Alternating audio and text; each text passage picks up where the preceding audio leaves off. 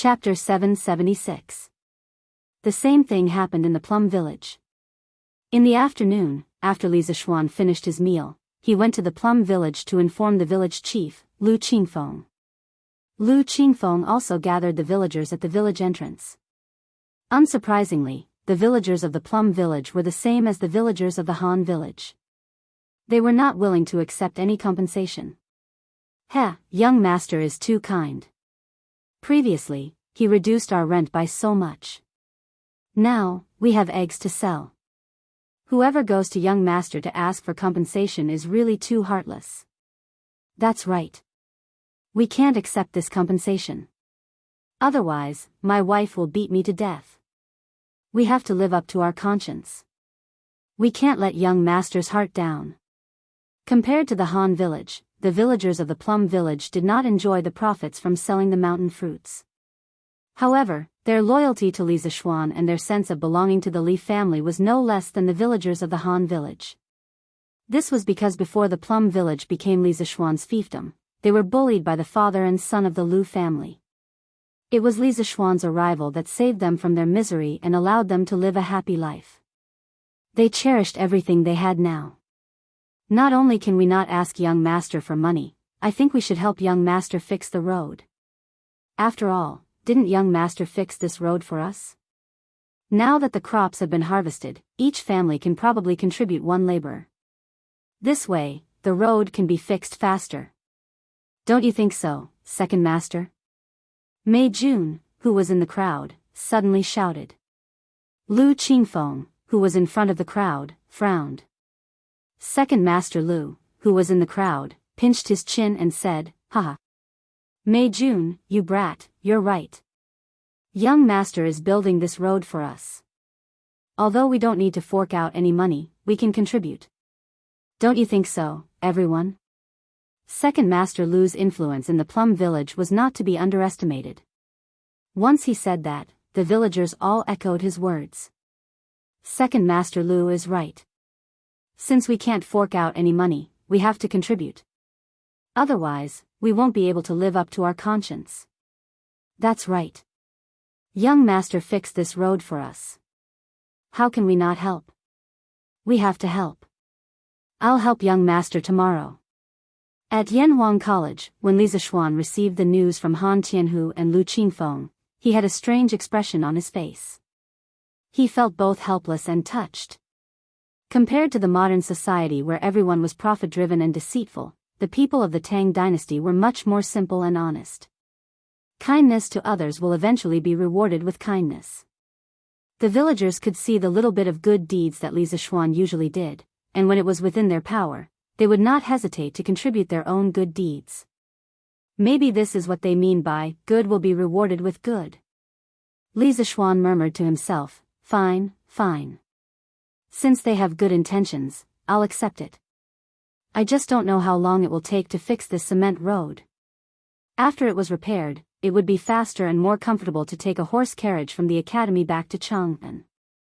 This is what I call enjoyment. Therefore, on this afternoon, Yan Xiaoning led a construction team of more than 3,000 people and quietly began the construction of the world's first cement road. The next day, a big event was about to happen in Chang'an City. Toilet paper was going to be sold. Last weekend, Yanhuang College's students were on holiday. The people outside heard from the students that Yanhuang College had a very soft type of toilet paper that was especially suitable for wiping people's butts. At that time, it attracted a lot of people who wanted to buy it. Unfortunately, Chitsu Pavilion did not sell toilet paper. Of course, the week mentioned here referred to a unit of time that Yanhuang College proposed to make it easier to calculate the students' holidays. Every 7 days was a week. This was clearly explained in the Yanhuang College calendar. Currently, the concept of week had started to become popular in a small circle, but it was not fully popularized yet. Yesterday, these people heard from Tang Dynasty Daily that Chitsu Pavilion was going to start selling toilet paper today. One by one, they came to line up early in the morning, ready to buy some to try. Although some of them had children studying in the academy, no one would let their children secretly take toilet paper from the academy. Firstly, it would be embarrassing if they were found out. Secondly, it was not worth the risk for toilet paper at all. What if they were expelled? What would they do then? Hey, I can finally buy some toilet paper to try at home today. I don't know if this thing is as magical as the legends say. Of course it is. Anything from Chitsu Pavilion must be the best. That's right, but I don't know how much the Chitsu Pavilion prepared today. Don't sell it out before it's my turn. I don't think so. I heard that Chitsu Pavilion's workshop expanded in Plum Village. The number of craftsmen there is several times more than before. Didn't you see that there's no need to rush to buy the new carriages, glass cups, and glass lamps? This means that we don't have to worry about the Chitsu Pavilion's current production capacity. Hee, that's good, that's good. Hey, the door is open, the door is open. Shopkeeper's son and the others are coming out. At this moment, the door of Chitsu Pavilion opened. Sun Huayuan walked out with a smile on his face flushed. Dear customers, don't worry, everyone has a share today. The workshop has prepared 3 days' worth of toilet paper to ensure that everyone can buy it. Don't push, don't cut in line, take your time. 1 roll of toilet paper is only 100 copper coins. Before anyone could say anything, Sun Huayuan had already spoken first. The crowd immediately became restless. 100 copper coins for a roll of toilet paper was still a little expensive. If they bought it, they would have to use money to wipe their butts when they pooped. Of course, only a small number of people hesitated. Most people were not dissatisfied with the price. After all, in this era where paper was very expensive, strictly speaking, 100 copper coins for a roll of toilet paper was actually not expensive. After Sun Huayuan finished speaking, he cupped his hands to the crowd and turned to enter Chitsu Pavilion. Most of the people who came to buy toilet paper were not shocked by the price of 100 copper coins per roll. However, as Sun Huayuan said that everyone could buy toilet paper, many people, especially those who were at the back of the line, were very excited and secretly sighed. The Chitsu Pavilion finally doesn't have to miss out every time. This is great. At first glance, it was obvious that these people had been cheated by the Chitsu Pavilion's hunger marketing. Otherwise, they wouldn't have complained like this. Chapter 777. Wow! It's so white and soft. Inside the Strange Interest Pavilion, a customer exclaimed. Don't misunderstand, he wasn't doing anything inappropriate. He was just caressing a roll of toilet paper. So this is toilet paper. This is 1,000 times, no, 10,000 times more comfortable than toilet paper. In this world, no one can compare to Lordly when it comes to enjoyment. Give me 10 rolls. It was obvious that this was someone who didn't lack money. He directly asked for 10 rolls. The Curious Pavilion was also very confident today. They didn't set a limit on how much each person could buy. As long as it wasn't the kind of person who wanted to buy hundreds or thousands of rolls, the Curious Pavilion would sell it to them. Clearly, Sun Huayuan was very confident in the amount of toilet paper they had. Quick, give me 10 rolls too. A young man in a servant's uniform held a copper coin and hurriedly called out. It seemed like he was a servant of some rich family. His young master might even be a student of the academy. Counting the days, Yanhuang College would be on holiday this afternoon. The second weekend was coming soon. The people at the front of the line returned with a full load. The people at the back were looking forward to it. As time passed, more and more people returned with a full load. The remaining toilet paper in the Curious Pavilion didn't show any signs of drying up. What everyone was worried about didn't happen. In an elegant room in the Curious Pavilion, 6 people sat. They were Sun Huayuan, Chao Wendong, Liao Shifan, Lin Wenyuan, Zhang Jingyang, and the housekeeper from the Wang family who helped Wang Renbiao buy the shares last time. Clearly, the first batch of members of the Flame Yellow Chamber of Commerce were all here, except for the Crown Prince. Everyone, my Lord Zhu said that the first batch of toilet paper will be given to you all. The Crown Prince doesn't need this business. The 5 of you can each get an average of 10,000 rolls of toilet paper. The price is 80% of the market price. After this, the Curious Pavilion will provide you with a batch of goods. You can sell them in Chang'an City, or you can ship them to other places to sell at a high price. My Lord Zhu won't interfere. Sun Huayuan asked the servant to pour a cup of tea for each of the 4 people present and then said faintly. Actually, according to Li Zishuan's intentions, the Curious Pavilion would sell fewer and fewer goods in the future.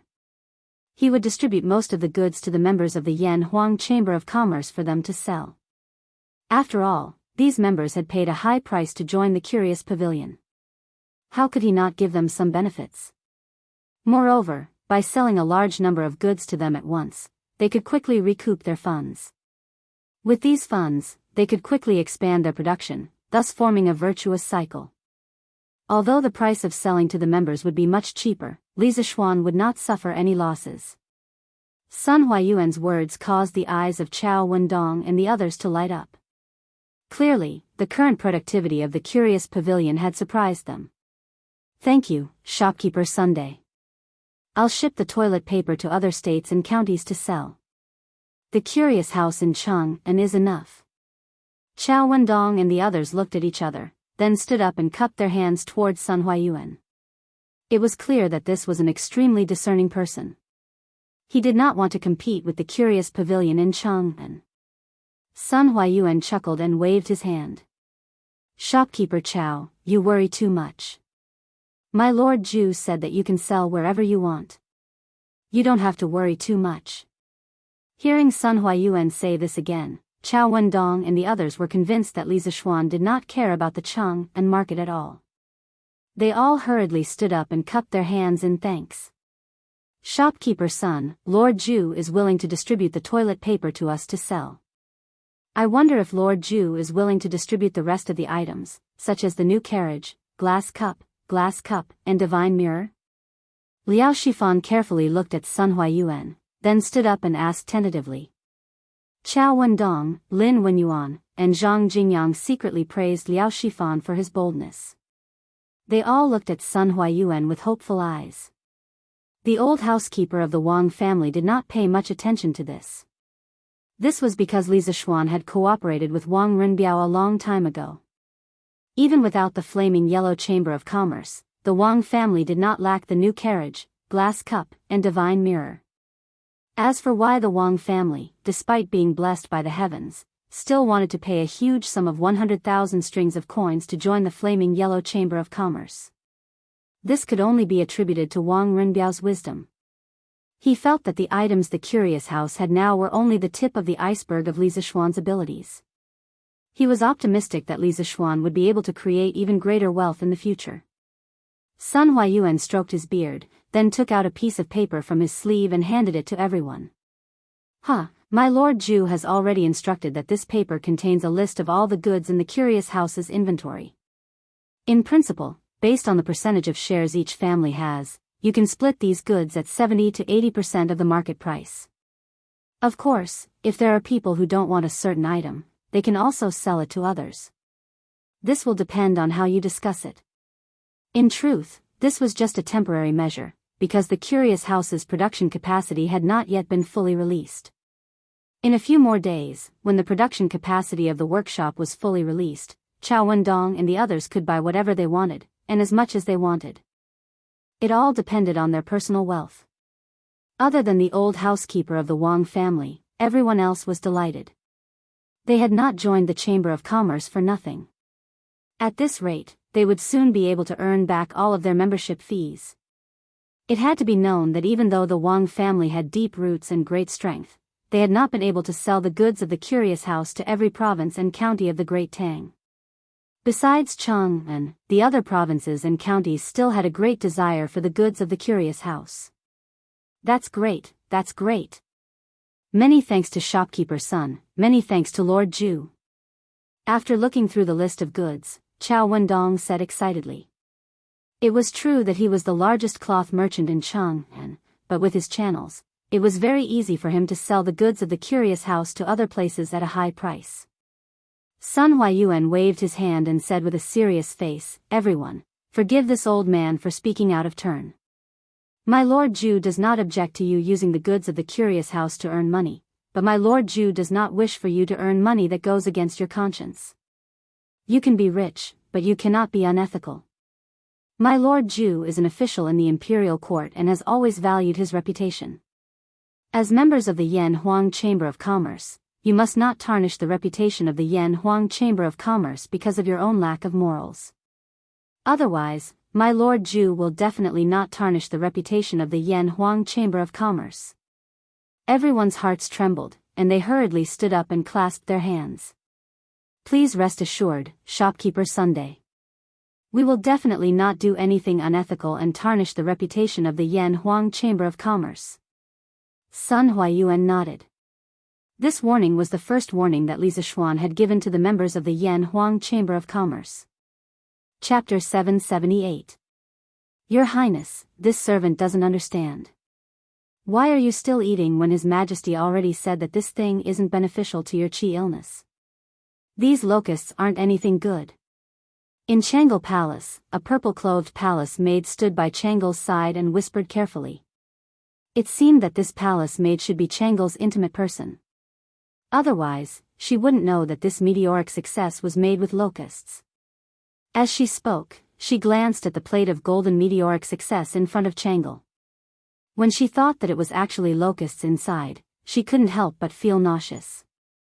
If it weren't for the wrong occasion, she probably would have vomited. Changle's face didn't show any discomfort. The little girl very quietly used her chopsticks to put the meteoric success into her mouth one by one. Her movements were neither hurried nor slow, and her movements were very elegant. When she heard the palace maid's question, Changle lightly opened her red lips and smiled faintly. Imperial Father also heard from the imperial physicians that locusts can't treat illnesses, but I believe in Brother Xiaoxian. Brother Xiaoxian can treat General Qin's illness, so his medical skills are naturally the best. If he says that this thing is good for my body, then it's definitely good. As soon as she finished speaking, Changle's eyes lit up abruptly, and she picked up a piece of meteoric prosperity before looking at the palace maid and saying, moreover, this meteoric prosperity that big brother Xiaoxian made is really delicious. Quickly come over and try it. Ah. The palace maid named was shocked, and then her face was full of bitterness. She secretly blamed herself for talking too much just now. Now it seemed that she was really asking for trouble. Your Highness, this is from Li Xiannan to treat your illness. This servant can't eat it.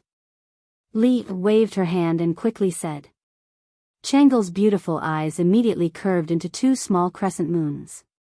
She smiled and said, it's fine. Brother Xiaoxian sent a lot of meteoric success. I can't finish it alone. Li, you can help me eat some. This was really asking for Qingqing's life. Li knew that she couldn't refuse anymore. She could only walk in front of Changle with a bitter face. She cupped her hands and went to receive the piece of meteoric success from Changle's chopsticks. Changle pursed her lips and smiled. Why go through so much trouble? Come, Li, quickly open your mouth. Li's delicate figure trembled, and she was truly overwhelmed by the unexpected favor. She had the intention to refuse, but Changle was looking at her with a burning gaze, so she could only obediently open her small mouth. Not long after, a piece of charred and tender meat was sent into her mouth. Hee, all right, Li, hurry up and eat. It's really delicious.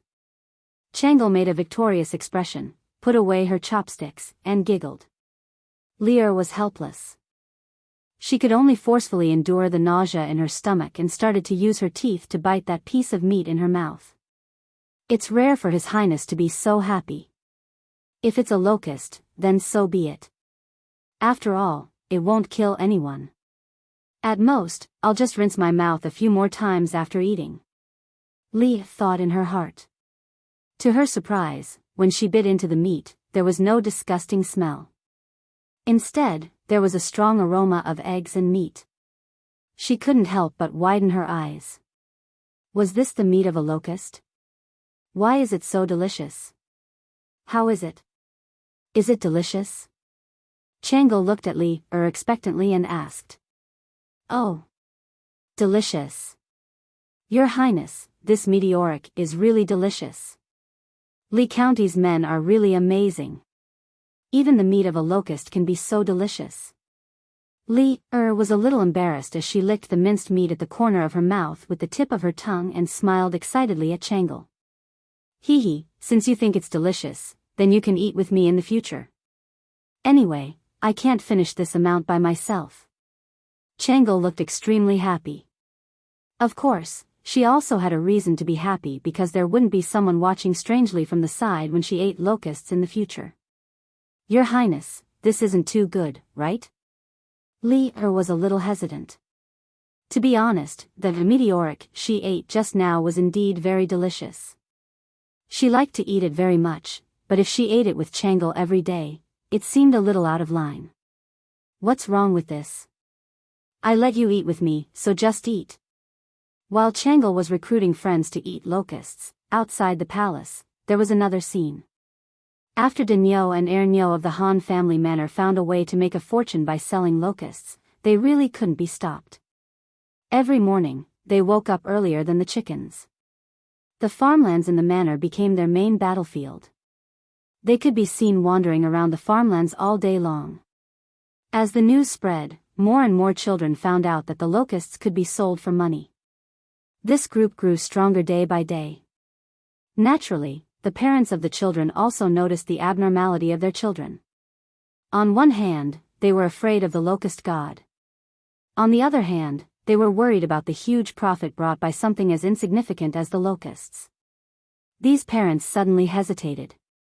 There were those who agreed and those who disagreed. Those who agreed naturally encouraged all the children in their family to join the locust-catching army. Some parents even rolled up their sleeves and joined the battle personally. Those who objected captured their own children and forbade them from catching locusts in the fields. However, when they saw that their other children had earned a lot of copper coins from catching locusts, they were envious and tried their best to escape from the cage. In fact, they were not the only ones who were envious. Their parents were also secretly envious. Logically speaking, one caddy of locusts could be sold for 3 copper coins. This was not a low price. If they did nothing but go to the farmlands to catch locusts, if they were lucky, the day's profit would be equal to the day's wages at the docks. Most importantly, catching locusts was not only a job for adult men, but also for the elderly, women, and children. Think about it, if the whole family was involved, then the daily profit would be, just like that. When they saw other people getting rich, many who were against the idea of catching locusts were shaken. Gradually, they joined the ranks of the locust-catching army. Actually, compared to using locusts to make food, it was Li Zishuan's real purpose to shake people's attitudes towards locusts. Since these deep-rooted beliefs were not easy to change, then he would use subtle benefits to assimilate them. As a result, the number of locusts purchased by the Academy's cafeteria skyrocketed. Initially, Soaring Star was only provided to the students in the special training class. However, after a few days, the head chef realized that there were too many locusts. The students in the special training class could not finish them all. Therefore, after asking for permission from Li Zishuan, Soaring Star was provided to all the students and teachers in the academy. At the time, Li Tai and Sun Zifan were overjoyed. The delicacy of Soaring Star captured the taste buds of many students. What was the most popular dish at the academy now? It had to be none other than Soaring Star. Chapter 779. A few more days passed. Plum Village and the villages around the Han village also knew that the Yanhuang College cafeteria was buying locusts. Moreover, it was 3 copper coins per caddy. Wasn't that picking up money?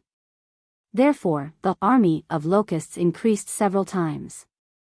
The number of locusts that the college cafeteria received was even more overwhelming.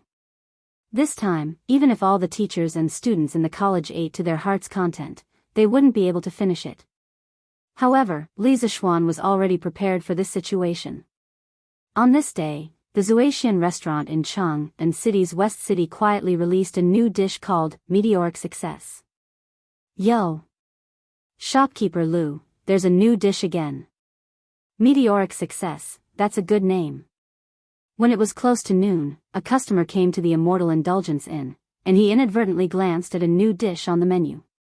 When he focused his eyes and saw the words meteoric rise written on it, he couldn't help but laugh. Hey! Isn't this old Master Wang? Long time no see. Shopkeeper Lu's face was full of wrinkles. He first greeted him, then replied, "This meteoric success is a new dish invented by my Lord Ju. It was originally only available in Yanhuang College, and the students were full of praise for it. My Lord Ju felt that this delicacy should be shared with everyone, so old Master Wang, you're lucky today." That diner was obviously shocked. Wow! It's actually a new dish invented by Lord Ju, and only the college could eat it before. I'm really lucky today. He saw that there were still empty seats in the restaurant. Therefore, he said to Shopkeeper Lu, "Shopkeeper Lu, give me a portion of gnawed chicken, a portion of dongpa meat, and a portion of meteoric success and a pot of gentle beauty." Obviously, this person was also a rich person.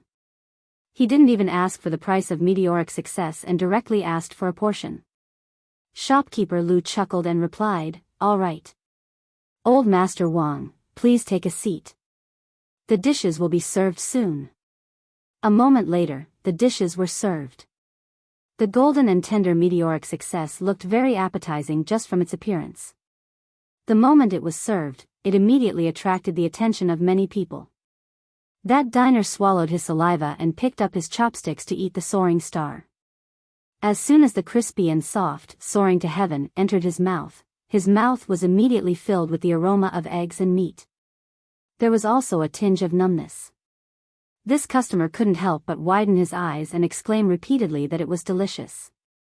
He simply couldn't stop. Oh! Delicious! It was really delicious. There was a salty smell, a fragrant smell of fried oil, a numbing smell, and a meaty smell. "Manager Lu, what kind of meat is used to make this soaring to prosperity? Why is it so fragrant?" After wolfing down a few pieces, the customer smacked his lips and yelled at Manager Lu. "Hey, Manager Lu, you're so kind. Hey! This is our drunken immortal in secret recipe. Lord Ju has instructed us not to spread it out. Old Master Wang, please don't blame us." Shopkeeper Lu chuckled and replied. Although those who had eaten soaring to prosperity would inevitably know that it was made from locust meat, Li Zishuan wanted to hide it for as long as possible. When the day came when he couldn't hide it anymore, they would already be addicted to the delicacy of soaring to prosperity. They wouldn't be able to give up even if they wanted to. That was the result that Li Zishuan wanted. Hee, Manager Lu's words are too serious. Since it's a secret, it's only right that you don't say it. This old man was just asking casually. The most important thing is that this soaring to prosperity is delicious. That's enough. The customer said with a face full of smiles. "Manager Lu, give us 2 plates of soaring to prosperity too. Give us 2 plates here too." When the surrounding people heard this customer praising the delicacy of soaring to prosperity, they all began to order as well. Yo! Soaring to prosperity? That's a good name. Manager Lu, give us 2 plates. While they were talking, Liao Shifan walked in with Zhang Jingyang. Liao Shifan smiled and said, "Don't worry." The two of them were old acquaintances of the Drunken Immortal restaurant, so there was no need for formalities. Manager Lu responded and asked the waiter to bring them to their seats. "Brother Liao, now that we're on Lord Ju's boat, we're really soaring to prosperity with a bright future. Your dishes are really good, it suits the occasion." After taking their seats, Zhang Jingyang said with a flushed face. It was obvious that he had been very happy recently. Hee, this is just the beginning. I believe that Lord Ju's future achievements will definitely be more than this. The money that we invested will definitely be several times or even tens of times the returns. Liao Shifan said with a smile. At the same time, he felt that it was a pity that Feng Zhihua, who went out to sea with the Imperial Quartz fleet, hadn't returned yet. Because once the fleet returned, he would be able to invest more money and earn more money. Hee. Brother Liao, you have good taste. Hey, little Xian, what are these things that you put in the yard? They look like eggs, but why do you have so many eggs? Saturday, Yanhuang College's day off. In the afternoon, Qing Chimo went to Li Zishuan's courtyard in Yunshan and saw that the cement ground in the yard was filled with densely packed spherical things. They looked like eggs, but there was a layer of gray substance on top of them, which looked a little strange. Qing Chimo squatted on the ground and touched it, then asked loudly. This guy didn't return to Chang'an during the holidays and just stayed in Yunshan. Although he could buy toilet paper now, Qing Chimo still wasn't used to living in the old house in Chang'an. Old Cheng's family had a courtyard in Yunshan that was gifted by Li Zishuan. There was nothing in it before, but Qing Chimo didn't get used to living at home last week. After returning to the academy, he began to order people to move furniture in. Now that it was habitable, this guy became Li Zishuan's neighbor and would visit from time to time. Put it down, don't touch it. This is an egg with lime. I took it out to dry today. Cho Nyo, don't mess around. Li Zishuan walked over and kicked Qing Chimo's but in a bad mood as he said. To make century eggs, the fresh eggs were placed in a pot or basin filled with lime paste. After the eggs were dipped in lime, they were taken out and mixed with chaff or sawdust. Then, they were placed in a jar and sealed.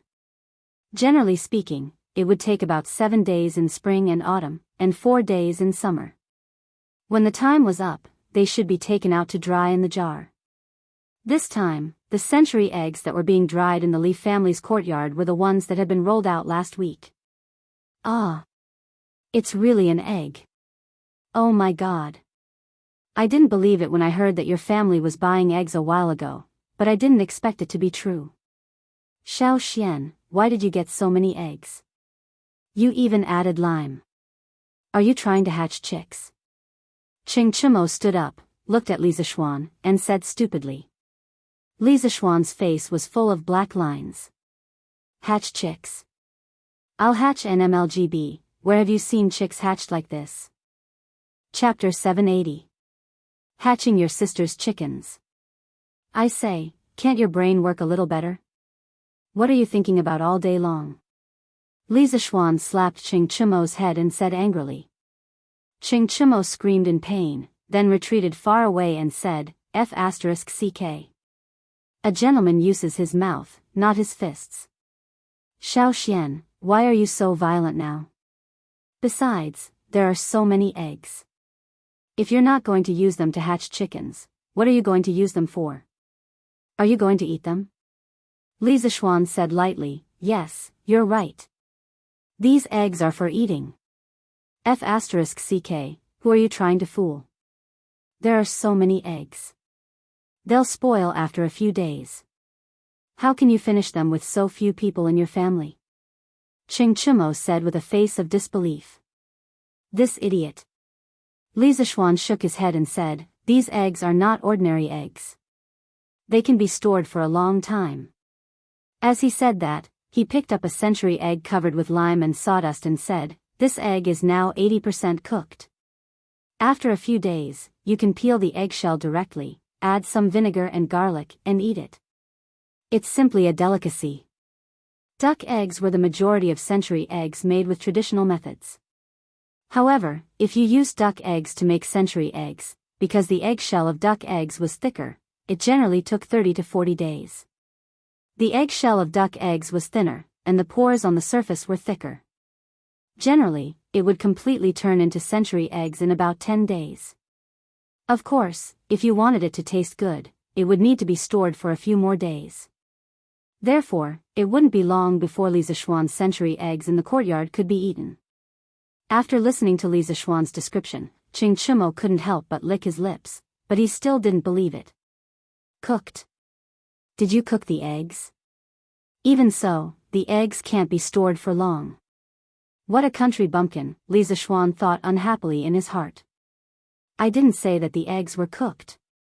You're the one who misunderstood. Forget it, I'm too lazy to argue with you.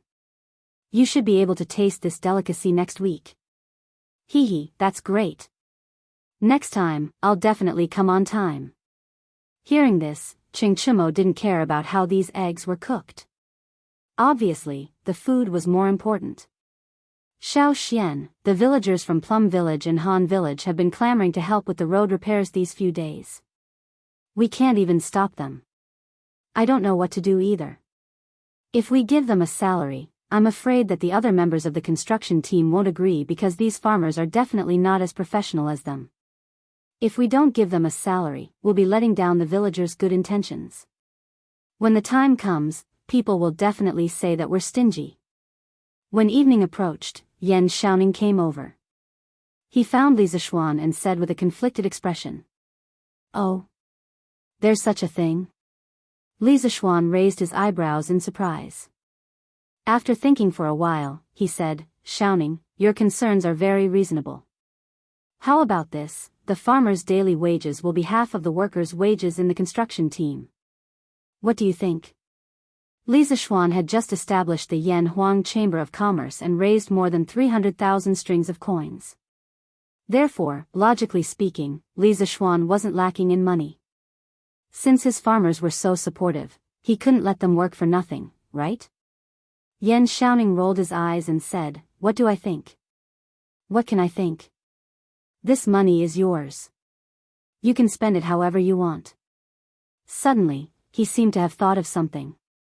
He glanced at Li Zishuan and said in a strange tone, "Oh, right, Xiao Xian. I say, you're really bad. You actually bought so many locusts from Plum Village and Han Village and made them into meteoric success for the students and the diners in Cheng and to eat. You're too mean." Li Zishuan was stunned and asked curiously, "Xiaoning, how did you know that meteoric success was made from locusts?" Yan Xiaoning curled his lips and said in disdain, "I'm not stupid. Today, I saw a lot of children catching locusts in the fields by the roadside. I randomly grabbed one of them and asked. Only then did I know that the locusts they caught were all sent to Yanhuang College's cafeteria. Then, I thought about the meteoric success that you introduced before. I roughly guessed that it was locusts' meat. I really didn't expect that you would do such a wicked thing. Damn it, I was still eating meteoric success a few days ago." At the end of his speech, Yan Xiaoning gnashed his teeth in hatred. If he could beat Li Zishuan, he would probably beat him up right now. After all, no one would be in a good mood if they found out that the delicacy they had been eating was made of locust meat. Li Zishuan touched his nose awkwardly. However, after a moment, he realized why he was embarrassed. Wasn't it just locusts' meat? The living conditions of people in the 21st century were so good. Didn't many people like to eat it?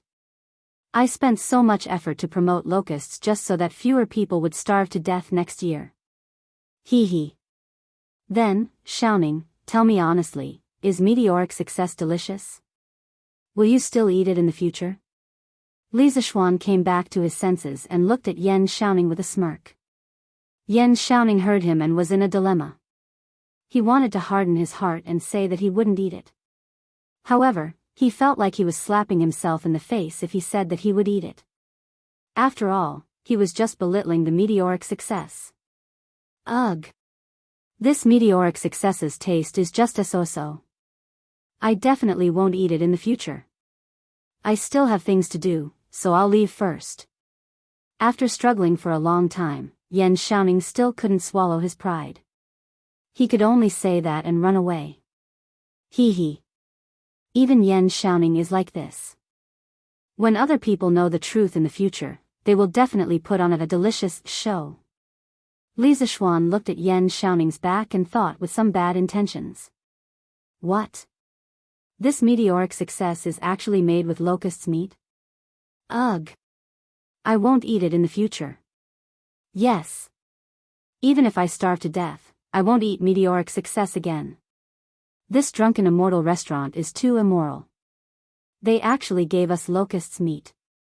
I won't eat here in the future. Yes. If I eat meteoric success again, I'll be a dog. This conversation should be the first reaction of most people when they found out that meteoric success was made with locust's meat. However, it wouldn't be long before they would be like this. Shopkeeper Lu, give me a plate of red braised pork, again, another plate of meteoric success. Hey. Brother Zhang, didn't you say a few days ago that you won't eat meteoric success anymore? Oh. Who said that? Did I say that? I definitely didn't say that. You must have heard wrongly. It's delicious. I miss it. The truth was just as Lisa Schwan expected. At night, in a corner of the Academy's cafeteria, Yen Xiaoning was eating the meteoric success on the table with relish. He sighed softly and said, It's so delicious. Chapter 781. Sure enough, where are you going? The next morning, Lu Yu'er saw her son holding a small bamboo basket and was about to go out. She quickly stopped him and asked, Mom, I'm going to catch locusts with Iron Egg and the others. Hu Gui'er turned around and smiled at his mother. He was on vacation this time. Seeing that his friends in the village were catching locusts all over the place, and hearing that the locusts could be sold for money at the Yanhuang Academy, he could not sit still after finishing his homework at home. Sure enough, stop. Lu Yu'er heard that her son was going to catch locusts and quickly stopped him. She walked over and said, Sure enough, you're a student of Yanhuang College now. How can you go to the fields to catch locusts? Aren't you embarrassing your husband by doing this? Besides, we don't lack money now. You'd better not go. Rest well at home or prepare for your future homework. The silly child from before had now become the envy of the entire Han village. It was all because Hu Gui'er was admitted to Yanhuang College. Lu Yu'er treasured her son very much. Hu Gui'er opened his mouth and said, Mom, Iron Egg is also in Yanhuang College. Why can he catch locusts but I can't? Lu Yu'er was speechless. Sure enough, are you done? We should go. At this moment, Iron Egg's voice came from outside. Hu Gui'er quickly stretched his neck and said loudly, Coming, Iron Egg bro, I'm coming. He then looked at Lu Yu'er and said, Mom, I'm leaving with Iron Egg bro now. I'll be back by noon. He didn't wait for Lu Yu'er's permission and ran out like a wisp of smoke. Lu Yu'er could only stare at her son's back. Hey! You silly woman, your son didn't dare to go out and hid at home every day. You secretly cried every day. Now that your son is willing to go out and play with others, you don't want to. You're really... Hu Hanyun, who was fetching water from the well in the east corner of the courtyard, said to his wife angrily. Lu Yu'er glared and retorted, How can it be the same? Our son is a student of Yanhuang College now, a scholar. How can it be the same as before? He has to maintain the dignity of a scholar. When Hu Hanyun heard this, although he was happy in his heart, his mouth said carelessly, Hey! Young master didn't say anything, but you silly woman. Tai Dan is young master's personal disciple. If he can catch locusts, how can our son be more precious than him? Lu Yu'er was a little flustered and exasperated. She snorted and said, I don't care. Anyway, my son is definitely the best. I can't be bothered with you, old thing. I'm going to the chicken farm on the mountain to pick up eggs. Sigh. It would be even better if I could pick up money. Hu Hanyun was speechless. A few days ago, in Plum Village, second Master Lu's chicken farm, 7 chickens had gone missing, but there were 3 strings of money on the ground. Once the news spread, it attracted the envy of many farmers. Everyone said that second Master Lu's family had encountered a group of righteous thieves who stole things and left money behind. 7 chickens, 3 strings of money, no matter how you looked at it, second Master Lu made a profit, so many people hoped that they could meet such thieves. Come back quickly, don't forget to come back at noon to cook. Hu Hanyun shouted at the top of his voice. Hey! Got it. Lu Yu'er promised without turning her head. Sigh, I don't know when this child will come back. He said he would come back last month, but he didn't. I don't know if this child is doing well outside. It was said that mothers were closer to their sons, and fathers were closer to their daughters. This saying seemed to be true. Hu Hanyun looked at the empty courtyard and muttered to himself. Sigh. Iron Egg bro, why do you think Yamacho collected so many grasshoppers? Don't tell me Yamacho also likes to fight grasshoppers. In the fields of the Han village, Bushura was looking for locusts on the ground while casually chatting with Iron Egg next to him.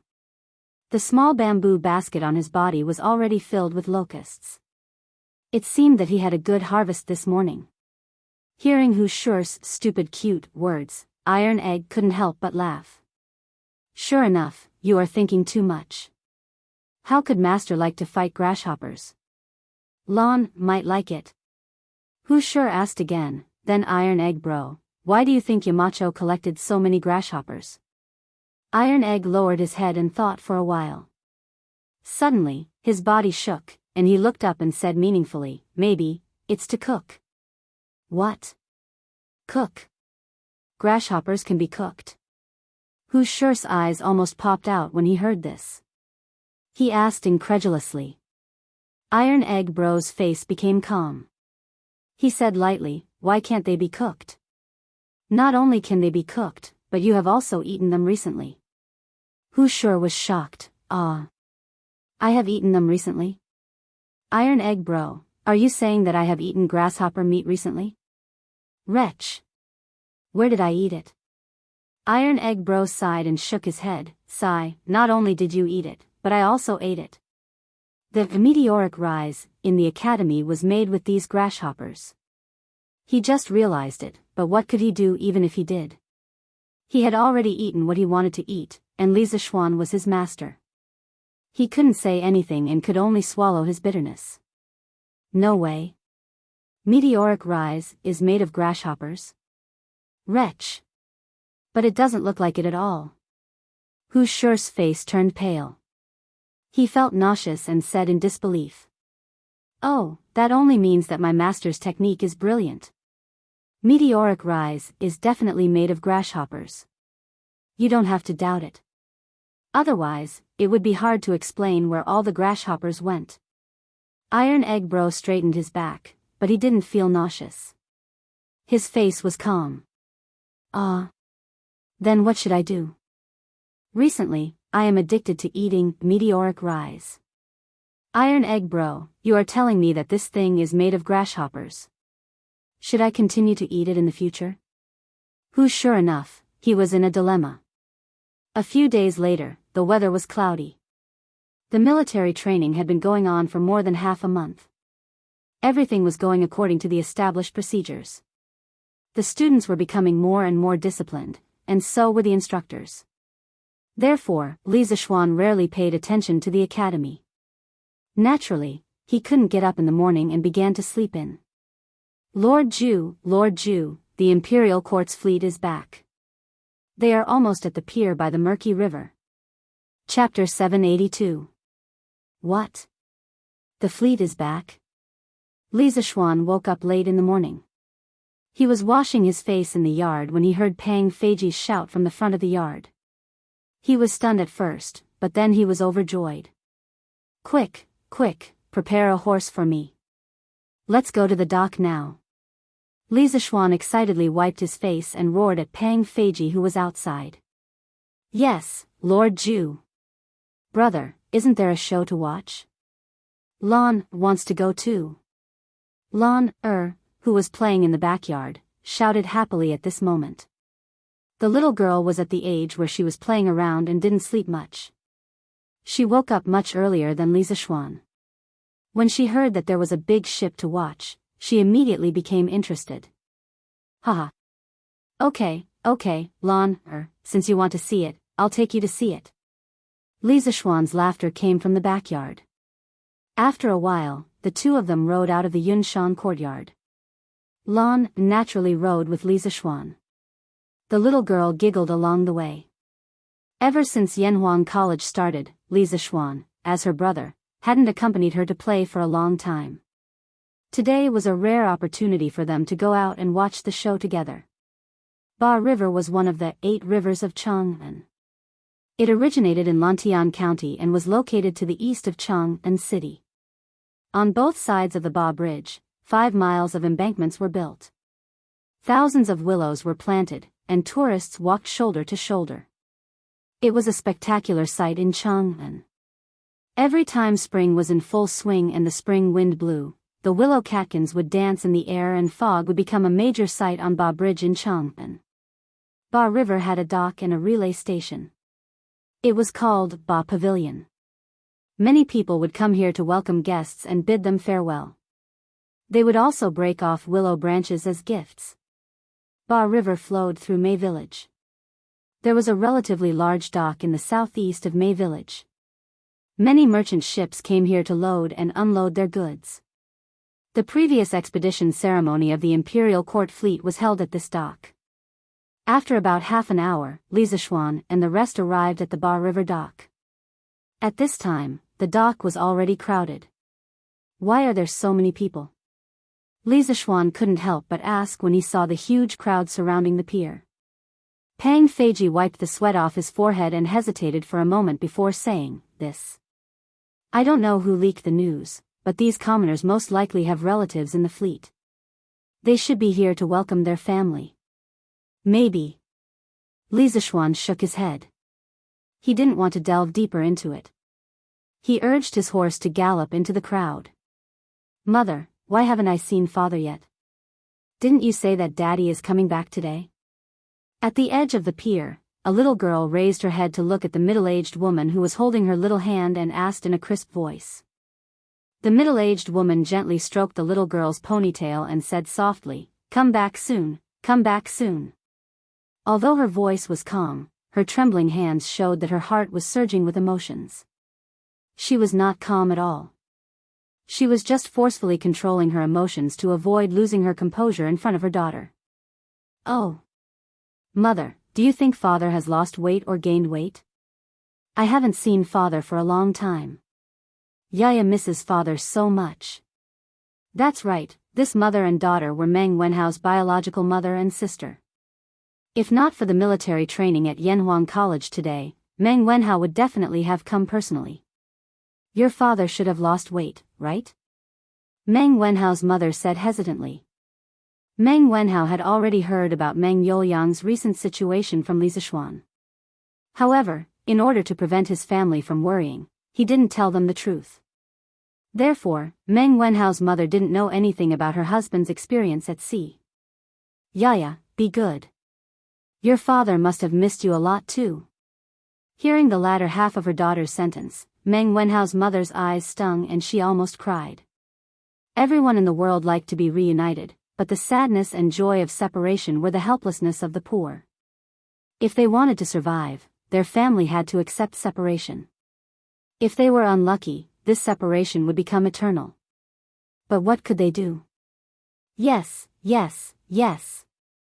Mother, after father comes back this time, let's not let father leave us again, okay? Yaya can also help the family earn money. Recently, Yaya has made a lot of money from catching locusts, so we can buy a lot of buns." However, Yaya was still young and couldn't understand the sadness behind this family. The little girl blinked her clear eyes and innocently begged. Meng Wenhao's mother felt bad when she heard her daughter's naive words. She hugged her daughter's head to her waist and said softly, "Okay, mother promises Yaya. After your father comes back this time, he will never leave us again." In fact, Yaya's wish was also Meng Wenhao's mother's wish. In the past few months when the fleet went out to sea, she didn't have a good night's sleep. She had never believed in gods and Buddhas, but she even went to Chang'an City's Daxing Shan temple to pray to Bodhisattva several times and donated dozens of copper coins for incense and oil.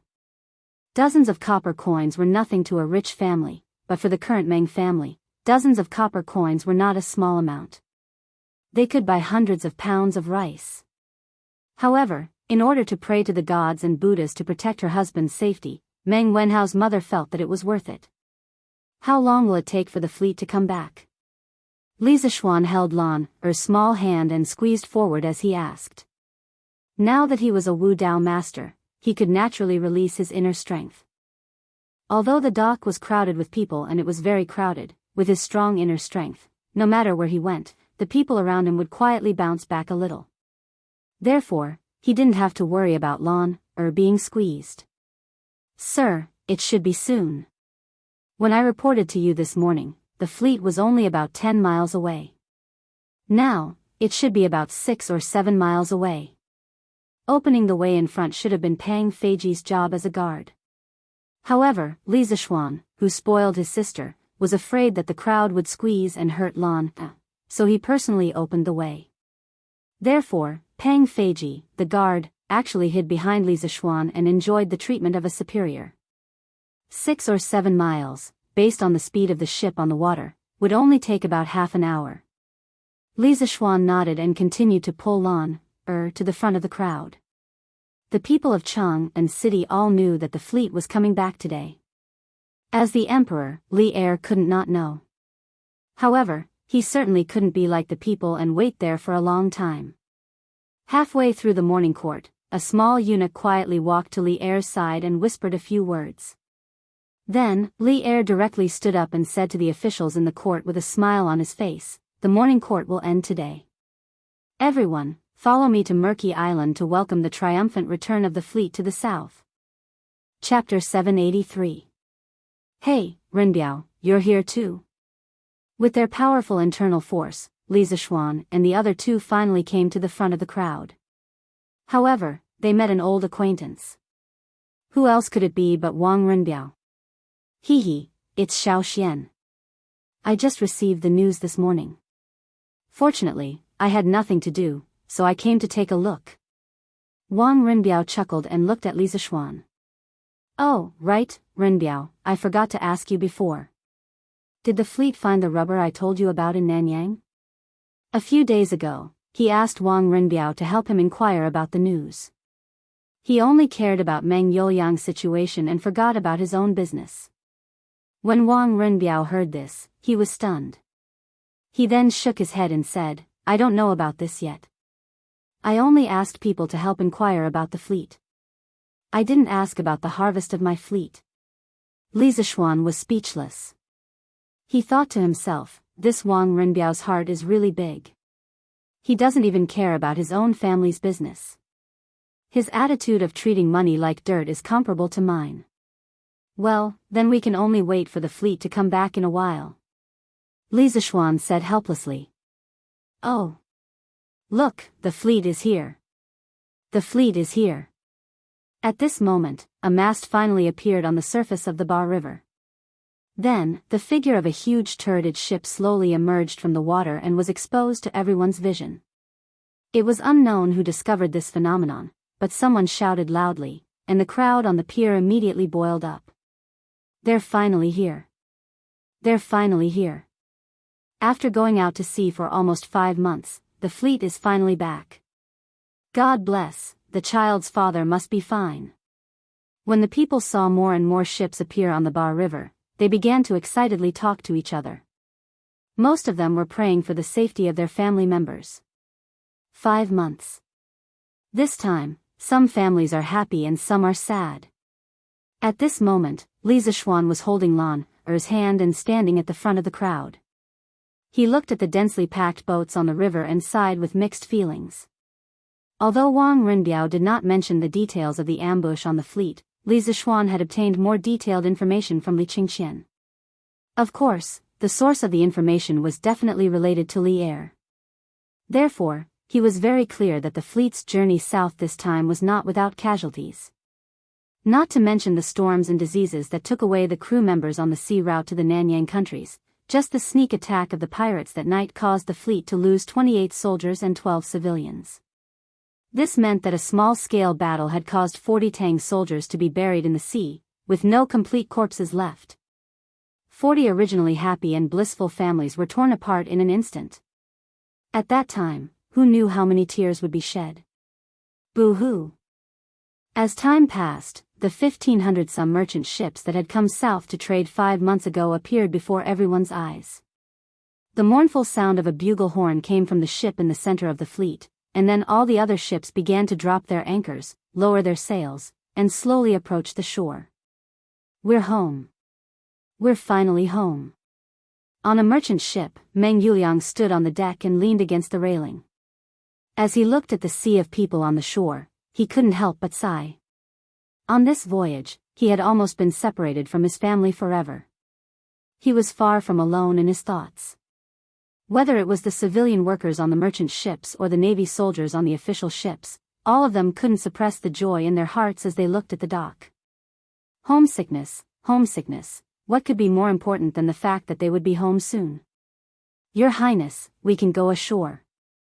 The main ship had already reached the dock, and people had already laid down the planks.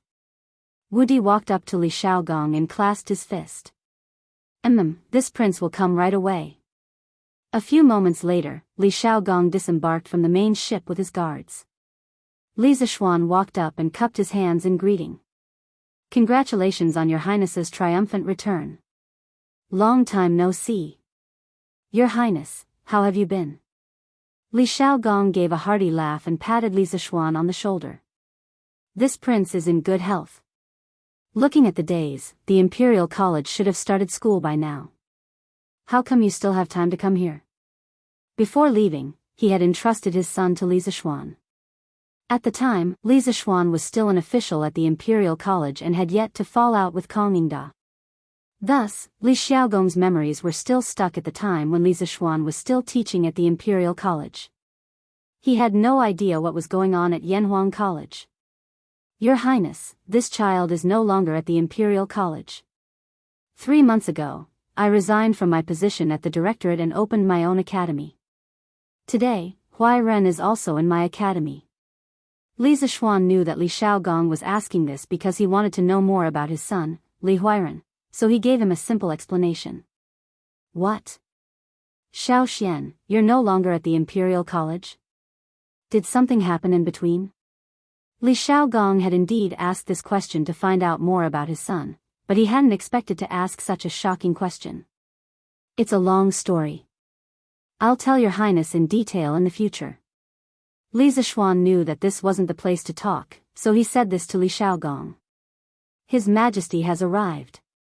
As they were speaking, another group of people arrived on the road to the west of the docks. When they heard the words His Majesty has arrived, they all hastily turned around. When they saw the person in bright yellow at the front of the group, they all bowed and said, paying respects to your Majesty. At the same place, with the same loud voice, one couldn't help but think of the departure ceremony that Li Er had held when the fleet went out to sea 5 months ago. Li Er followed the path that the crowd made and came to the edge of the docks, not far from Li Xiaogong. He stopped and turned around to look at the densely packed crowd, saying, Rise. Only then did the commoners and the soldiers on the ship straighten up. Li Er looked at Li Xiaogong and said, Xiaogong, it's been hard on you. Li Xiaogong hurriedly clasped his hands and said, Your Majesty is too kind. It's my duty to share your Majesty's worries and worries. It's not hard at all. Li Er nodded. Then, he looked at the endless number of ships on the river and asked slowly, Have all the ships of our great Tang returned? Li Xiaogong said solemnly, Your Majesty, of the 1,587 ships that I brought, except for one that was burned at sea, the rest returned safely. Furthermore, the 32 small countries in Nanyang have all sent a fleet of ambassadors to follow me back to pay respects to the Tang Empire and your Majesty. Chapter 784. The envoy of Zhenla greets the Emperor of Tang. The envoy of Funan greets the Emperor of Tang. The envoy of Piao greets the Emperor of Tang. Following Li Xiaogong's words, a group of people with different skin colors and clothes came down from the ship. They greeted Li Er respectfully with all kinds of etiquette. Some of them spoke in their native language, while others spoke in broken Chinese. When Li Xiaogong saw this, he quickly assigned a middle-aged scholar beside him to translate for them. Li Er was very happy after hearing this. As an emperor, there was no one who did not like to achieve great things. It was just that every emperor had different priorities. Haha. Good. Where is Cui Er? Cui Shanfu stepped out from the crowd of civil and military officials and cupped his hands. I'm here. Bring the envoys of the various countries to Honglu Temple and treat them well. 3 days later, I will summon the envoys of the various countries at the imperial court meeting. In the Tang dynasty, Honglu Temple was one of the 9 temples. It was in charge of the 4 barbarians' tributes, banquets, gifts, and welcoming. It was also in charge of the inauspicious ceremonies of the country, the ancestral temples of Zhongdu, and the Taoist scriptures and tents. Whenever the emperor of the four barbarians or envoys had an audience, they would be treated as guests. They would be given a place to stay, and they would be given invitations, gifts, and banquets. The Department of Precepts would prepare in advance. There were 20 translators who specialized in translation, and each of them knew different languages. Generally speaking, Honglu Temple was equivalent to the modern Ministry of Foreign Affairs with an additional translation function. Cui Shanfu was the minister of Honglu Temple at this time. There was an organization corresponding to Honglu Temple called the Warden's Office.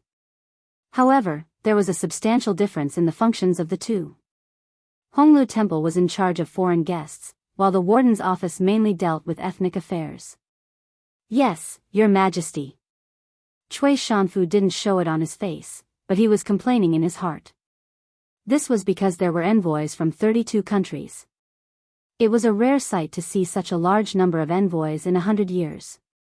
Just communicating with so many envoys from different countries was difficult, not to mention other things. The pressure on Cui Shanfu's body was suddenly increased. After the envoys of various countries left the dock with Cui Shanfu and headed for Chang'an, Li Er looked at the endless boats on the river and turned around to give an order. Beloved official Xiao, beloved official Yan, the two of you will be in charge of the transportation of goods. The grain and goods on the imperial court's ships will be directly transported to Taicang. As for the goods on the civilian merchant ships, you will order people to calculate the income of each family. After they pay the merchant tax, have them start unloading the goods. Be careful to prevent some people from secretly embezzling. When the fleet was heading south, the imperial court had said that all merchant ships heading south with the army had to pay a 5% tax on their trade. This could be understood as a protection fee, but compared to the 20,000 elite navy that the imperial court had mobilized, this protection fee was very cheap. Yes, Your Majesty. When the Minister of Civil Affairs, Xiao Yu, and the Minister of Works, Yan Lide, heard Li Er call out their names, they quickly stepped forward and bowed. Li Er nodded. Seeing that everything was done here, he immediately said to the ministers, "Return to the imperial court." A messenger eunuch spread Li Er's order one by one. The civil and military ministers who came with him all agreed. Li Er was about to return to the imperial court with Li Xiaogong and the officials of the imperial court.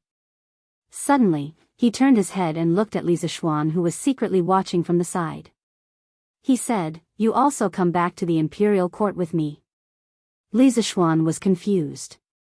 He didn't know why the goddess of luck suddenly fell on his head and made him unable to resist. "Yes, Your Majesty." Since he couldn't resist, he might as well enjoy it. He also wanted to hear about the harvest of the whole country, which had mobilized so many people to go south to trade. "Commandery Prince Hejian, can you tell us about the harvest of this trip for our beloved officials?" After Li Er led the ministers back to Taiji Palace, he sat up straight and looked at Li Xiaogong with a smile. "Yes, Your Majesty." Li Xiaogong was already prepared. He responded, then took out a booklet and began to read slowly. For this voyage, the imperial court has raised a total of 500 official ships. This subject has used more than 3,000 strings of silk and porcelain to exchange for a total of 880,000 dan of grain. There are 170,000 caddies of various spices such as Lycopodium officinalis, Lycopodium officinalis, Lycopodium officinalis, Lycopodium officinalis, Lycopodium officinalis, Lycopodium officinalis, Lycopodium officinalis, Lycopodium officinalis, Lycopodium officinalis, Lycopodium officinalis, Lycopodium officinalis, Lycopodium officinalis, Lycopodium officinalis, and various other spices. In addition, there are also 50,000 caddies of brass and 300,000 taels of silver. Silence. As Li Xiaogong read them out one by one, the court suddenly fell into a strange silence. 880,000 dan of grain. Although this amount was a bit large and exceeded everyone's expectations, it could be attributed to the fact that Nanyang was rich in grain and had never seen the beautiful silk and porcelain of the Central Plains. But what the hell was 170,000 dan of spices? Did you think that spices were weeds or radishes? Oh, at this time, radishes were still not called radishes. They were called fishes. See the Book of Songs, Picking Fishes and Picking Fishes, there is no lower body. Cabbages were also not called cabbages. But spices had always been a precious existence in the Great Tang. Most of them were sold in pairs. Depending on the type of spices, the price could range from a few dozen copper coins to a few strings of one tael. When had anyone ever heard of someone possessing more than 10,000 dawn of spices? The 170,000 dawn of spices that Li Xiaogong mentioned was too frightening. However, Li Xiaogong wasn't lying. Some spices were really rampant in some of the island countries in the South China Sea. They grew everywhere like weeds. The 20,000 Navy soldiers he brought were farmers who cut the weeds many times. As for the 50,000 caddies of brass and 300,000 taels of silver, this was even more frightening. The total amount of silver that had been mined in the Great Tang was probably only around 200,000 to 300,000 taels. But Li Xiaogong actually brought back 300,000 taels of silver. What was even more shocking was that he even brought back 50,000 caddies of brass. Many of the courtiers started to look at Li Xiaogong with a strange expression. They wanted to ask, "Big brother, did you rob an entire country?" Of course, the courtiers were not surprised. The difference between the cost and the reward was too big. According to Li Xiaogong, he only used 3,000 strings of silk and porcelain to trade. But what about the things that he brought back? Just the 880,000 dawn of grain, according to the current grain price, would be worth more than 30,000 strings of coins. Adding in the 170,000 dawn of spices, 300,000 taels of silver, and 50,000 caddies of brass. Oh my God! Many of the courtiers calculated in their hearts, and in the end, they found it difficult to even breathe. Huge profits. This was more than 10 times the profit. It was more than 100 times the profit. What else in the world could be more profitable than this? Chapter 785. Some people might question whether 500 ships could transport 880,000 dan of grain. Of course they could. There was no doubt about it. During the Qin and Han dynasties, the development of our country's shipbuilding industry reached its peak. During the war to unify the southern part of China, Qin Shi Huang organized a fleet that could transport 500,000 dan of grain. With the technology at that time, they could build ships that could transport 50 to 60 tons of grain. One dan was 50 kilograms.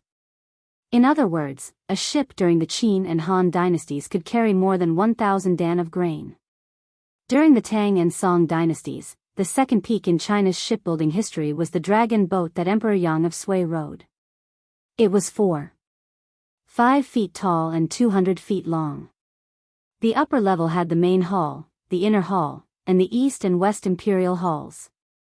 The middle two levels had 120 rooms with a capacity of more than 300 tons. Of course, it was even more impressive during the Song dynasty. The Song dynasty built a divine boat for Korea. It had a capacity of more than 1,500 tons. Some large ships could carry tens of thousands of dan of grain and had a rudder that was 30 to 50 feet long. Taiji Palace. Although Li Er, who was sitting high above, was mentally prepared, he was still shocked by Li Xiaogong's work report. His eyes were as wide as the others. Fortunately, the courtier's attention was not on him, otherwise, if the remonstrant saw his gaffe, he would definitely be criticized again. Ahem. This trip to the south was really fruitful. Xiaogong and the soldiers have worked tirelessly across thousands of miles and have contributed to the country. They should be rewarded. Li Er recovered from his shock and praised with a face full of emotion. Your Majesty. As soon as Li Er finished speaking, Wei Zheng walked in front of him. The old man cupped one hand in the other before his chest and said, "Congratulations to Commander Prince Hejian for leading the fleet to the south. But there is still one thing that I don't understand. Where did you get these 300,000 taels of silver and 50,000 kilograms of brass?" Wei Zheng was not targeting anyone. He was just stating the facts. Grain, spices, and ivory were all fine. But the amount of brass and silver was too huge for him to understand. After all, which country would use these things for trade? It didn't make any sense no matter what. After hearing Wei Zheng's question, the other ministers all cast doubtful glances at Li Xiaogong. However, Li Zishuan's heart skipped a beat. According to the information he had gathered, the 50,000 jin of brass and 300,000 taels of silver that Li Xiaogong had brought back were the war reparations that he had extorted from the Wu nation. If this was revealed, Li Xiaogong would most likely be impeached. Li Er's eyes darkened. Obviously, he also knew the inside story of the Japanese war. But now that Wei Zheng had asked in public, he could only watch Li Xiaogong's performance. As soon as Li Er left with the civil and military officials, the docks by the murky river immediately became lively. There were more than 1,000 large ships, and they definitely could not all dock at the same time to unload their cargo, so they could only come in batches. At the very front were the 500 official ships of the imperial court. Wu Di, the captain of Li Xiaogong's personal guard, came to Xiaoyu with a man who looked like a steward. He respectfully handed over a booklet and clasped his hands. "Minister Xiao, this is the list of all the cargo on the official ship. He is the steward of the cabin, Yao Jing. If Minister Xiao has any questions, please ask me or Steward Yao. We will tell you everything we know." "Well, okay. Thank you," Xiaoyu said politely and took the booklet. When he opened it, he was shocked. So much food. I'm afraid the granary of Chang and city can't hold it all." Hearing this, Yen Lide was very curious. He thought that the official ship of the imperial court had only brought a little silk and porcelain. At most, it could be exchanged for more than 100,000 jin of food. How could the granary of Chang and city not be able to hold it all? "Sherwan, Xiaoyu's courtesy name, let me see how much food you have." Then, Yen Lide eagerly came over and wanted to see what was on the booklet. When he saw the number on the booklet, his eyes widened and he exclaimed. This, 880,000 jin. So many jin of food, Taicang can't hold it all.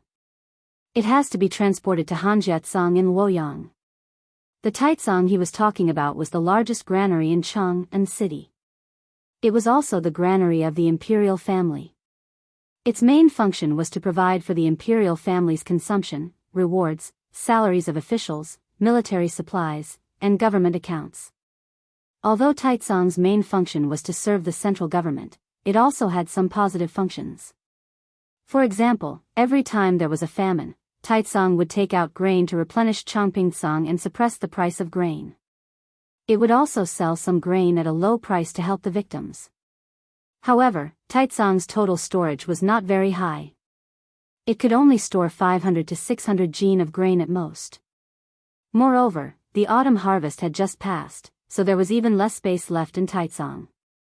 That was why these two big shots of the imperial court sighed with emotion. As for the Hanjiatsang that Yen Lide mentioned, it was the largest granary in the Tang Empire. At the start of the Sui dynasty, Chang'an was built, but the Guangzhong region was unable to satisfy the needs of the imperial family, officials, and the central army. During the Day era, to satisfy the grain needs of Chang'an, Emperor Yang built the Grand Canal. Later on, Yang Guang directly moved the capital to Luoyang. After establishing Luoyang, Yang Guang first built Huiluotsang as the national granary in Luoyang. The entire Huiluotsang city was 1,000 meters from east to west, 335 meters from north to south, and around 700 warehouses with a diameter of 10 meters. Each warehouse could store 4,000 jin of grain, and the entire city could store 3 million jin of grain. As Huiluotsang was built outside of Sui Tang Luoyang City, at the end of the Sui dynasty, the world was in chaos. Li Mi took Huiluotsang, and Luoyang City fell into a situation where there was no grain. Later on, Huiluotsang became the focus of the war between Li Shimin and Wang Shichong. The warehouses outside the city were occupied, and Wang Shichong lost due to a severe lack of grain. Later on, Li Shimin saw the disadvantages of having a granary outside the city, and he decided to build one within Luoyang City to prevent the same thing from happening. This granary that was carefully designed by Li Shimin was Hanjiatsang. Not only did Hanjiatsang provide grain for Luoyang City, but it also acted as a transportation station between Guangdong and Guangzhou. Later on, it slowly replaced the largest granary at that time, Luokotsang, and became the largest granary in the world, with a total storage of close to 6 million jin. Indeed, first move 150,000 jin of grain to Taitsang, and the rest can only be transported to Luoyang along the Grand Canal. Lied, you take care of things here. I'll go to the palace to ask for a decree to send a portion of the official ships to Luoyang. Xiao Yu thought about it and decided to ask for Li Er's opinion. Otherwise, with so much grain, there would be no place to store it, and it would only benefit the rats. Chapter 786. In Taiji Palace, the morning court was still going on. Everyone's eyes were focused on Li Xiaogong. Due to the special nature of the previous battle, Li Xiaogong had only passed on the specific details to Li Er in the form of a secret report instead of a battle report. In this way, the ministers in the court naturally had no way of knowing the details. Of course, it couldn't be ruled out that some well-informed people obtained the news through abnormal channels, but even if they knew, they had to pretend that they didn't know at this moment. Otherwise, if they exposed their so-called abnormal channels in front of Li Er, wouldn't that be looking for trouble? As a minister, if he attracted the suspicion of the emperor, his good days would be numbered. That's a good question, Minister Wei. Li Xiaogong looked back at Wei Zheng and then bowed to Li Er. He said in a deep voice, Your Majesty, I am guilty. Seeing that Li Xiaogong didn't answer Wei Zheng's question directly and instead apologized to Li Er, the ministers in the hall were confused. They didn't know what Li Xiaogong was doing. This time, the imperial court had sent a fleet to the south. The harvest from this trip was almost equivalent to the imperial court's annual revenue. It had greatly alleviated the empty state of the national treasury since the Wei River Alliance. Li Xiaogong was definitely considered a great contribution. How could he be guilty? Li Er's heart sank. How could he start to apologize without saying anything? He was very worried that Li Xiaogong would make a mistake and worsen the situation. Xiaogong led the army across the sea and brought back so much food and money for the imperial court. What is his crime? Although many thoughts were running through his mind, Li Er remained calm on the surface. He slowly opened his mouth and asked the common question in the hearts of the ministers. Li Xiaogong seemed to have been prepared. He hurriedly cupped his fist and said, I attacked the Wei nation's capital, Fanio City, without your Majesty's permission. The 50,000 kilograms of brass and 300,000 taels of silver were given to me by the Wei nation's queen. I am guilty. As soon as Li Xiaogong finished speaking, there was a buzz, and the court immediately exploded. The officials in the hall all stared with wide eyes, indescribably shocked. Some people didn't know whether to laugh or cry in their hearts because when Li Xiaogong had reported his gains from going south, they had secretly wondered if Li Xiaogong had plundered some country. Otherwise, how could he have brought back so much wealth?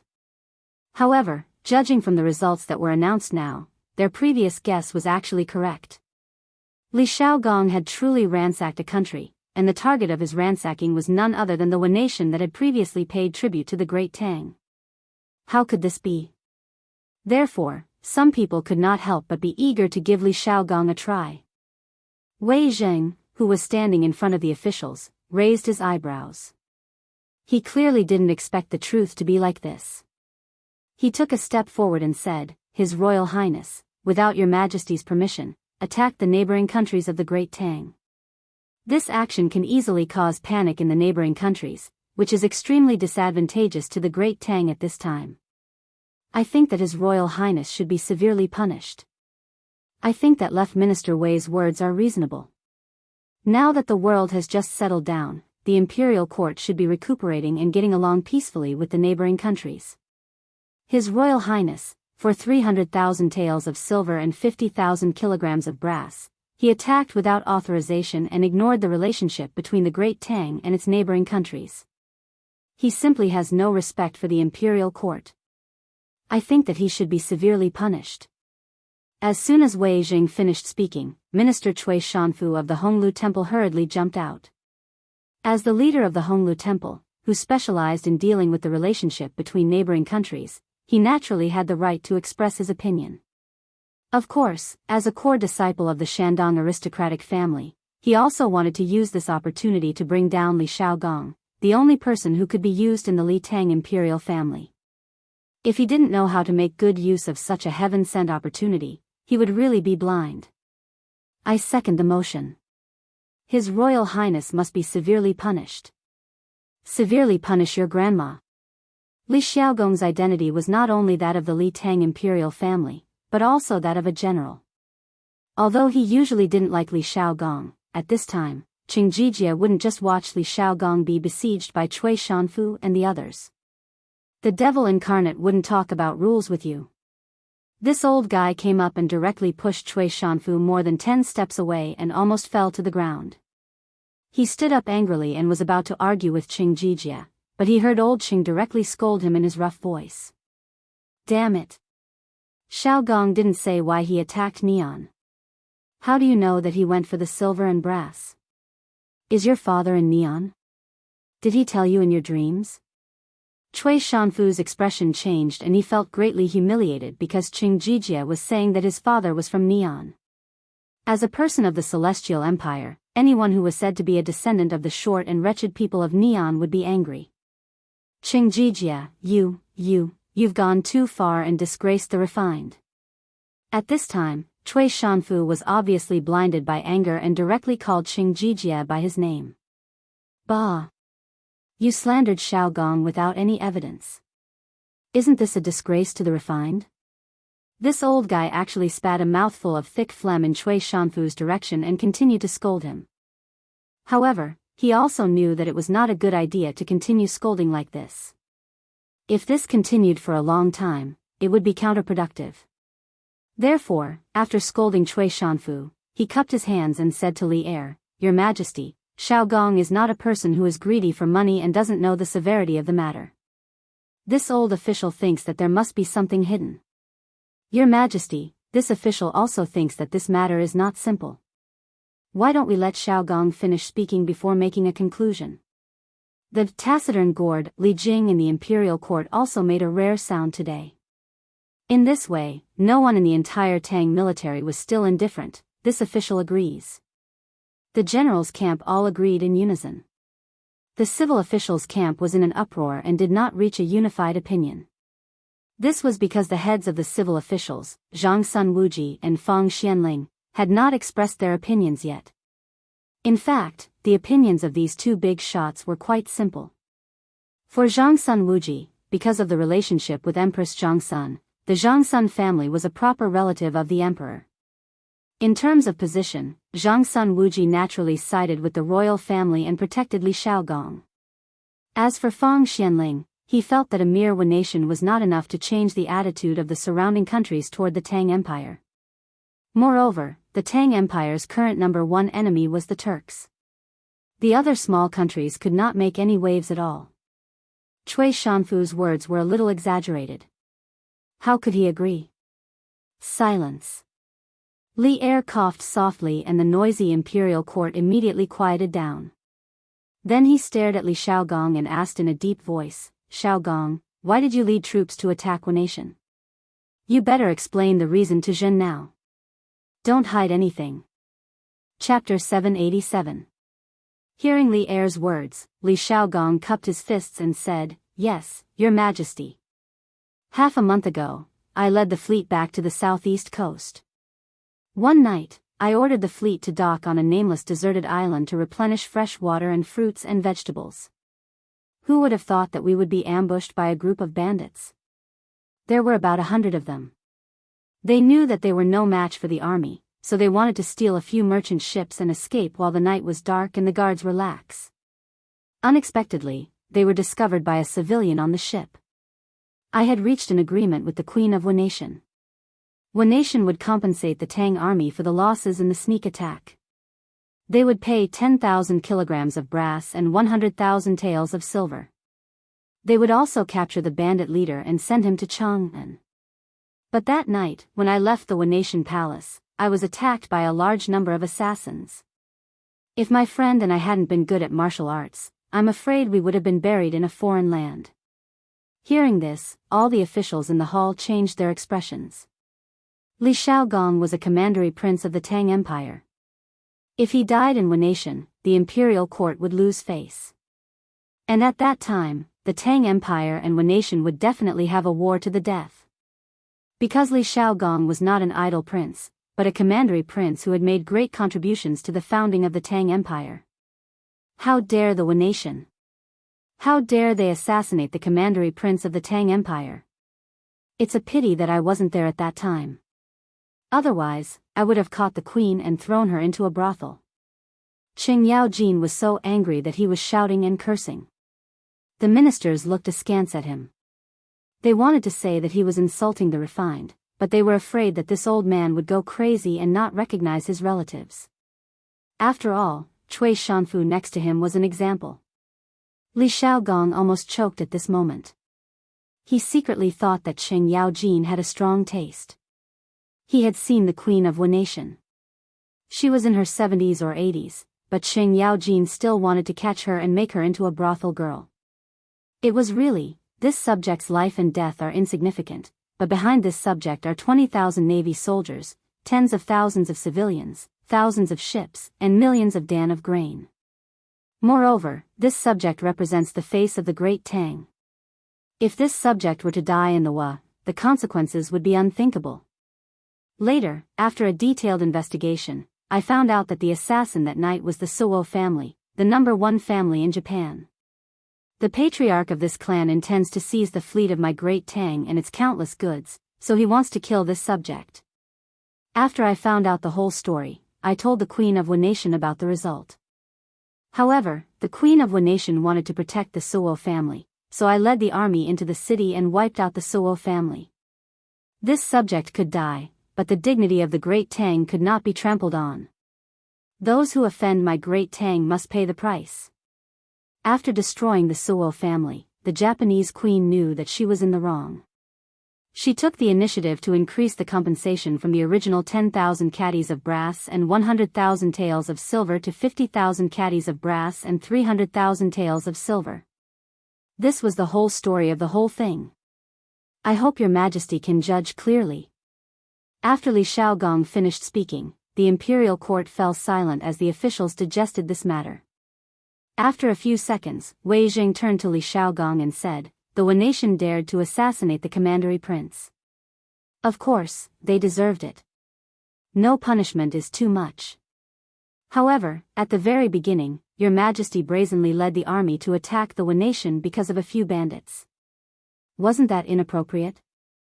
After all, there should be a more reliable solution." Li Shaogong proudly raised his head and said, "Left Prime Minister Wei's words are wrong.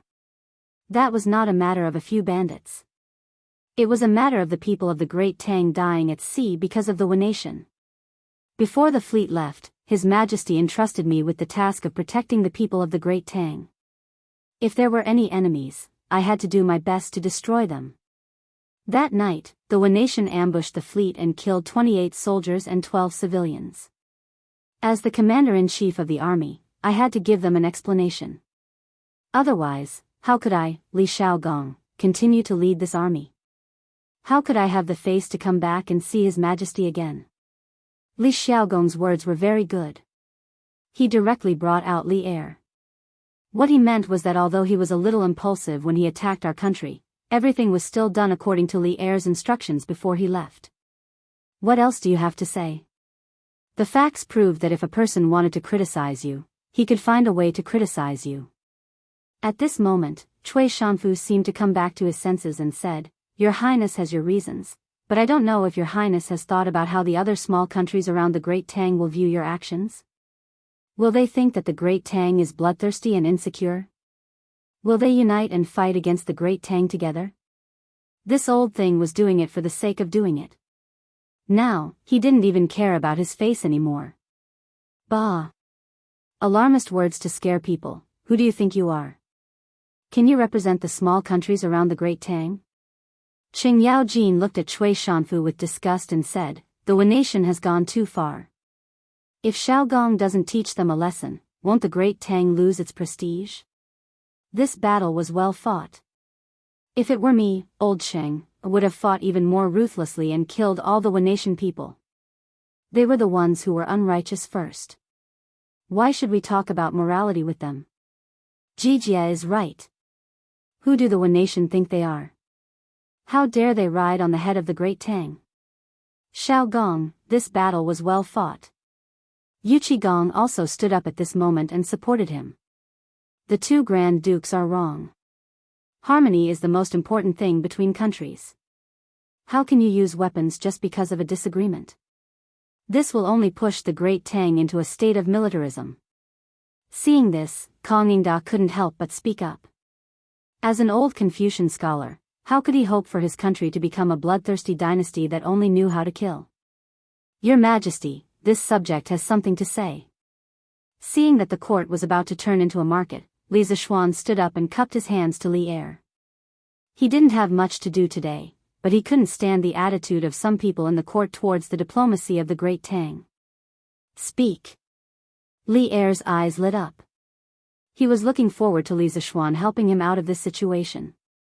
Thank you, Your Majesty. This subject wants to say that the question now is not whether we should attack the Wen nation or not, but what can we do even if we attack them? The Wen nation started it first. If we don't fight back, the surrounding countries will think that the Great Tang is easy to bully. It's just a trifling Wen nation, so what if we attack them? Are we going to punish the generals of the Great Tang for a trifling Wen nation?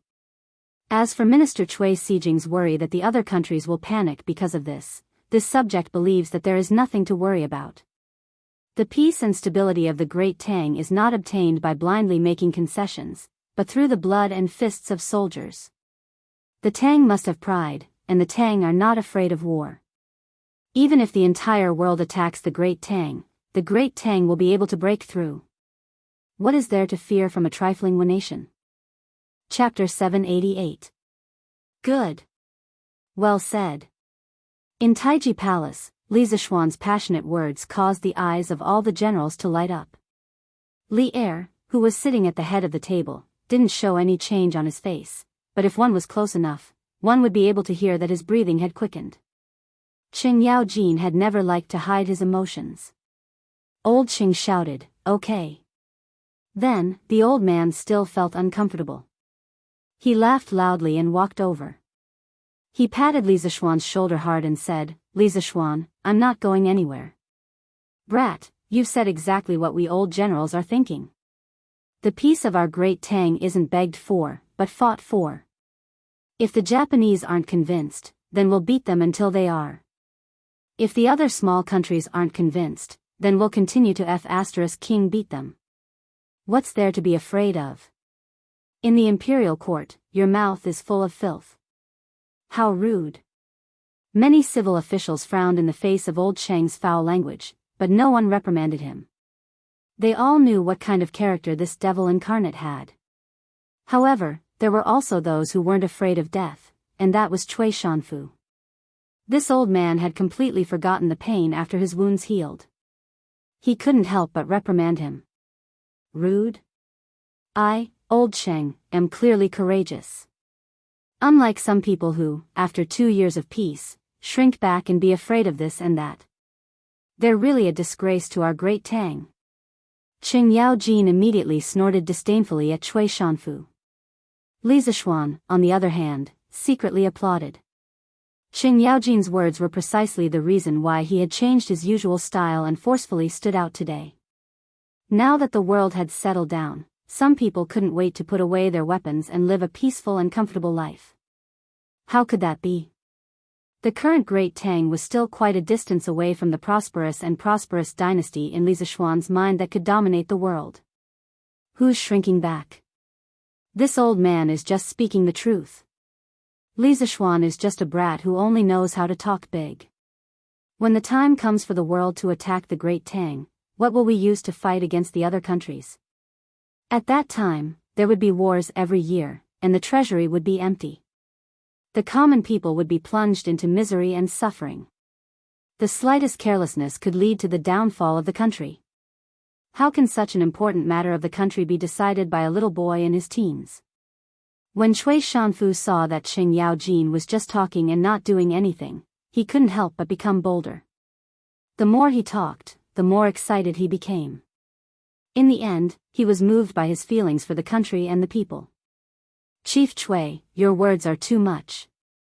Before Qing Yaojin could say anything, Li Shaogong spoke up. To be honest, Qing Yaojin, Yu Qigong, Li Zishuan, and the others stood up for him and supported him, which was within his expectations. However, Li Zishuan also stood up for him, which surprised him a little. This was because in his impression, Li Zishuan had always been unwilling to participate in these court battles. Otherwise, this child would not be a third-rank official now. However, in reality, his daily authority was limited to the Yanhuang College's Yamacho. Regardless of where a hero comes from, Li Zhanshi is full of abilities. So what if he's young? A curved plow, a paper machine, a compass, a celestial lamp, and a glass mirror.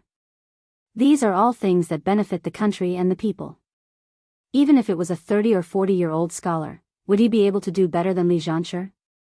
This time, if the fleet didn't have the help of Li Zhanshi's compass and sea chart, the casualties of the army and the people going south would definitely be more than 20 to 30%. How can such a young hero not even have the right to speak in the court in your mouth? Even if Li Zishuan didn't come out to help today, Li Shaogong would still speak up for him. This was because if it wasn't for Li Zishuan's help, this southern trade trip definitely wouldn't have gone so smoothly. Shaogong, well said. So what if he's young? Cui Shanfu, when you were Xiao Xian's age, who knows what you were doing? You still have the nerve to talk about Xiao Xian's age? Qing Yaojin looked at Cui Shanfu and said with contempt. You. Cui Shanfu's face turned red. He pointed at Qing Yaojin and trembled for a long time, but he couldn't say anything. Li Zishuan knew that at this time, he also had to go on stage. Otherwise, how could he always let others stand in front of him?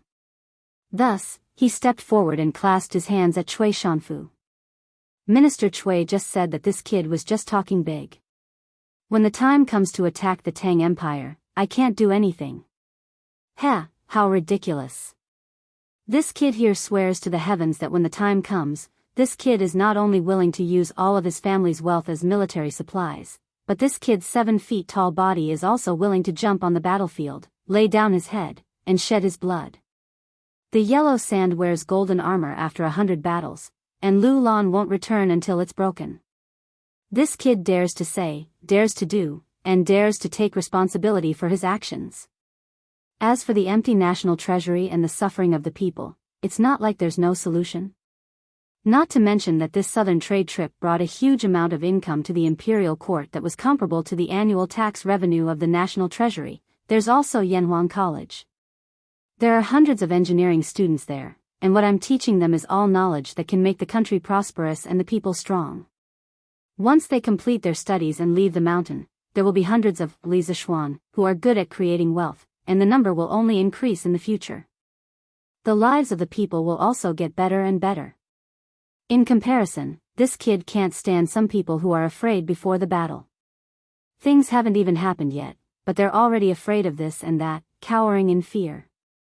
You must know that nothing in this world is difficult for those who set their mind to it.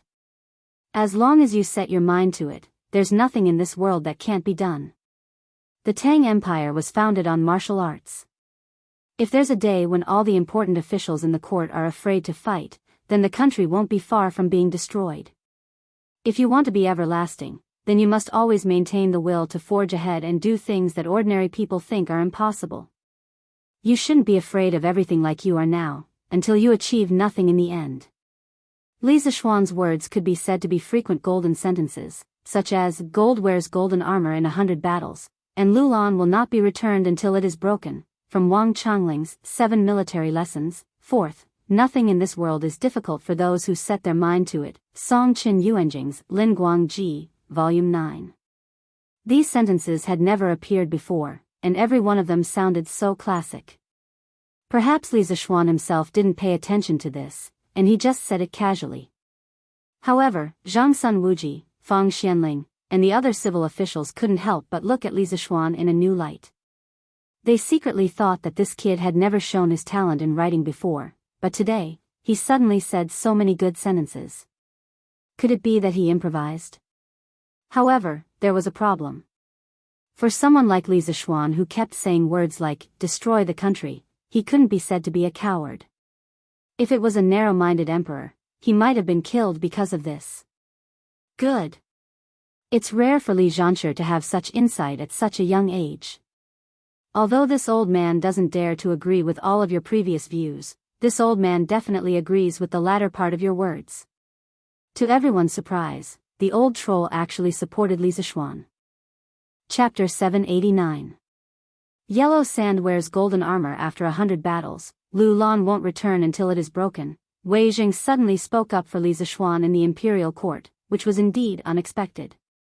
However, Li Er, who was sitting at the head of the table, did not pay attention to this. He muttered Li Zishuan's poem twice, and if one looked closely, they would find that his eyes were actually shining. After a while, just as the officials in the imperial court were still discussing and whispering to each other, Li Er finally spoke. There is no need to discuss this matter anymore. The Battle of Faenio capital was started by the Wu nation. First, they attacked the Tang Empire's merchant ships, then they assassinated the Tang Emperor. They should be punished. Xiao Gong's actions were all for the sake of the Tang Empire's people. Even if he had overstepped the bounds, a general is outside and does not obey military orders. We cannot punish a meritorious official because of this. The journey to the south was full of dangers. Xiao Gong alone shouldered the heavy responsibility and brought back a large amount of food, spices, and money for the imperial court at a very low cost. He really deserves great credit for his hard work. I have decided to reward Xiao Gong with 200 households, 10 pairs of elephant tusks, 50 tiger skins, 100 rolls of silk, 5,000 taels of silver, and 2 million taels of money. After such a long discussion, Li Er finally made the final decision. The noisy crowd in the imperial court suddenly quieted down. Thank you, Your Majesty. Li Xiaogong hurriedly bowed to express his thanks. Qing Yaojin and the others said happily, Your Majesty is wise. Cui Shanfu was so angry that he frowned, but at this time, he did not dare to say anything. He did not want to anger Li Er again. He heard Li Er continue. The compensation for the soldiers who died in the battle will be increased by 1 level. The Ministry of Civil Affairs will send a special person to compensate the civilian who died in the battle. Among them, the civilian who survived, Meng Yuliang, loudly warned at the critical moment and prevented the merchant ship from falling into the hands of the bandits. Moreover, this person is extremely loyal and brave. At the moment of life and death, he forcefully changed the direction of the burning ship and saved the main fleet. I have decided to confer him the title of Grade 8 Xuanjie Commandant. He will be rewarded 100,000 taels of silver and 100 rolls of silk. Feng Jihua, a merchant on the same ship, is a man who values friendship and righteousness. In the face of danger, he is not flustered. The title of righteous merchant shall be bestowed upon him. When Li Zishuan heard this, he was secretly happy for Meng Wenhao's father. This man who was like a pillar of the family had finally used his own life to support his family. It was really not easy. Although the rank of an 8th grade official was small, it was still an official position. In the future, their family would not be easily bullied by others. This was just a reward for 2 nameless soldiers, and the rewards were insignificant. Naturally, the ministers in the court would not object. Some of them even felt that Li Er should not have brought this kind of small matter to the court. It seemed like he was making a mountain out of a molehill. Lantian County's Li Zishuan, who created the compass, presented the sea map, and helped the fleet return safely. Although he didn't personally participate in the voyage, his contributions in the rear cannot be erased. Moreover, it was you who suggested that the fleet go south to trade. Now that the fleet has brought back such a large amount of goods and money for my Great Tang, your contributions cannot go unnoticed. In addition, you invented the paper machine, leveled the price of paper, presided over the compilation of the Great Tang Dictionary, and enlightened tens of thousands of people. Your contributions to the present generation will benefit the future generations. We have decided to reward you with these contributions. You will be conferred the title of Marquis of Yong'an, with a fief of Lantian and 600 households. Regarding Li Zishuan's official position, Li Er had been deliberately suppressing it. Previously, Li Zixuan had made many contributions, but Li Er did not reward Li Zixuan. He felt that Li Zixuan was still too young, and if he were to reward him too much, it would be overpraising him. But later on, Li Er felt that Li Zixuan's abilities and views were becoming less and less like those of a teenage brat. Thus, Li Er decided to stop suppressing it and directly promote Li Zixuan from county's marquis to Li Zixuan. Of course, this one step was truly one step. At least within the next 10 years, Li Zixuan's noble rank would not be able to rise any further. Otherwise, he would quickly reach a point where he could not rise any further. Li Er wanted to leave this talent to Li Qingqian. This subject thanks your majesty for the great favor. When the ministers heard Li Er's reward, they were all stunned. Li Zixuan took advantage of the moment when others were stunned to go forward and thank him. Logically speaking, he did not care if his marquis title could be promoted in the next few years. His original dream was to become a marquis in the Great Tang. Now that his dream had come true, he naturally had to cherish this opportunity. As for the title of Duke above Marquis, he did not even think about it. To him, one Marquis was enough. Your Majesty, this. Almost at the same time, Wei Zheng also opened his mouth. It seemed that he wanted to object, but seeing Li Zixuan accept the reward so quickly, he could only swallow the words that were on the tip of his tongue. His expression was very ugly. Li Er indifferently glanced at Wei Zheng, but did not ask for details. He waved his hand and said, "The matter of the reward ends here. Officials, if there is anything, please submit a memorial. If there is nothing, the court is dismissed." The officials looked at each other. After the establishment of the Great Tang, marquis titles were extremely rare. But now, Li Er had so casually rewarded a founding marquis. No matter how they looked at it, this was very imprudent.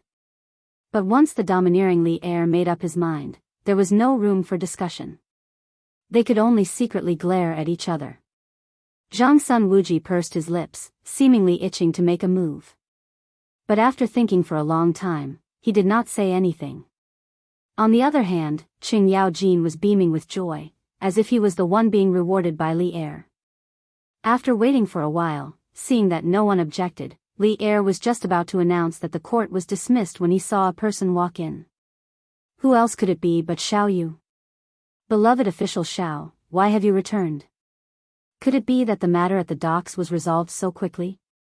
Li Er asked curiously when he saw Xiao Yu hurrying over. How could 880,000 dan of grain be transported in such a short time? Xiao Yu bitterly smiled and cupped his hands. Your Majesty, now that the autumn harvest has just passed, Chang'an's granary can only hold a few 100,000 dan of grain at most.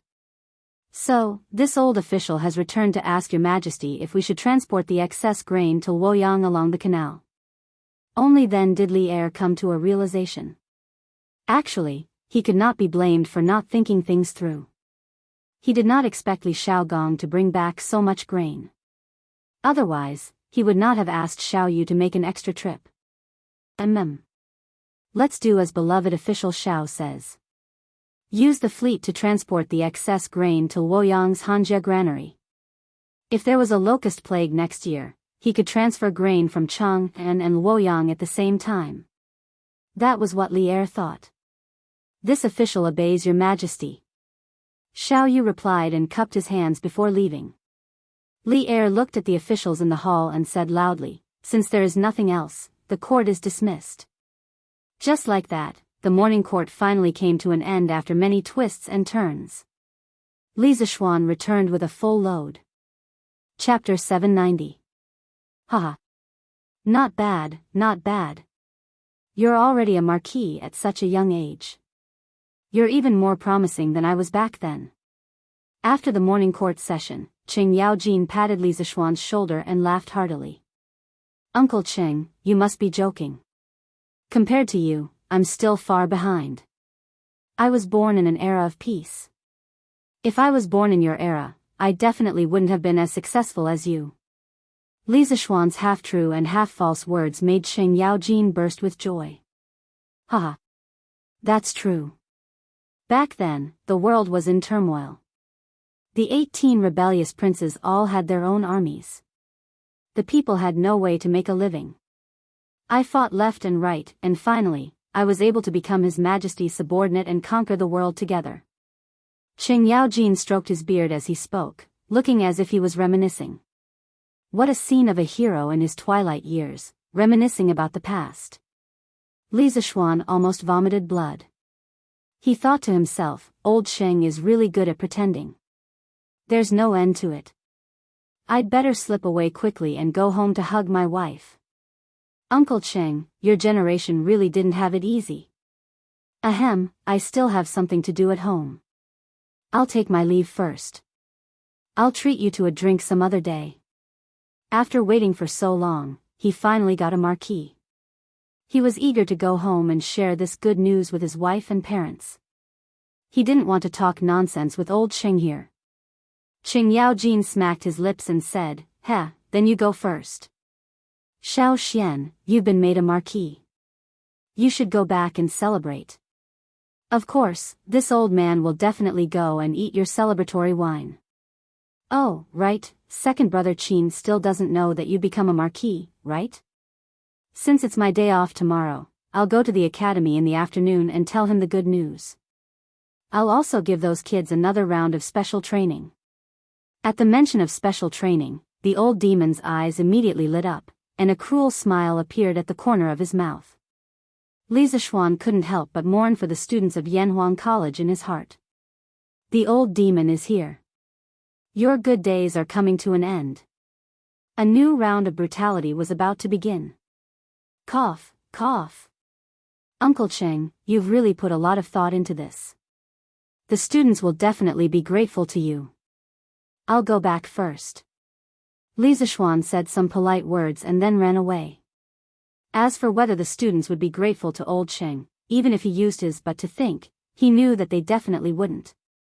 Old master, old madam, young madam, this is great news.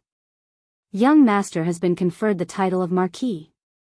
At the first courtyard of Cloud Mountain, Li Zishuan still hadn't returned home, but Sanbao had already rushed into the courtyard while shouting loudly.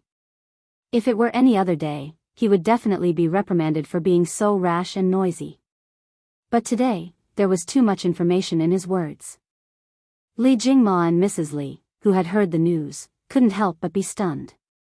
What? Sanbao, you said that Xian has been conferred the title of marquis? Li Jingma's old face was flushed red with excitement.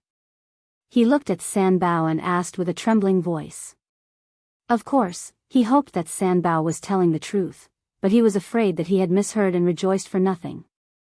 Madame Li and Han Yushi also looked at Sanbao with hopeful expressions. Yes, it's true. Old master. Young master has really been conferred the title of Marquis Yong, and personally conferred by His Majesty, with 600 households. It's all over Chang, and now everyone is saying that young master is the youngest marquis since the establishment of the Tang Empire. Sanbao wasn't nervous at all, as this was the first time he had become the center of attention. Or perhaps his excitement had diluted the nervousness in his heart, and he spoke loudly with excitement. It's true, it's actually true. Madam, Xian has become a marquis. Xian is promising. Li Jingma was stunned for a long time before he finally reacted. He held his wife's hands and said excitedly. He used to be a businessman. Although he didn't lack in food and drink, the status of businessmen was low since ancient times. Even his descendants couldn't enter the imperial court as officials. He had only hoped that his son would be able to live a safe and healthy life. He had never thought that his son would one day become an official. However, ever since Li Zishuan returned from Longhu Mountain, he had given him too many surprises. First, he was conferred the title of marquis, then he was promoted to third-grade crown prince Zhan Shi, and now, he had become a marquis. All of this sounded like a dream, but reality told him that it was all real. How could Li Jingma not be excited? That's great, my Xian is promising, he has become a marquis. The excitement in Madame Li's heart was no less than Li Jingma's. She was old and a little sentimental. At this moment, tears welled up in her eyes. Han Yushi stood at the side and looked at her parents-in-law silently. Her eyes were filled with joy. She was happy for her husband and for the whole family. Sister Yushi, what is a marquee? Is it delicious? Why are father and mother so happy? Lan, the little cutie, came out of nowhere. She tugged at Han Yushi's sleeve, looked up, and blinked her bright eyes as she asked. Although Han Yushi had been married to Li Zixuan for a long time, Lan, still called Han Yushi Sister Yushi and not sister-in-law. It wasn't that no one corrected her, but the little girl didn't listen to them. Lan, don't talk nonsense. A marquee isn't for eating, it's a very, very big official. In the future, Lan, you will be the marquee younger sister. No one will dare to bully you. Hearing this little cutie's innocent words, Han Yushi didn't know whether to laugh or cry. She saw Li Jingma glaring at her, as if he wanted to scold her. She quickly squatted down, stroked Lan's little head, and explained gently. Oh, so it's brother who got promoted. When brother comes back, I'll ask him for the wedding money. Lan suddenly understood. She shook her little head and said excitedly. Oh, why is it so lively today? Father, mother, wife, why are all of you here? And little sister, who are you looking for to ask for the wedding money? At this moment, Li Zixuan had already stepped through the door. When he saw the whole family in the backyard, he said with a smile. Of course it's for you, brother. When Lan saw that Li Zixuan had returned, she quickly ran to his side and shook his arm. She said with a smile, Brother, you've been promoted. Hurry up and give me the wedding money. Li Zixuan lowered his head and looked at his little sister's bright smiling face. He couldn't help but feel a little absent-minded. Why was this the same as the children in the modern world who shouted, Congratulations, get rich, give me the red packet? He didn't know where the little girl learned this from. Chapter 791. The whole family had a happy and harmonious lunch. Li Zixuan's laziness relapsed and he didn't even want to go to the academy. He just lay down at home and waited for the imperial edict to officially confer him the title of Marquis from the palace. Around 1 in the afternoon, Li Zixuan did not receive an imperial edict from the imperial palace, but a person did. Oh, Your Highness, you're here. That's right, the person who came was Li Shaogong, the commandery prince of Hejin. When Li Zixuan received the servant's report and went downstairs to the living room, Li Shaogong was already sitting on the tiger-skin sofa and looking at the furnishings in the room curiously. Haha. Little Xian, this courtyard of yours is rather interesting. Seeing Li Zixuan come, Li Shaogong nodded and said with a smile. Li Zixuan ordered the servant to serve tea and sat down next to him. He said casually, Your Highness, this is just my unintentional work. It's not presentable. Li Shaogong shook his head and didn't say anything. He looked at the other places in the room and said, You're being modest in front of me now? This is not like you. Although the style of this courtyard is novel, it has its own rules and regulations. It's not something that can be built casually. Obviously, you've spent a lot of effort on it. And the furniture in the room is unique and comfortable. You still know how to enjoy life. Li Zixuan wasn't angry at all after being criticized by Li Shaogong. Instead, he said with a smile, If Your Highness likes it, why don't I give you a courtyard like this? Li Shaogong was very tempted, but he still shook his head after thinking about it. He said, I won't accept a reward for nothing. I won't take your house for nothing. Speaking of this, he picked up the teacup brought by the servant girl and took 2 sips of tea. He continued, When I just came here, I passed by Yanhuang College and saw the buildings in the distance. The style is quite similar to your courtyard. This queen entered the academy and saw that the students were all wearing the same clothes and were training. Although he couldn't tell what these training items were, this group of weak scholars was actually able to do such neat movements. It was really beyond this king's expectations. Handing Huairen to you before I set out to sea was the right choice. Li Zixuan thought to himself. Although Li Shaogong usually yelled at Li Huairen, his concern for his son was not vague at all. He had just returned from the sea and couldn't wait to come to Yanhuang College to see Li Huiran's situation. Perhaps this was deep fatherly love. Your Highness is too kind, Li Zishuan said politely. Li Shaogong waved his hand and said, there's no need to say any more. This prince should indeed thank you for this matter. Compared to before, Huiran is much more sensible.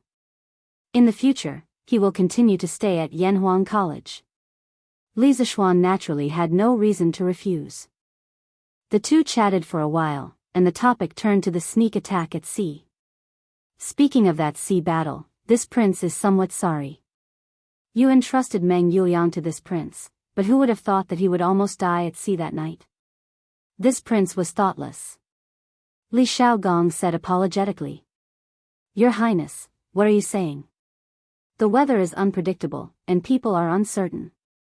Some things, no matter how prepared you are, will always be unexpected. Fortunately, Meng Yuliang is fine. This is the best outcome. Otherwise, I really wouldn't know how to face that child Meng Wenhao. Li Zishuan couldn't help but sigh. Oh, right. Dare I ask your Highness, just what was the identity of the mysterious expert who saved Meng Yuliang that night? According to previous intelligence, Li Zishuan only knew that Meng Yuliang had been saved by a mysterious expert at the critical moment, but he had no idea who that expert was, which was why he asked this question. Li Shaogong suddenly fell silent. After a long silence, he said, this prince cannot reveal that person's identity. If fate wills it, you should be able to meet him in a few days. What this prince can tell you is that this person is extremely skilled in martial arts and is one of the top experts in the world. When this prince entered Fainio capital alone, he was by my side. The identity of the dragon-bearded guest was hard to say. After all, he was the man who had fought for the world with Li Er.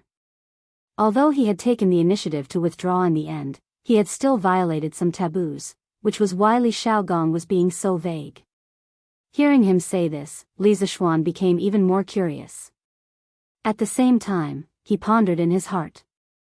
In the world today, how many people could be called top experts? After thinking for a long time, he still couldn't think of a reason, so he simply stopped thinking about it. Since your Highness does not wish to reveal it, this child will quietly wait at home for that person to come as a guest. Li Shaogong chuckled. After chatting a little longer with Li Zishuan, he got up and bid farewell. But not long after he left, the villa welcomed another guest. It was Wang Renbiao. Hey! Today's guests really come in waves. Li Zishuan quietly said to himself. Little Xian, congratulations. Congratulations on being made a marquis. The moment Wang Renbiao entered the room, he cupped his hands in congratulations. To tell the truth, Li Zishuan's meteoric rise had surprised both him and his father. Half a year ago, this young man had just returned to Chang and from the mountains, but half a year later, he had become the Marquis of the Great Tang. The fickleness of the world truly made one sigh with emotion. Haha. Thank you very much. Renbiao, come in and have a seat. Seeing Wang Renbiao, Li Zishuan suddenly remembered that he was looking for him for something. It was about rubber, so he hurriedly went forward to greet him. Little Xian, I came to find you because you asked me to send someone to help you find rubber. Sure enough, Wang Renbiao sat down and went straight to the point. Li Zishuan hurriedly got up and asked excitedly, how is it? Did you find it? Wang Renbiao smiled and said, this thing is really difficult to find. The steward of the Wang family's fleet led people to search for at least a dozen island countries. Finally, on a long island in the South China Sea, they found a forest with tree trunks that could flow white sap. But the trees there were much thicker than what you described before. Basically, one person couldn't hold it. Later, the steward of the Wang family's fleet released all the sap from the trees in the forest and transported it back to the ship. Now, it's all at the dock. Li Zishuan was overjoyed. He realized that today was really his lucky day. Good things were happening one after another. That's great, that's great. I didn't expect you to really find rubber. Renbiao, you've helped me a lot this time. Let's go and have a look now. Li Zishuan stood up and said eagerly. Chapter 792. According to modern historians, rubber was originally produced in the Brazilian Amazon rainforest. Later, when Columbus returned from America, he brought rubber back to Europe. Later, with the beginning of the British colonial era, they introduced rubber trees to Southeast Asia and opened plantations there to produce rubber. Therefore, according to modern history books, it was impossible for rubber trees to appear in Southeast Asia during the Tang dynasty. However, the reason why Li Zhishuan asked the Wang family's fleet to help him find rubber trees was because he was betting. He was betting that there were wild rubber trees in Southeast Asia a long time ago. Southeast Asia's unique climate conditions were too suitable for rubber trees to grow. This could be seen from a set of data. Although rubber trees originated from Brazil, in modern times, Southeast Asia accounted for more than 90% of the world's natural rubber production, while Brazil accounted for less than 1%. The reason for this pattern, in addition to specific historical conditions, was also inseparable from Southeast Asia's unique climate conditions. Therefore, Li Zhishuan guessed that there were wild rubber trees in Southeast Asia before the Tang dynasty or even longer. Later, they went extinct for some reason. When the British colonists introduced rubber from Brazil to Southeast Asia, the world thought that rubber originated from Brazil. He had to admit that the reason why he had this kind of wishful thinking was because he was desperate. After all, the Tang dynasty did not have a fleet that could cross the Pacific Ocean and reach America. But fortunately, his wishful thinking turned out to be true. The Wang family's fleet really found wild rubber in Southeast Asia. How could this not make him ecstatic? At this time, he did not care about waiting at home for the imperial edict. He directly urged Wang Renbiao to follow him to the dock. Therefore, the tragic Wang Renbiao, who had just entered the house, did not even warm up on the stool. No, he did not even warm up on the sofa before he was called out again. Here, the rubber is still in the wooden bucket. It's still on the ship. Xiao Xian, wait a moment. I'll get someone to find a small boat and bring you to the big ship to take a look. When they arrived at the dock, Wang Renbiao pointed to a few large ships on the river with the Wang family's flag and said, Thank you for your trouble." Li Zhishuan clasped his hands and thanked him. Wang Renbiao smiled and turned to leave. Li Zhishuan observed the scene at the docks. Compared to the morning, there were a lot fewer people and ships. The 500 search ships of the imperial court were all gone. It seemed like Xiao Yu and Yan Lide had already made arrangements. Most of the official ships were probably already on their way to Luoyang. Although the official ships had been arranged, the task of the two big shots of the imperial court was not over yet. They still needed to arrange for officials on the spot to levy taxes on the merchant ships that had participated in the Southern Sea trade. This job was not easy. The two old fellows were setting up tables on the pier to serve as a temporary office. There wasn't even a canopy above their heads. Compared to some people in the future, these two old fellows' outfits were really shabby. However, they were the real public servants of the people and deserved everyone's respect. "Uncle Yen, Elder Xiao. The two of you are still busy." Li Zhishuan walked over and greeted the two out of respect for the revolutionaries of the older generation who were really doing practical things. "Yo. Little Xian, you're here? I heard that you were conferred the title of Marquis by His Majesty in the morning court. Congratulations." Hearing this, Yan Lide raised his head and said with a smile. He knew that his son, Yan Xiaoning, seemed to have a girlfriend in the academy.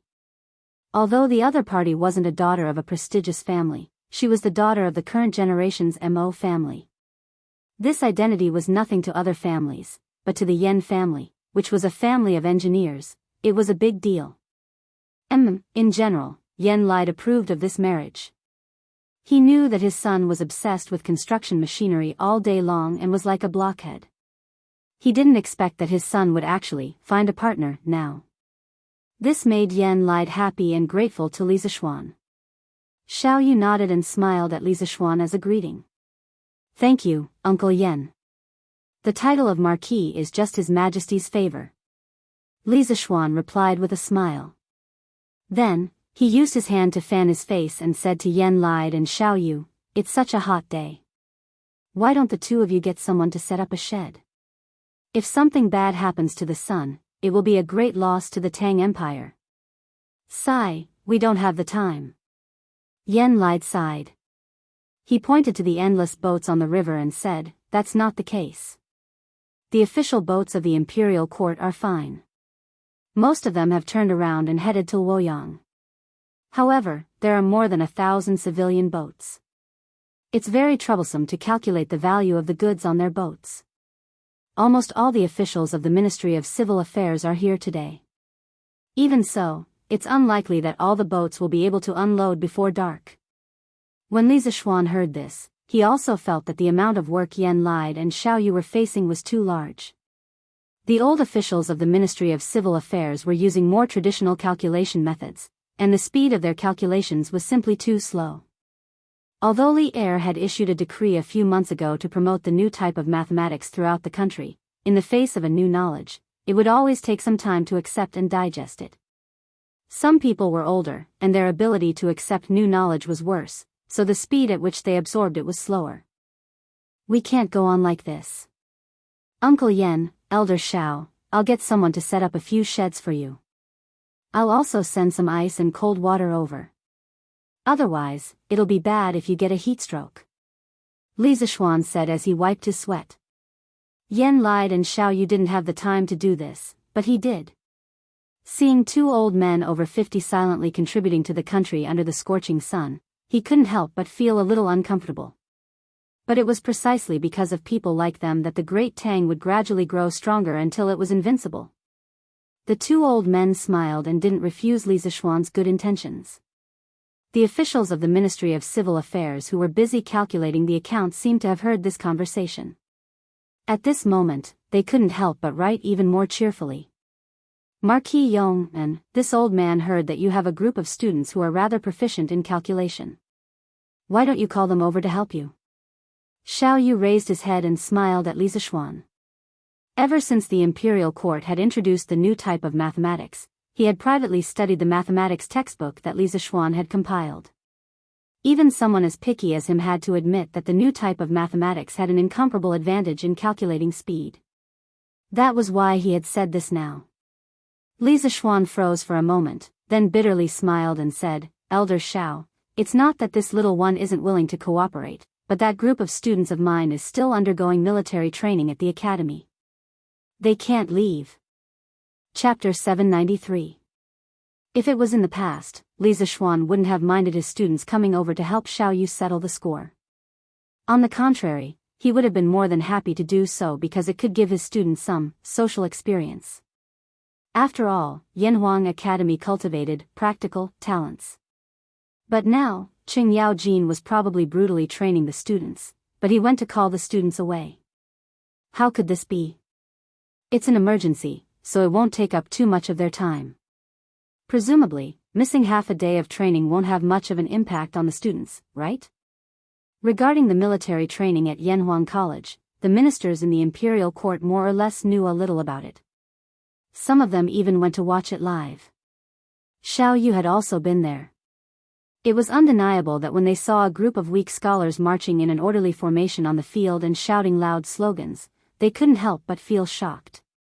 Starting from the Western Zhou dynasty, the official courses were divided into national studies and local studies. There were also primary school and university levels. The university level used the 6 arts as the standard curriculum. Etiquette, music, archery, driving, calligraphy, and mathematics were the 6 basic skills that students needed to master. Archery and driving were the most primitive forms of military training in ancient times. The teachers were usually directly appointed by military officers. During the Qin and Han dynasties, the importance of military training for students gradually decreased, and the military training in schools began to decline. As Confucianism was regarded as orthodox, the 6 arts became the 6 classics of Confucianism. The content of military education disappeared, and the function of military training weakened into a ritual program. During the Sui dynasty, martial arts and literature began to greatly reduce military equipment. The focus of national education changed from martial arts to literature, and the imperial examination gradually began to become mainstream. At the beginning of the Tang dynasty, the national policy of emphasizing martial arts in wartime and literature in peacetime was established. At this time, the method of selecting scholars was still biased towards the imperial examination. The school became an accessory to the imperial examination, and military training was abolished. In addition, Confucianism began to germinate, and gradually the educational concept of emphasizing reading over practice and meditation over activities gradually formed. During the Empress Wu Zetian, the civil and military examinations were separated. The civil and military examinations were not tested on martial arts. In order to obtain fame, the students had no time to study military courses, and military training was gradually abandoned. Therefore, even though he was shocked, Xiao Yu still disapproved of Yanhuang College's military training. However, the college was run by Li Zishuan. As an outsider, he couldn't do anything about it. Therefore, he didn't raise any objections from beginning to end. Li Zishuan pursed his lips and didn't say anything. Of course, missing half a day of military training wouldn't affect the students much. However, today's timing was a little special. Old Sheng had just gone to the academy in the afternoon. He could imagine that the group of brats in class 1 of the academy were probably in so much pain under Old Sheng's evil claws that they wished they were dead. If he went to pull the students over, Old Sheng would definitely go crazy. Elder Xiao, missing half a day of military training is of course not a big deal.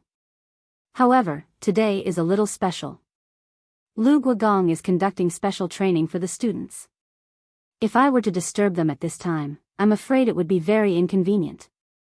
When Xiao Yu heard this, he immediately blew his beard and glared. Outrageous. Is Qing Jijia's special training more important than collecting business taxes for the imperial court? Go and get the students to come over. If Qing Jijia isn't convinced, he can come and reason with me. Li Zishuan suddenly felt helpless. Since he had already said this, he had to be a living bodhisattva today and rescue the students who were in deep trouble. Ahem, Elder Xiao, please wait a moment. I'll send someone to the courtyard to inform the students to come over. Yanhuang College. As Li Zishuan expected, ever since Qing Yaojin, the big devil, came to the academy in the afternoon, the students' training suddenly increased by more than 50%. Today's weather was so hot, but the students of each class could still be seen running tirelessly on the field. Large beads of sweat rolled down their foreheads. The camouflage uniforms on their bodies looked as if they had just been fished out of the water. A gentle twist could probably wring out water. Qing Yaojin held a bamboo stick and followed behind the students of Class 1 as if he was herding sheep. Huff, huff. I'm so tired. You say, Hi Duke Lu, don't you know how to rest at home if you have nothing better to do? Why did you come to the academy to join in the fun? Sigh, if only father could cancel the rest period. Yes, just temporarily. Let us endure this period of military training first. The little fatty was sweating profusely on the field. As he ran, the fat on his body jiggled. Therefore, according to the theory of physics, if he ran the same distance, he would need to do more work and consume more energy. In addition, his foundation was weak to begin with. Naturally, he would be more tired than others. At this time, Li Tai wiped the sweat on his forehead and muttered in his heart. It couldn't be helped. Old Devil Cheng was really too abnormal. When he came in the afternoon, he made them run as if their lives depended on it. Those who couldn't run were directly thrown into the small dark room to fend for themselves. He was simply too cruel. General Cheng, General Cheng. At this time, there was a shout from the back of the team. Turn right. Enter the field. Qing Yaojin looked back and saw Mo Zhong running in his direction. He led the students from the track into the field and then shouted again, Stop. The students of Class 1 immediately stopped in their tracks. What's the matter? Can't you see that I'm in the middle of military training? Qing Yaojin turned around and glanced at Mo Zhong as he said with some dissatisfaction.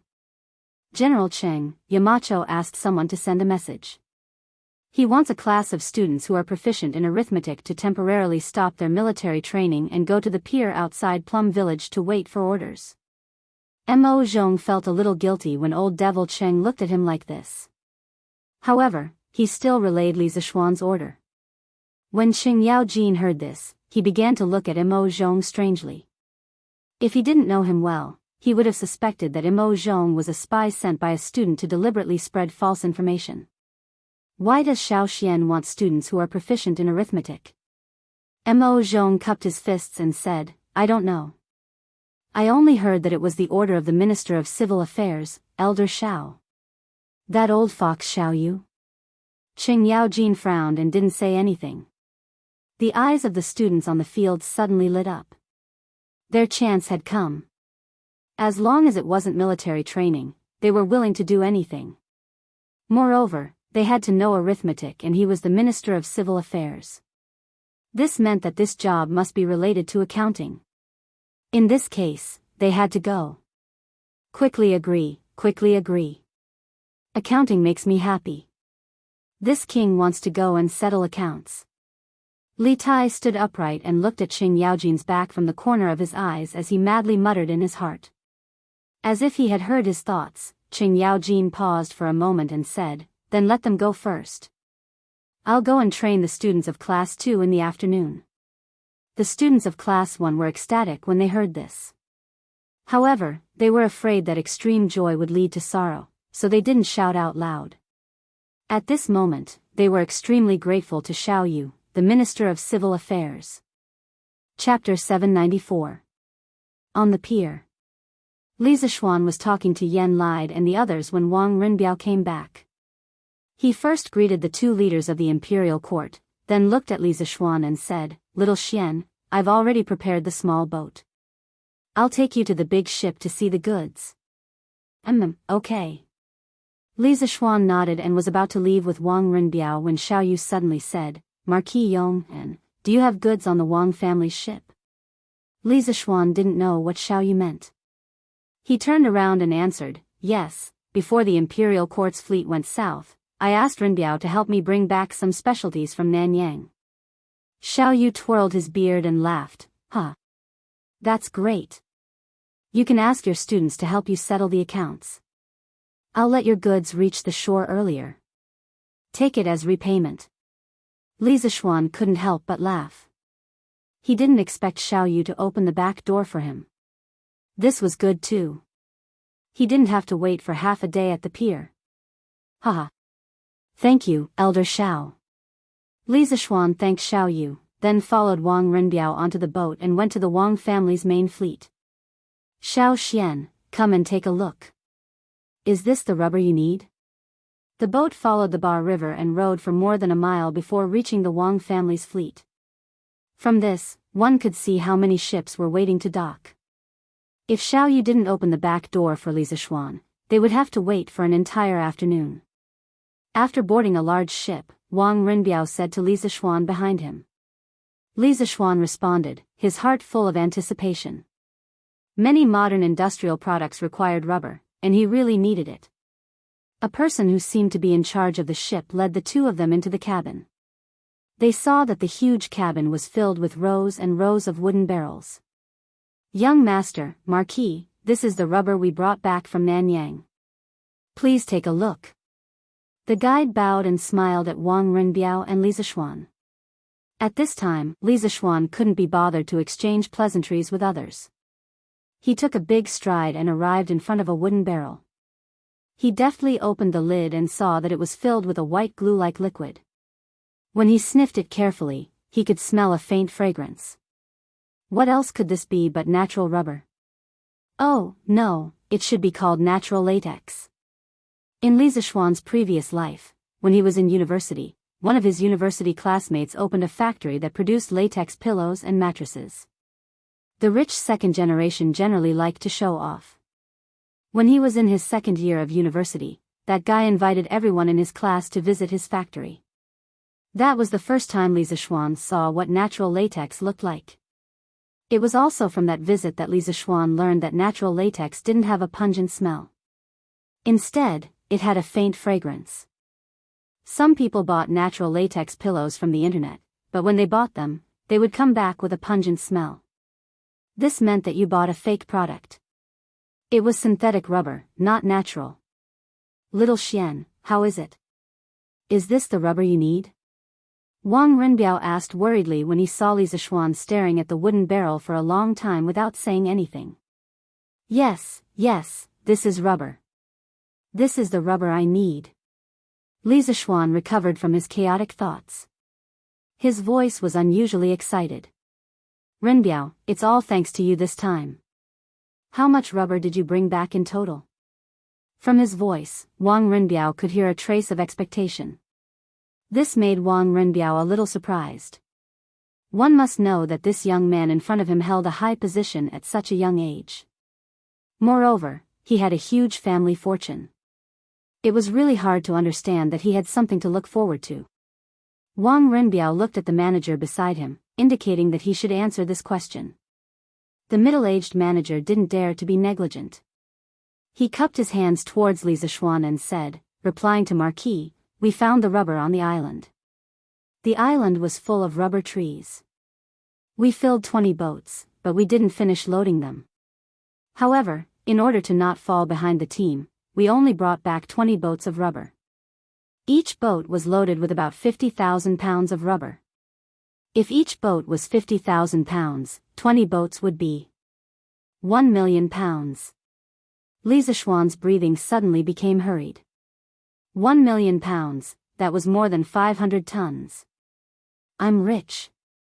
I'm rich. There were only 3 words in Li Zishuan's mind right now, and that was to strike it rich. Such a huge amount of rubber was enough for him to do a lot of things. That's great. Renbiao, I won't beat around the bush, but I'll remember this kindness. I'll have someone send the money to your house now. Get someone to row these boats upstream for another 3 li. That's the new workshop of Strange Taste Pavilion. Just move the rubber there. According to the original agreement, if the Wang family's fleet found rubber in Nanyang, Li Zishuan would have to pay 400 strings of cash for each boat of rubber. Of course, the 400 strings of cash was a price of friendship. Because a boat of spices from Nanyang would definitely cost more than 400 strings of cash. The main reason was that Wang Renbiao was looking for Li Zishuan to buy a large number of compasses to ensure the safety of the Wang family's fleet. It could also be said that it was an exchange of interests. Xiao Xian, you're too kind.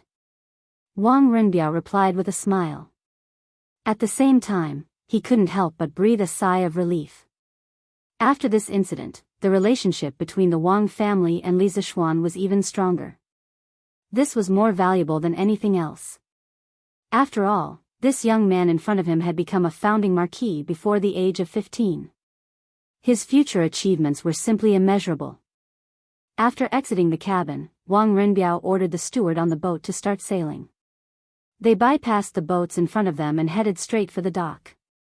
Such a blatant act of cutting in line would, of course, anger some people. However, after seeing that it was the merchant ship of the Wang family of Taiyuan, most people shut their mouths. The reputation of the Wang family of Taiyuan was not just for show. There were also people who weren't afraid of the Wang family of Taiyuan. However, after seeing Li Zishuan at the bow of the boat, they all hesitated. After a while, 20 fleets full of rubber arrived at the front and began to dock. Xiao Yu was a man of his word. He had already sent officials from the Ministry of Civil Affairs to wait at the dock to calculate the total value of the goods on board. Perhaps it was because Li Zishuan had now been promoted to a marquis, or perhaps it was because Li Zishuan had sent people to set up sheds for the officials of the Ministry of Civil Affairs at the dock and even sent ice cubes and iced water. The officials of the Ministry of Civil Affairs who came to receive the goods were so enthusiastic that Li Zishuan was a little uncomfortable. However, facing the buckets of white gelatinous liquid on board, the officials of the Ministry of Civil Affairs who came to receive the goods couldn't help but feel troubled. How should they value this stuff? How much should they charge? Chapter 795. Marquis, what is this thing? How much should we tax it according to the market price? The middle-aged official from the Ministry of Civil Affairs looked at the white latex in the wooden bucket in the cabin. He reached in and touched it, then put his hand next to his nose and sniffed it. In the end, he still couldn't recognize what it was, so he walked behind Li Zishuan and asked with an awkward expression. "Oh, I call this thing rubber. As for the market price, I really don't know. After all, this thing has never appeared in Chang'an City." Li Zishuan didn't make things difficult for the official and answered truthfully. According to the rules, we have to collect tax based on 10% of the total value of the goods. What should we do now? The middle-aged official suddenly frowned and said. Li Zishuan glanced in the direction of Yan Lide and Xiao Yu, then smiled and said, "If you can't make up your mind, go and ask Elder Xiao. However, I can give you a reference price. I bought this rubber from the Wang family's fleet. It's 400 strings of coins per ship. Alright, you can go and ask." He didn't mind paying more or less tax, but it was obvious that he was following the rules. If he paid more or less, what would the people behind him do? Yes, this official understands. Thank you, Marquis, for your advice. The middle-aged official cupped his hands to Li Zishuan, then turned and left. Not long after, he turned back. Marquis, Elder Xiao said that the tax will be based on the price you bought the rubber from the Wang family. In fact, Xiao Yu knew very well that since Li Zishuan valued rubber so much, it meant that its value was definitely extraordinary. At least, it was definitely worth more than 400 strings of coins per ship. But so what if he understood? Only Li Zishuan could make use of this thing's value. The others didn't even know how to use it, so it was difficult to appraise its actual value. It was better to be straightforward and do Li Zishuan a favor at the same time. Alright, send someone up to take a look. There are a total of 20 ships worth 8,000 strings of coins, which is the tax of 800 strings of coins. If there's no problem, I'll write you a note later. You can take this note directly to Yunshan to get the money. Li Zishuan smiled without batting an eyelid, then said to the middle-aged official. In his heart, he was thinking that Elder Xiao was quite considerate. At least he didn't help just now. Yes, Marquis. Please wait here for a moment. This official sends someone to check the ships. The middle-aged official responded and went to arrange it. It didn't take long for the inspection to be completed. Li Zishuan wrote him a note for 800 strings of coins and asked him to go to Yunshan Villa to get the money. He wouldn't carry so much money with him. He wasn't crazy. The fleet full of rubber left the dock and sailed upstream along the Ba River. As soon as Li Zishuan got off the ship, he saw a group of students in camouflage uniforms coming from the north. Who else could it be other than Li Tai and Qing Chumo? Yamacho. Yamacho. What orders do you have for us to come here? The group of students also saw Li Zishuan. They immediately rushed over and asked. Li Tai didn't say anything. The little fatty was so hot that he was panting. Besides, he also knew why Li Zishuan called them over. Didn't they see so many officials at the dock burying their heads in writing? Anyway, for him, escaping from Qing Yaojin's evil clutches was the best thing to do. Meng Wenhao looked at the densely packed ships on the river.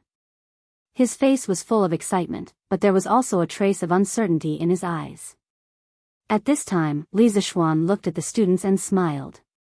The fleet that was previously organized by the imperial court to go south has returned today. His Majesty ordered the Ministry of Civil Affairs to collect tax from all the ships. Because the amount of money involved is huge, it's more troublesome to calculate. Elder Xiao wants you to come over and help collect the tax as soon as possible so that these ships can dock and unload as soon as possible. As soon as Li Zishuan's voice fell, the students suddenly became excited. Many of them were familiar with accounting, because a few months ago, when Yanhuang Academy was being built, they also went to help for a while. Most of them were at the construction site to help Yan Xiaoning calculate the materials, consumption, and so on. When Meng Wenhao heard Li Zishuan say that these ships were the fleet that went south, his body finally couldn't help but tremble. This was because he knew that his father was in one of the ships on the river. After so long, it was the first time that he and his father were so close to each other. He really wanted to find his father right now, but where could he find him with so many ships? Moreover, he still hadn't completed the task that Li Zixuan gave them. Mother! Quick, look! Isn't that my brother? Not far away, among the group of people who were welcoming their relatives and friends, a little girl suddenly accused the group of students in camouflage clothing behind them and said to the middle-aged woman beside her, "Yaya, don't talk nonsense. Your brother is still studying at the academy." The middle-aged woman didn't believe her. She patted her daughter's little head and said, "This pair of mother and daughter were Meng Wenhao's mother and Yaya. Mother, that's really my brother. Yaya didn't lie to you." Unexpectedly, after being reprimanded, Yaya still pulled Meng Wenhao's mother and said. Meng Wenhao's mother turned around suspiciously. When she looked in the direction of her daughter's finger, she was suddenly stunned. On the other side, Li Zixuan brought more than 40 students from Class 1 to Xiao Yu's place. Xiao Yu personally assigned them tasks. Li Zixuan seemed to have noticed Meng Wenhao's abnormal mood. He walked over and patted the latter's shoulder and said in a low voice, "Your father has profited from this disaster. Your family's good days are coming soon. After the Feng Jihua's fleet docks, you can leave first to reunite with your father. But don't forget to return to the academy before dark." Meng Wenhao obviously didn't know that his father had been promoted to an official, but this didn't stop him from being grateful to Li Zixuan. "Thank you, Yamacho." He clasped his fists at Li Zixuan excitedly. The waiting time was always long. At around 5 in the afternoon, it was the Feng Jihua's fleet's turn to dock. Meng Wenhao's eyes were sharp. He took the initiative to follow the officials of the Ministry of Civil Affairs to welcome them. After a while, he saw the man on the ship whose blood was thicker than water. Father, because the weather was too hot, Meng Yuliang was shirtless at the moment. In this way, the dozens of scars on his body were exposed. When Meng Wenhao saw them, the corners of his eyes couldn't help but sour. Why are you here? And Yaya, Yulan, why are you all here?" It was Meng Wenhao's mother and daughter. At this moment, when they saw the Feng Jihua's fleet docking, they also followed. The family that had been separated for nearly 5 months was now reunited at the murky harbor. Chapter 796. Not far from the dock of the Bar River, there was a tea shed. It was specially designed for merchants to rest and quench their thirst. A few hundred steps to the east, one could see some restaurants, shops, grocery stores, and so on. It was like a small market dedicated to the dock of the Bar River. "Husband, the injuries on your body." In the shabby tea shed, Meng Wenhao's family of 4 was sitting around a tea table. When Meng Wenhao's mother saw her husband gulping down 2 bowls of herbal tea, a trace of heartache flashed through her eyes. She paused for a moment before asking. In fact, according to Feng Jihua's original intention, Meng Yuliang could take his wife and children directly home for a reunion, but Meng Yuliang refused because the goods on Feng Jihua's ship had not been unloaded. He felt that he could not leave yet. However, he did not want his family to suffer with him, so he led his wife and children to the tea shed next to him to rest for a while. After that, he planned to go back alone and continue to work. At this time, hearing his wife's words of deep concern, Meng Yuliang hurriedly interrupted, "Those are just some minor injuries.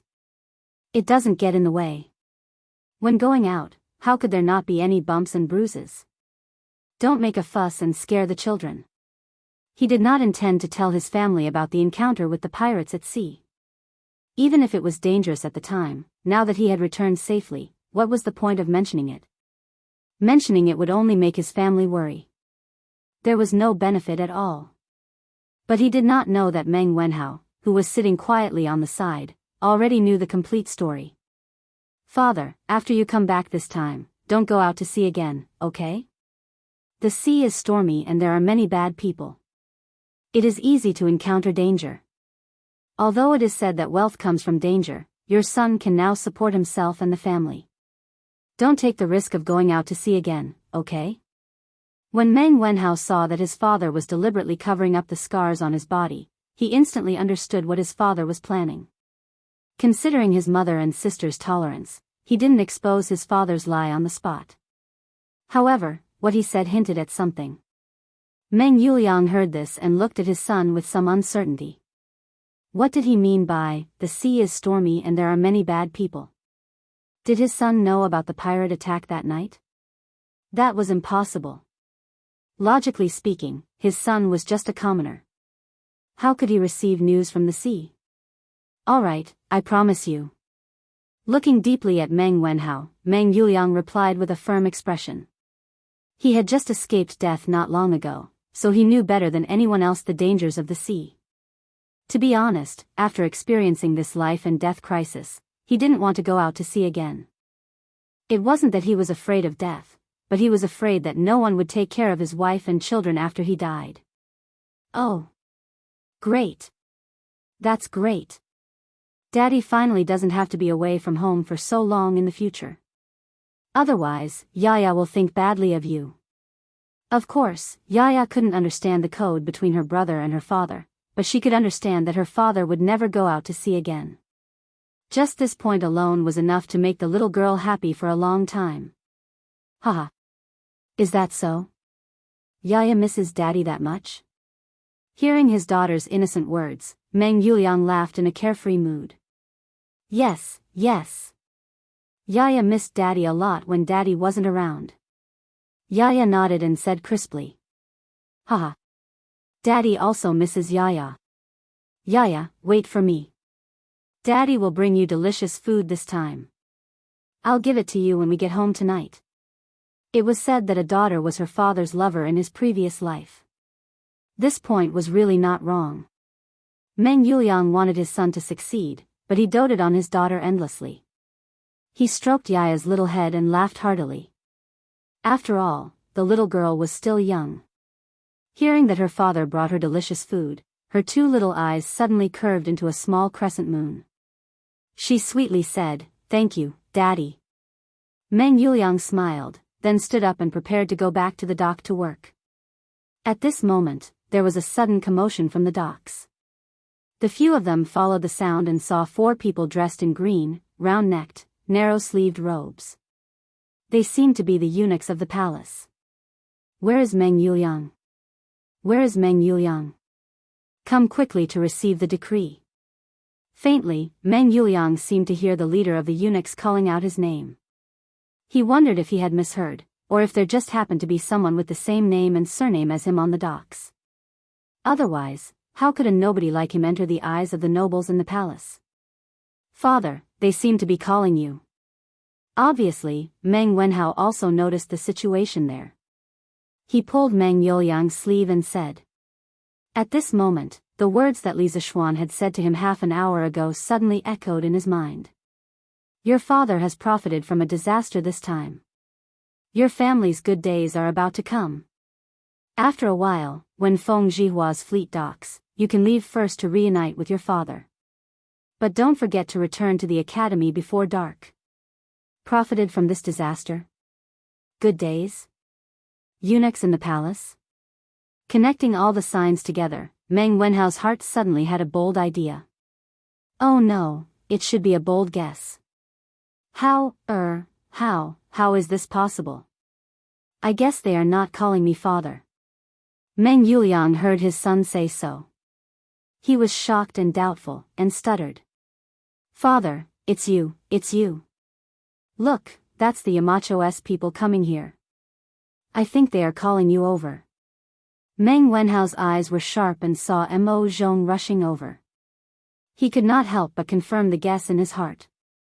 Master Meng, the angels are coming. Quickly go and receive the edict. Just as they were talking, Mo Zhong had already run over and said in a hurried tone.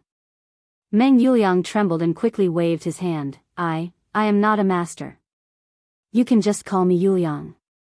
But when he heard the second half of Mo Zhong's sentence, he could not help but be stunned. Those eunuchs were really here to find him? And they were going to give him an imperial edict?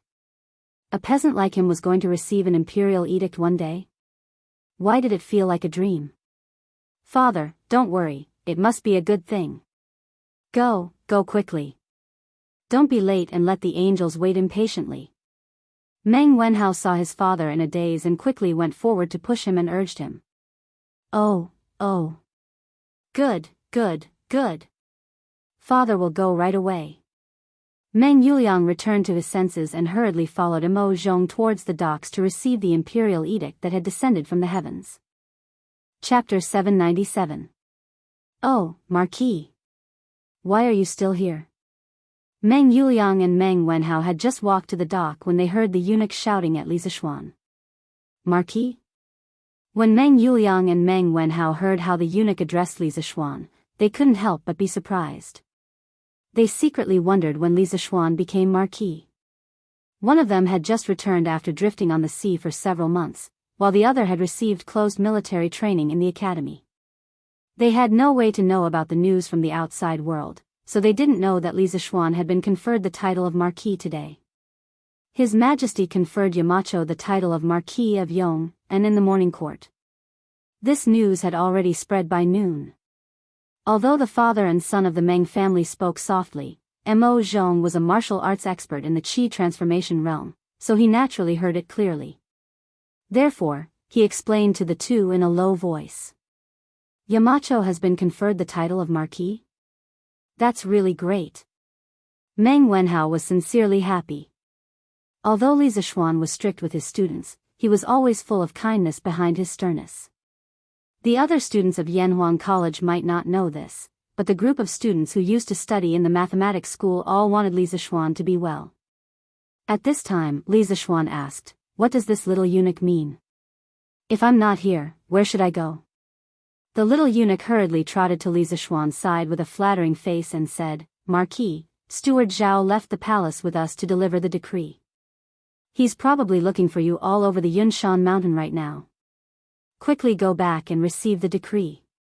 Li Zishuan suddenly realized that the official decree to confer him the title of Marquis of Yong hadn't been issued yet.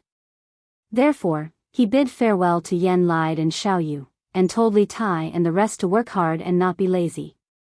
Only then did he get on his horse and gallop towards the Yunshan mountain. The crowd at the dock all knew that Li Zishuan had been conferred the title of Marquis after hearing the explanations of some insiders. Heartfelt congratulations immediately filled the air.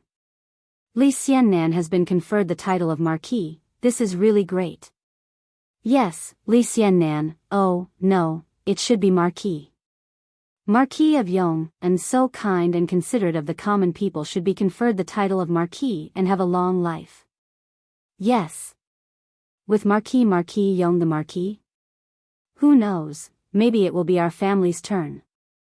Look, compared to our village's Marquis ours compared to heaven and earth. Yes. It's just that I don't know how big Marquis Yong's fief is. It would be great if my family could become one of his farmers. What this person said was exactly what the others were hoping for. Li Zishuan was already famous for treating the people of his fief well. The Marquis of the Han village and Marquis of Plum village were now rich and had become the model villages of the villages near Chang and city. They were often talked about with great interest and, of course, were also the targets of envy. I know this.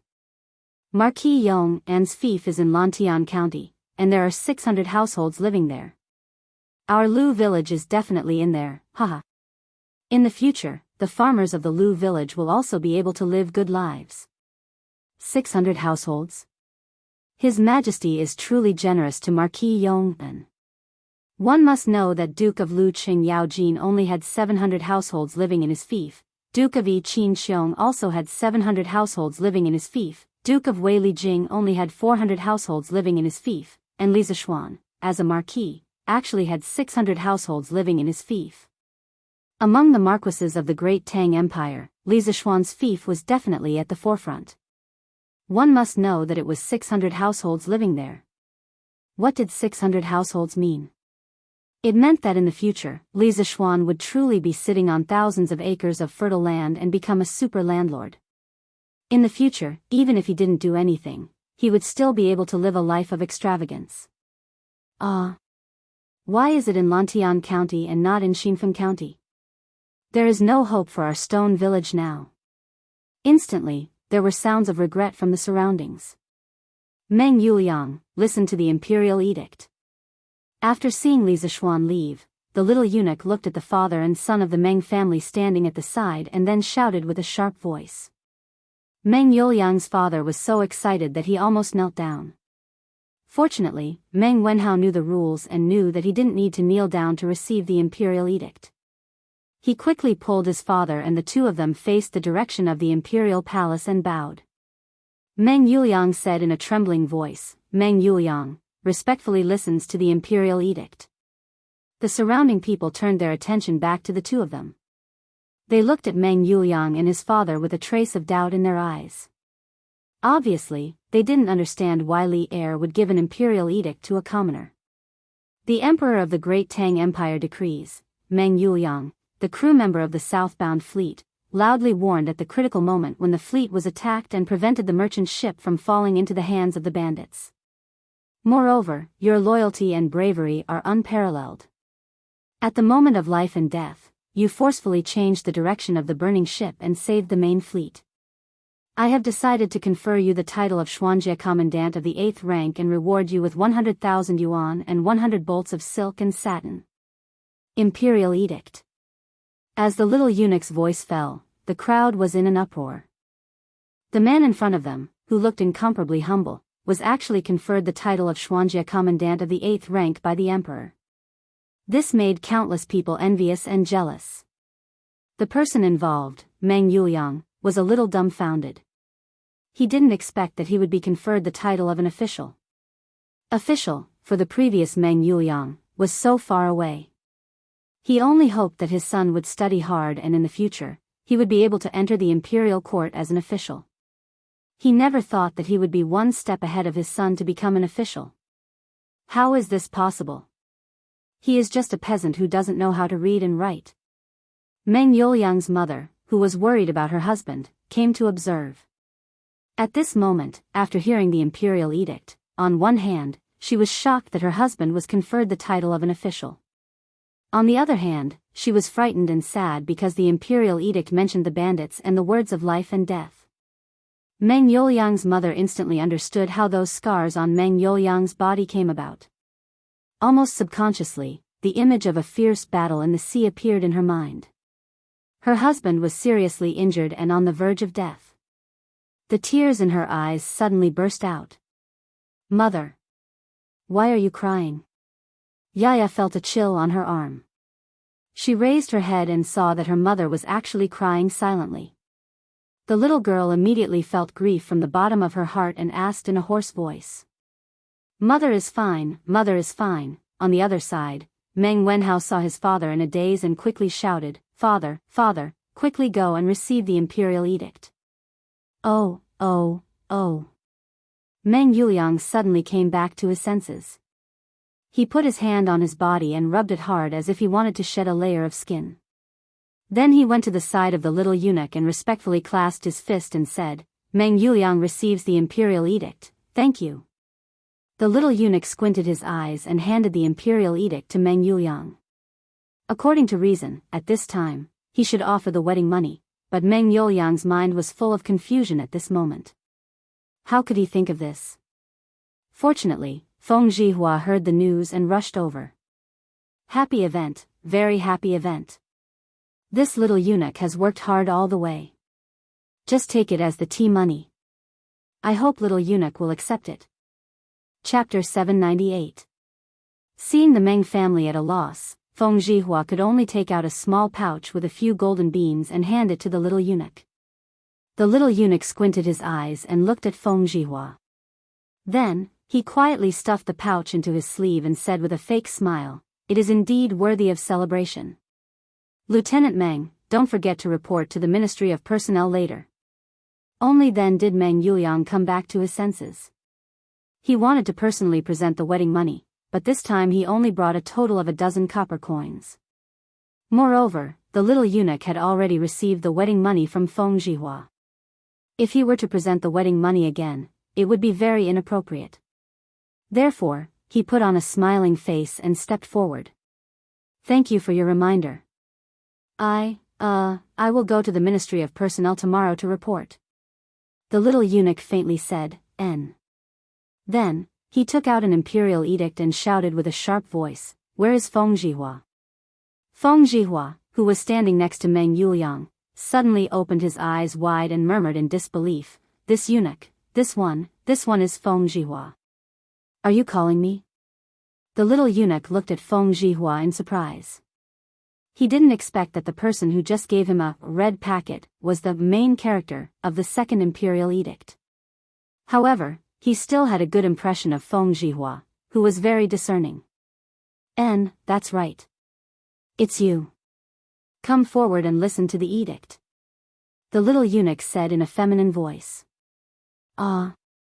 Listen to the edict? Listen to the edict?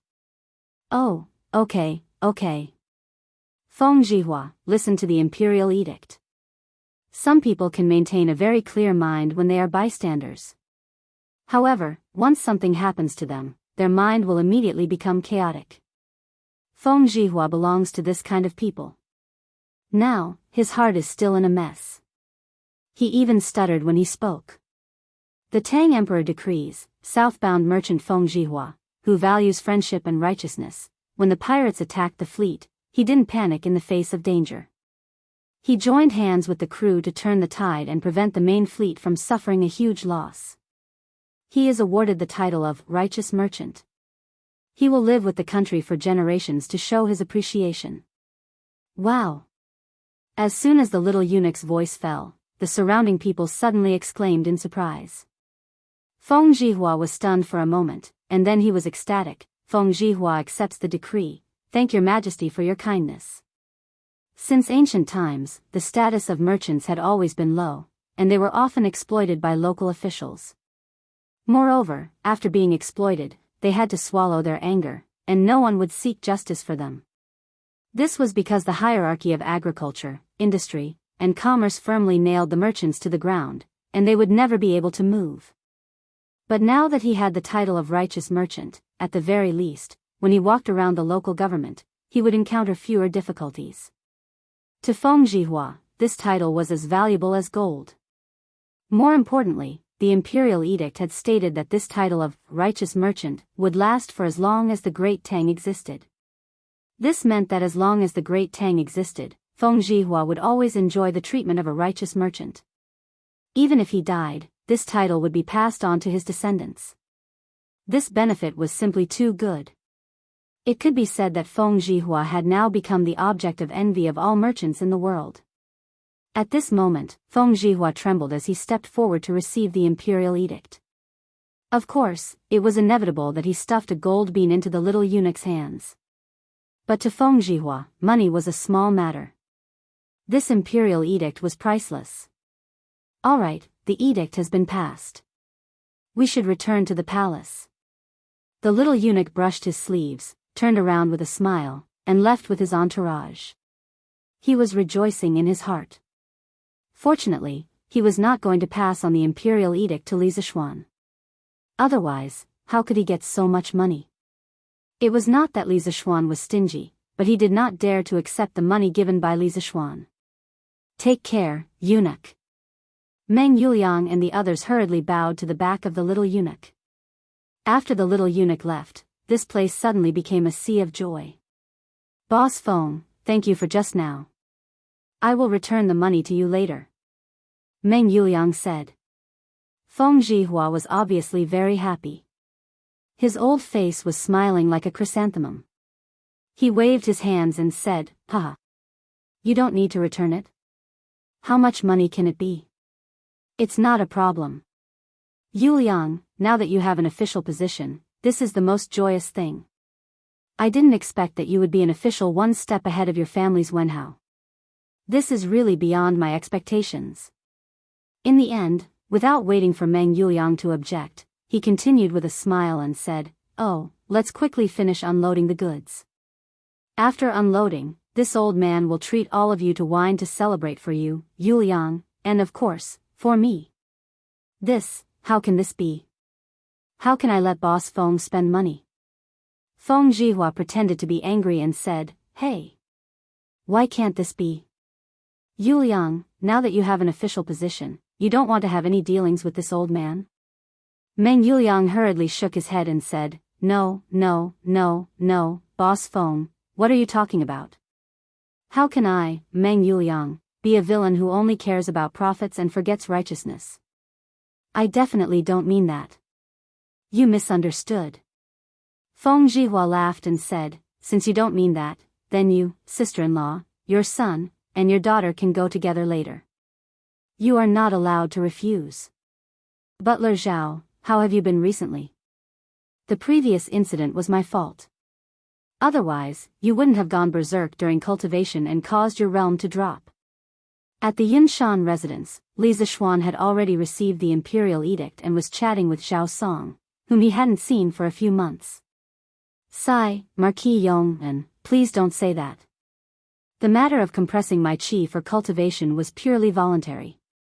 You have already explained the risks involved. If something happened in the end, it can't be blamed on you. A while ago, I heard that His Majesty blamed you because of this. I felt very apologetic in my heart and have been wanting to visit you to apologize. As for the drop in realm, so be it. We can just cultivate again. Zhao Song was drinking tea. When he heard Li Zishuan say this, he hurriedly put down his teacup and said. Li Zishuan smiled knowingly. He thought to himself that Zhao Song was an open-minded and straightforward person. One had to know that the realm of martial arts was the lifeblood of many martial artists. A drop in realm was equivalent to taking away one's life. If this happened to others, it was hard to guarantee that they wouldn't resent it. Hee. With Butler Zhao's state of mind, it's only a matter of time before you break through to the Great Grandmaster realm. Let's not blame this and that. If Butler Zhao is free in the future, I will treat you to wine. More haste, less speed. In order to break through to the Great Grandmaster realm, not only did one need to make a breakthrough in strength, one also needed to make a breakthrough in one's state of mind. Li Zishuan felt that the current Zhao Song looked more mature and reserved than before. In such a state, the chances of him breaking through to the Great Grandmaster realm were undoubtedly higher. Thank you for your auspicious words. Zhao Song pursed his lips and smiled faintly. Chapter 799. We haven't seen each other for a few months, but I feel that Duke Yong'an's martial arts have improved again. In the Yunshan residence, Zhao Song could not help but squint his eyes at the mention of the realm of martial arts. He took a good look at Li Zishuan and was immediately surprised. He could vaguely feel that the sword will on Li Zishuan's body was sharper than before. This was hard for him to accept. The young man in front of him had just broken through to the Guru realm. Oh. Really? I've been thinking about a new sword technique recently, and I haven't been practicing it deliberately. Li Zishuan hadn't paid much attention to his own realm. He just combined it with the Duga family's solitary wind swordsmanship to improve the 9 strategies beyond the swords in his free time. To him, improving his martial arts realm wasn't the most important thing. He didn't want to improve his realm too quickly and cause his foundation to be unstable. Zhao Song was speechless. He hadn't practiced much, but his martial arts had improved so quickly. How could he, who had been practicing hard every day, endure this? He wanted to ask what kind of sword technique it was that it had such magical power. But he thought that it was taboo to inquire about other people's martial arts, so he didn't say anything. Duke Yong'an is really talented. No wonder he was valued by spiritual master Ling Xiu and accepted into the sect. Zhao Song sighed and then got up to leave. It's getting late. We have to go back to the palace. If we have time in the future, we'll talk about old times with Duke Yong'an. Li Zishuan got up and said, Take care, Butler Zhao. Hey, Wenhao, I heard that your father was promoted to an official. Congratulations. With the help of Class 1 of Yanhuang College's students, the ships at the dock were finally unloaded before dark. Meng Wenhao didn't go to the banquet with his family because he had to rush back to the academy before dark. In the Yanhuang College's cafeteria, Li Tai, Sun Zifan, Qing Chimo, and the others all congratulated Meng Wenhao. Although they were busy with the accounts in the afternoon, they had also noticed the movement over there. It was just that they didn't have time to care about it at that time. Thank you. In the face of these congratulatory words from his classmates, Meng Wenhao politely responded with a forced smile. However, in his heart, he was bitterly laughing. Was this really worth congratulating? Meng Wenhao felt that this was not worth congratulating. He even felt that if he could, he would rather not have this Xian Jia chaplain as long as his father was safe and sound. Haha. Tomorrow is Friday, it's finally the holidays again. Wenhao, you've become a rich man now. You have to treat us to a meal when the time comes. Qing Chumo laughed heartily. This time, Li Er not only rewarded the Meng family with a Xian Jia commandant, but also a lot of money. That was why he said that Meng Wenhao was now a rich man. That's how it should be. In the past, Wenhao has received a lot of care from all of you. It's time to treat all of you to a drink. Although Meng Wenhao's mind wasn't here, he still replied. The sharp-eyed Li Tai noticed the change in Meng Wenhao's emotions, but he didn't say anything. Hey! Speaking of which, this is the 3rd week, right? The 1-month military training period is about to end. We can finally relax. Now, I finally understand how blissful it is to sit in the classroom and listen to lectures. Sun Zifen, the little fatty, said with a face full of emotion. Calling him a little fatty now wasn't very appropriate. After such a long period of military training, his physique was now at an average level. He couldn't be considered fat at all. At most, he was a little sturdy. As for Li Tai, he had also lost a lot of fat.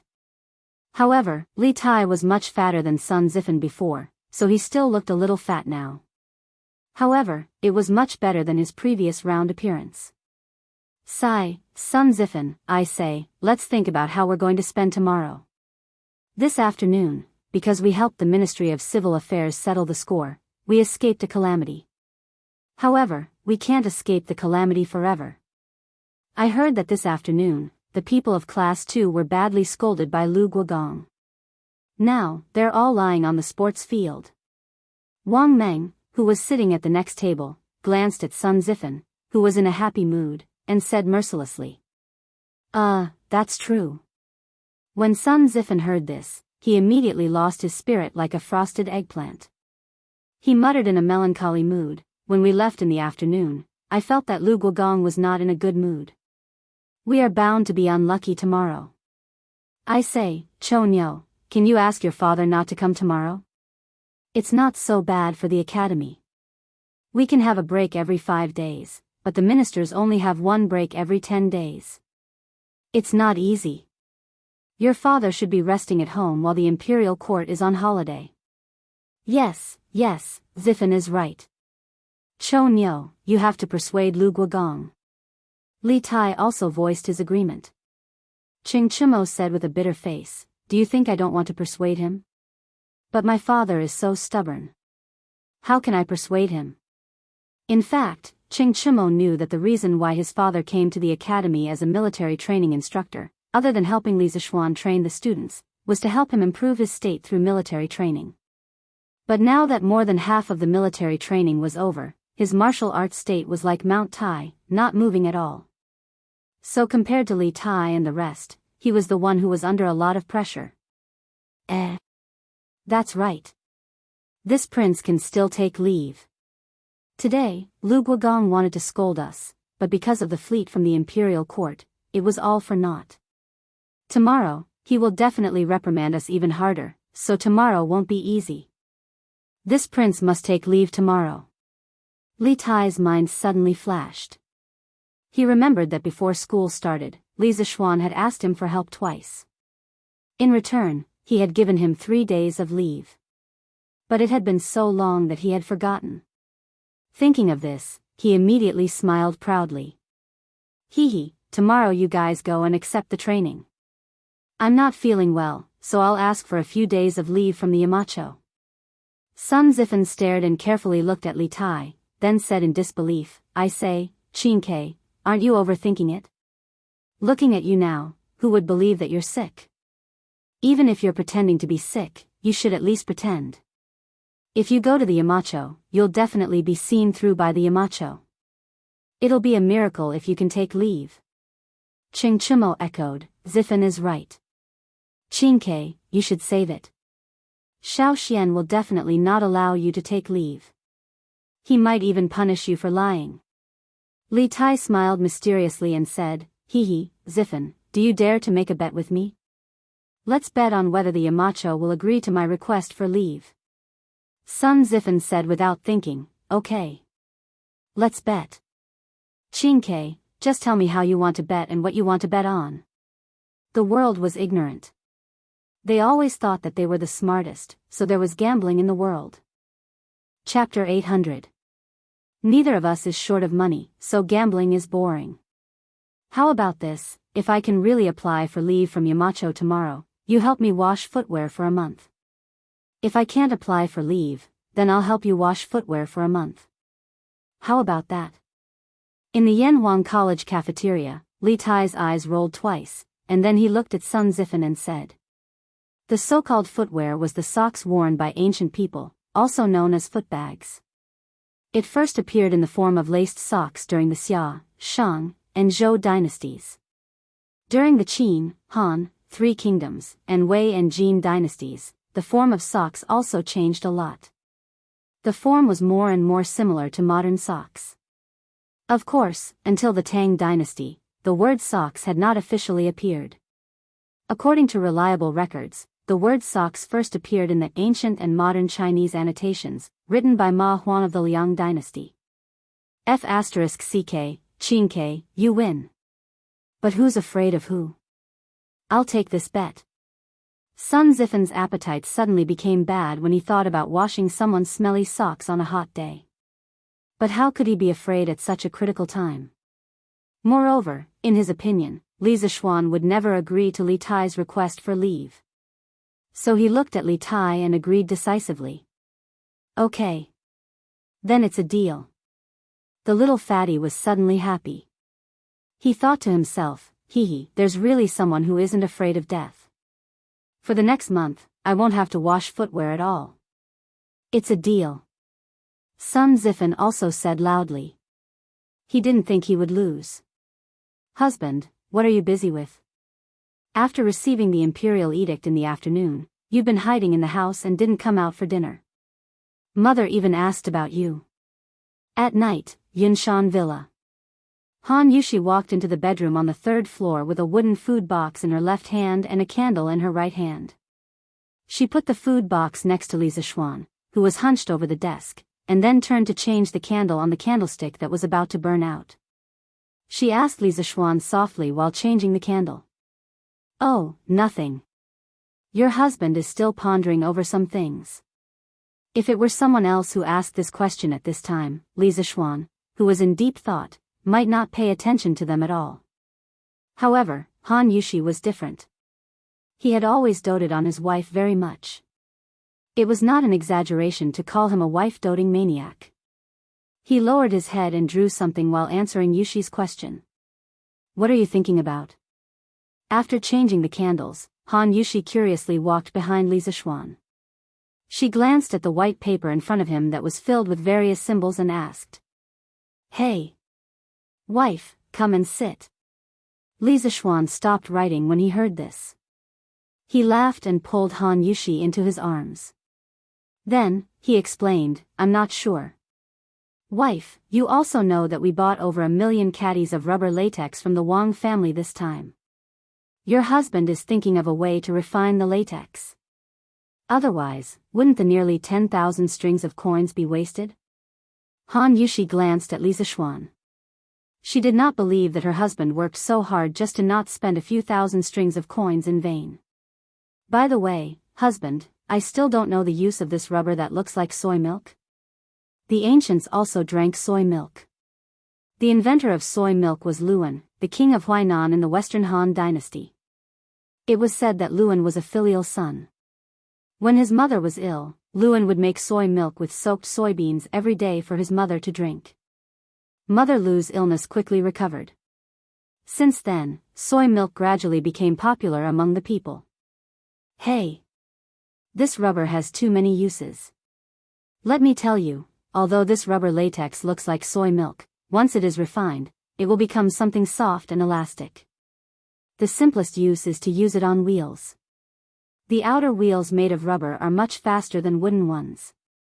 Of course, this is only the simplest use. Your husband still has some complicated tools that must use rubber. Oh, by the way, rubber can also be used to make a very interesting thing. In the future, your husband may be able to discuss it with my wife. Lisa Schwan was still serious when he said the first few words, but in the end, his tone suddenly became extremely wretched, and his hands began to become dishonest. He was grabbing at a certain part of Han Yushi's body. Ah. Husband, you can slowly think about it. I won't disturb you anymore. The weather was hot now, and Han Yushi was wearing thin clothes. How could she withstand such teasing? She was so scared that she quickly stood up and retreated far away in an instant. She wasn't the least bit interested in the interesting thing that Lisa Schwan had mentioned. Although they had been married for so long and had experienced a lot of things in bed, Han Yushi still couldn't help but be shy when it came to it. Moreover, she didn't want Lisa Schwan to be obsessed with these things and neglect the proper business. Therefore, except for the first few days after they got married, she had always been extremely restrained in this aspect. Lisa Schwan touched his nose gloomily when he grabbed nothing. However, the fragrance of Han Yushi's body inevitably came from his hand, which made his heart restless again. But when he saw his wife retreating far away as if she was guarding against a pervert, walking to the bedside and beginning to embroider, he knew that now was not the time to do that kind of thing. Thus, he dispelled the evil thoughts and began to work honestly. After about an hour, Lisa Schwan finally stopped writing. He raised his head and stretched lazily. He looked at the food box that Han Yushi had just brought over. He shook his head and did not touch the food. In front of a beautiful woman, who was a feast for the eyes, why would he need any food? This guy chuckled, then rubbed his hands and walked toward Han Yushi, who was sitting by the bed and doing needlework. Ah. Husband, don't. Let me finish the rest of the embroidery first. Someone's bear hug completely disrupted the rhythm of the needlework in Han Yushi's hands. Han Yushi exclaimed and quickly said. This was not an excuse on purpose, but this embroidery really only had a little work left. Oh. Okay. Wife, you do it. I'll hug you and not move. It won't affect you. Lisa Schwan responded in a muffled voice. Then, he wrapped his arms around Han Yushi's waist from behind and buried his head in her neck.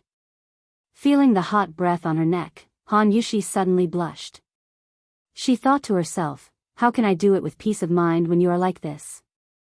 After sighing helplessly, Han Yushi forced herself to calm down and began to do the unfinished work.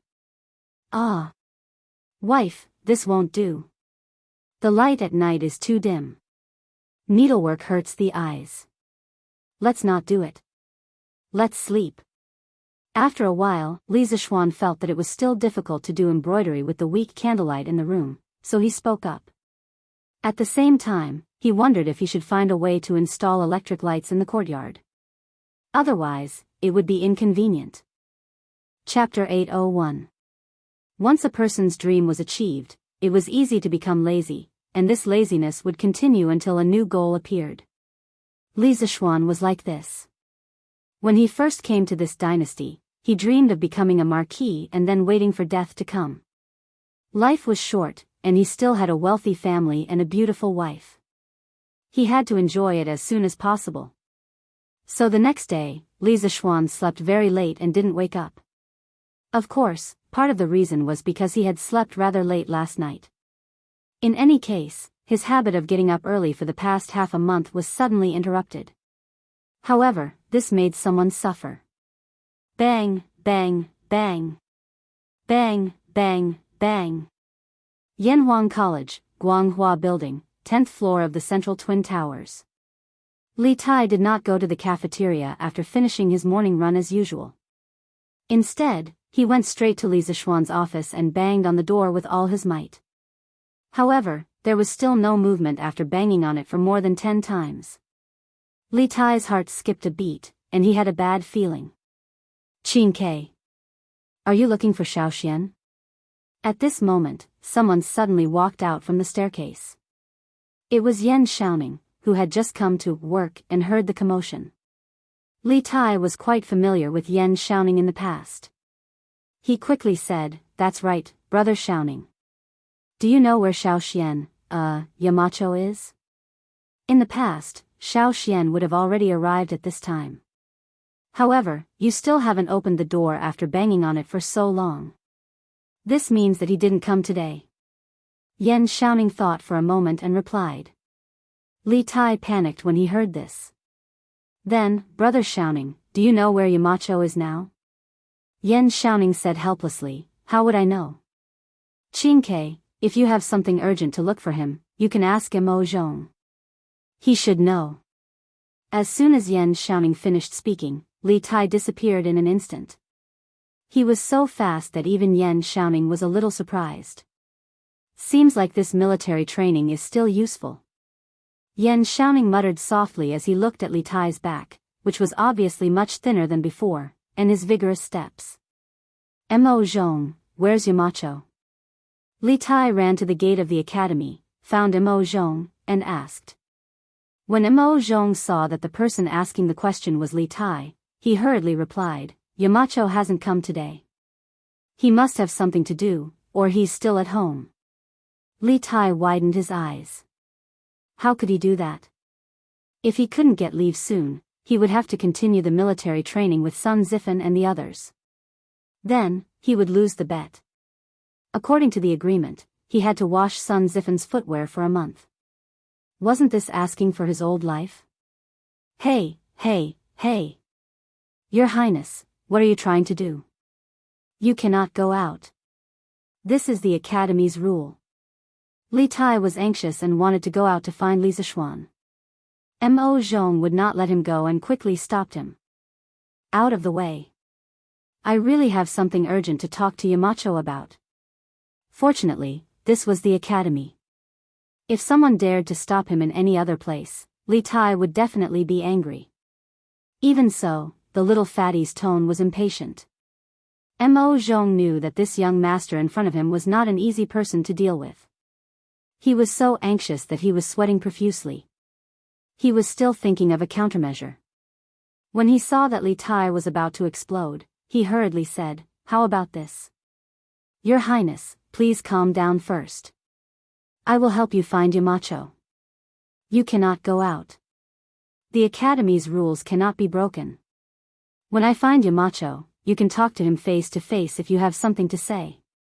Li Tai thought about it and felt that it was feasible. He waved his hand impatiently and said, okay. Go and come back quickly. I will wait here. After saying that, Li Tai did not even go to the cafeteria. He went straight to the guard booth at the Academy's entrance and sat in Mo Zhong's seat. Mo Yun was shocked and did not dare to sit with Li Tai. He quickly came out to stand guard. Mo Zhong, on the other hand, ran in the direction of the Cloud Mountain Resort. About half an hour later, the little fatty was anxiously waiting because there was only a little more than 15 minutes left before the morning military training. At this time, he finally saw Mo Zhong and Li Zishuan coming back. Qingke, I heard that you have something urgent to talk to me about. What is it? Do you have to say it now? Li Zishuan looked at Li Tai and asked expressionlessly. In fact, he was very unhappy. No one would be in a good mood if they were woken up by a shout downstairs while holding their wife in their dreams. After waking up, he heard Mo Zhong say that Li Tai had something urgent to talk to him about. Li Zishuan snorted and thought, what kind of business could this little fatty have? So he came over very reluctantly. Yamacho, let's talk as we walk. Li Tai quickly walked out of the guard booth and said. The two walked on the cement road of the academy. Li Tai continued, Yamacho, I want to ask for a 3-day leave from you. You promised me that you would allow me to take a 3-day leave during the military training period. Plus the 2 days of rest during the weekend, I can take a total of 5 days off. Damn, this little fatty woke me up early in the morning just to ask for a leave. Li Zishuan's face suddenly looked like he had been hit by a dog. After thinking about it, he decided to tease this little fatty. When did I promise you? I didn't, don't talk nonsense. Li Zixuan pretended to be surprised and then threw a set of 3 consecutive denials at Li Tai. Li Tai was waiting for Li Zixuan to agree so that he could announce the victory of the bet to Sun Zifen. In the end, he was stunned by Li Zixuan's 3 consecutive denials. But after being stunned, he panicked. He immediately became anxious when he thought of the consequences of losing the bet. Hey! Xiao Xian, as a Yamacho of Yanhuang College, you can't go back on your words. You allowed me to take a 3-day leave when I helped compile the geography textbook and asked my father to give you a plaque for the academy. Did you forget? You can't go back on your words.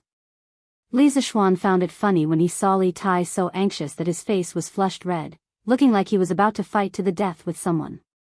However, he pretended to be enlightened. Oh. I remember now, it seems like there was such a thing. But, when Li Tai heard that Li Zixuan remembered, he immediately let out a sigh of relief. However, when he heard the damn turn of events, his heart immediately jumped to his throat. But what? You can take a leave if you want, but not today. Lu Guogong wanted to come over yesterday to give you extra training, but because of the fleet, he made a wasted trip. So, the students of Class 1 can't be absent today. Although Li Zixuan didn't know about the bet, he could guess that Li Tai wanted to take a leave at this critical moment to avoid being tortured by Demon King Cheng, so he immediately refused. Li Tai was dumbfounded when he heard this. He was King Dun 4. Chapter 802. Yamacho, when you promised me 3 days of leave, you didn't say when I could ask for leave and when I couldn't. Now there are so many additional conditions. You're going back on your word. Li Tai said unwillingly on the cement road in the academy. Li Zixuan spread his hands and pretended to be helpless. Qingke, when I made the promise to you, how could I have expected this situation?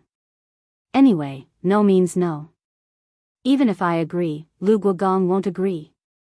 If you really want to ask for leave, then delay it for a few days. I can't delay it. I have to ask for leave today. Li Tai couldn't accept the suggestion of delaying it for a few days. He shook his head like a rattle drum. Yamacho, is there really no room for negotiation? No. Qingke, do you have to go this far?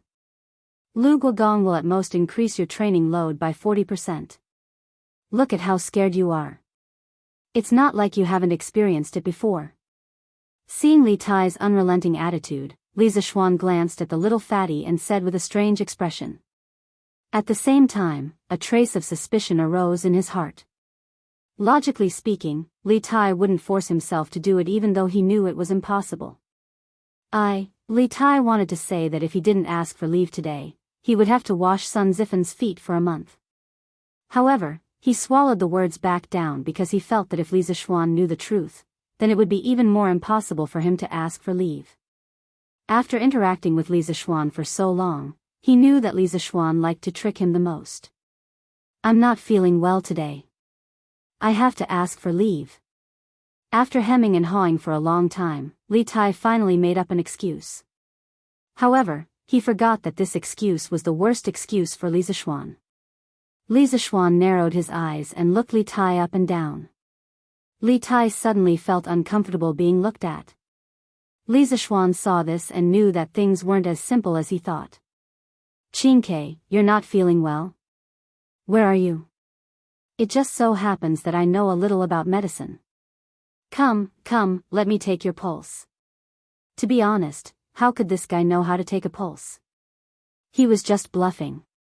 However, Li Tai was really bluffed. After all, Li Zixuan's medical skills were well known. No, Qingke, are you hiding something from me? Li Zixuan's eyes were fixed on Li Tai as he indifferently said. I'm not, Yamacho, don't talk nonsense. Li Tai felt guilty under Li Zixuan's penetrating gaze. In a moment of desperation, the little fatty actually used Li Zixuan's 3 consecutive denials and threw them back at Li Zixuan. Li Zixuan was speechless when he heard this. Speaking of the 3 consecutive denials, the I'm not, don't talk nonsense emoji from his previous life subconsciously appeared in his mind. It was really funny. At first, he wanted to tease the little fatty, but he didn't expect that he would be the one being teased in the end. Thinking of this, he suddenly became angry out of humiliation. Alright, don't talk nonsense with me, there's no room for discussion. It's almost time, why aren't you going to military training? If you're late, you'll be punished again. Li Tai looked at Li Zishuan with a tragic expression. Suddenly, he had an idea and said, can't you make an exception? I can use those 3 days of leave in exchange for today's day, is that okay? Li Zishuan hesitated when the little fatty said this. But why was this kid willing to put in so much effort? Was there something fishy about this? Then tell me first, are you hiding something from me? Otherwise, there's no need to talk about any conditions. Li Tai didn't know what to do in the face of this blatant threat. He thought about it and told him about his bet with Sun Zifan.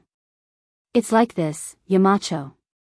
If you don't agree to my request for leave, I'll have to wash that kid's feet for a month. When Li Zishuan heard this, 10,000 alpacas ran through his heart.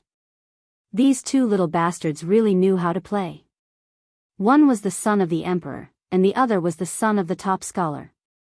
No matter who lost the bet, they would have to wash each other's smelly socks.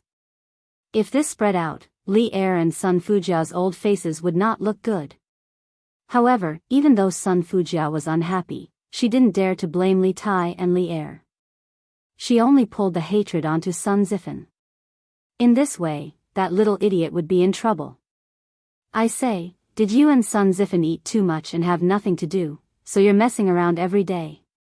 Was it because I didn't let you go to military training yesterday afternoon that caused you to be so energetic and have the leisure to gamble? Li Zishuan reprimanded with a straight face. Li Tai looked at the time, then he ignored Li Zishuan's reprimand and said anxiously, yes, Yamacho, we know that we were wrong. The problem now is that you have to quickly agree to my request for leave. Didn't you just say that as long as I tell you the truth, you'll allow me to take leave?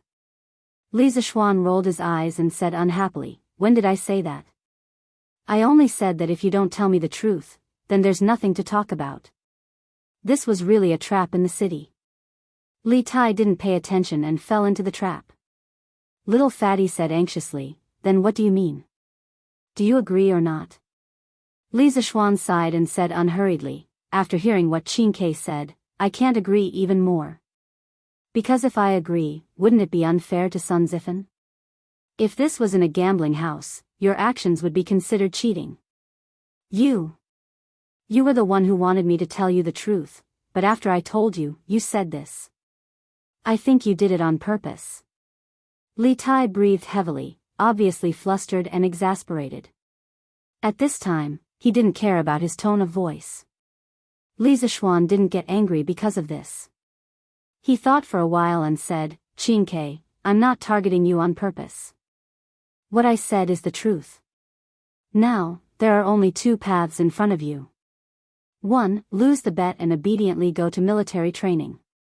You'll also obediently wash Sun Zifan's socks, oh no, wash his feet.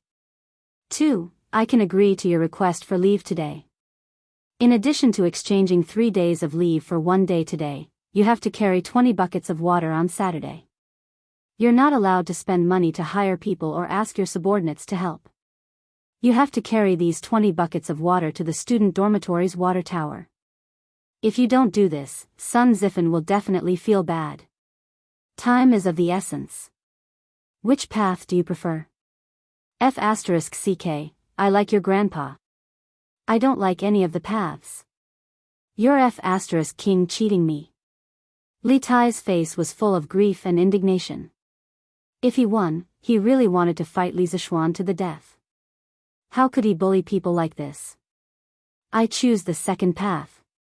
Seeing that the students who had finished breakfast were walking to the field, Li Tai gritted his teeth and said. Chapter 803. Qin Ke, how was it? Did Yamacho allow you to take a leave of absence?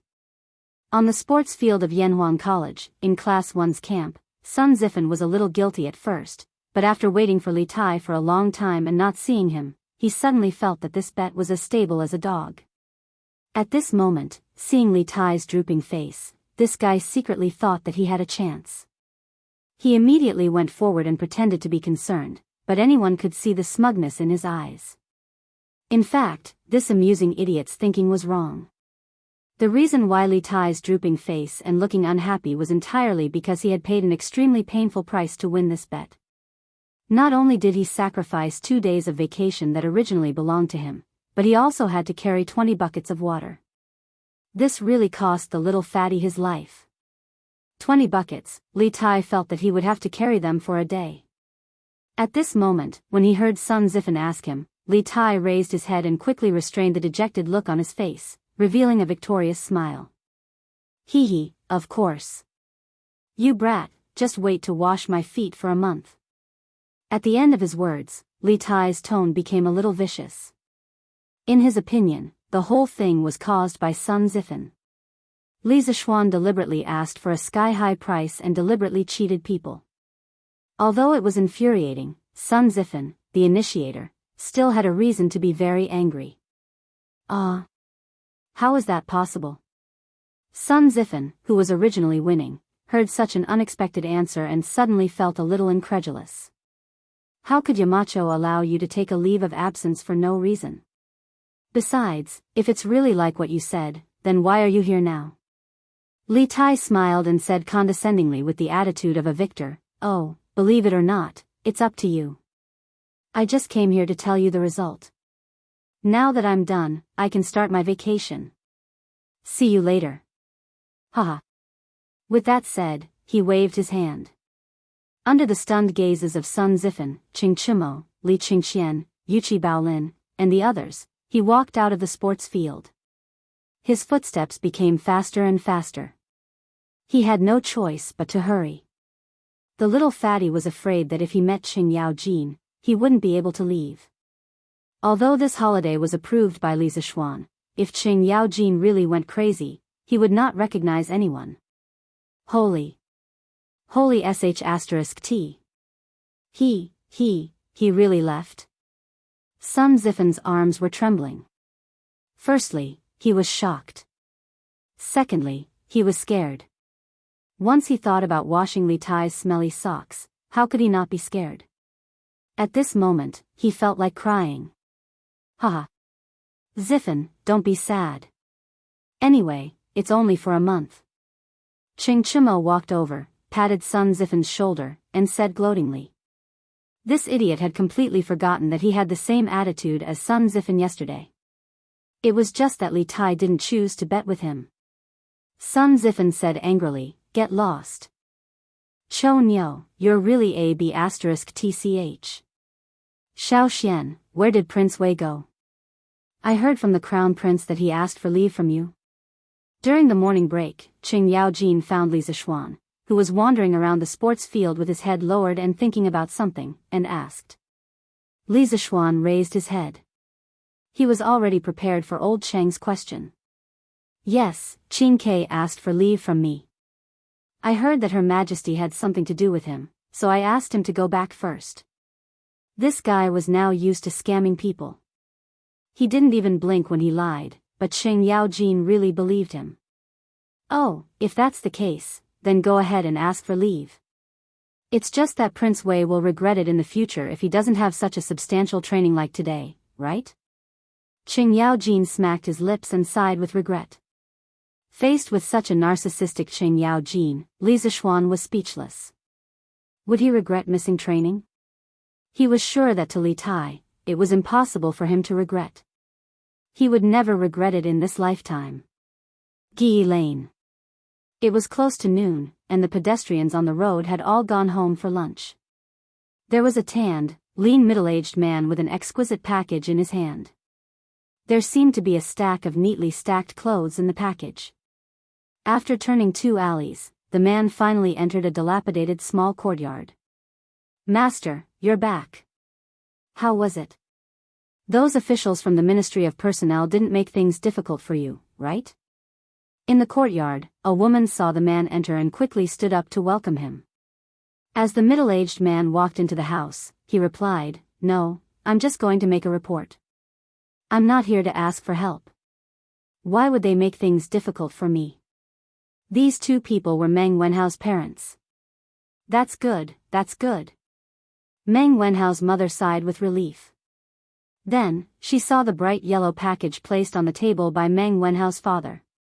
She was curious and asked, "Master, is this the official uniform given to you by the imperial court?"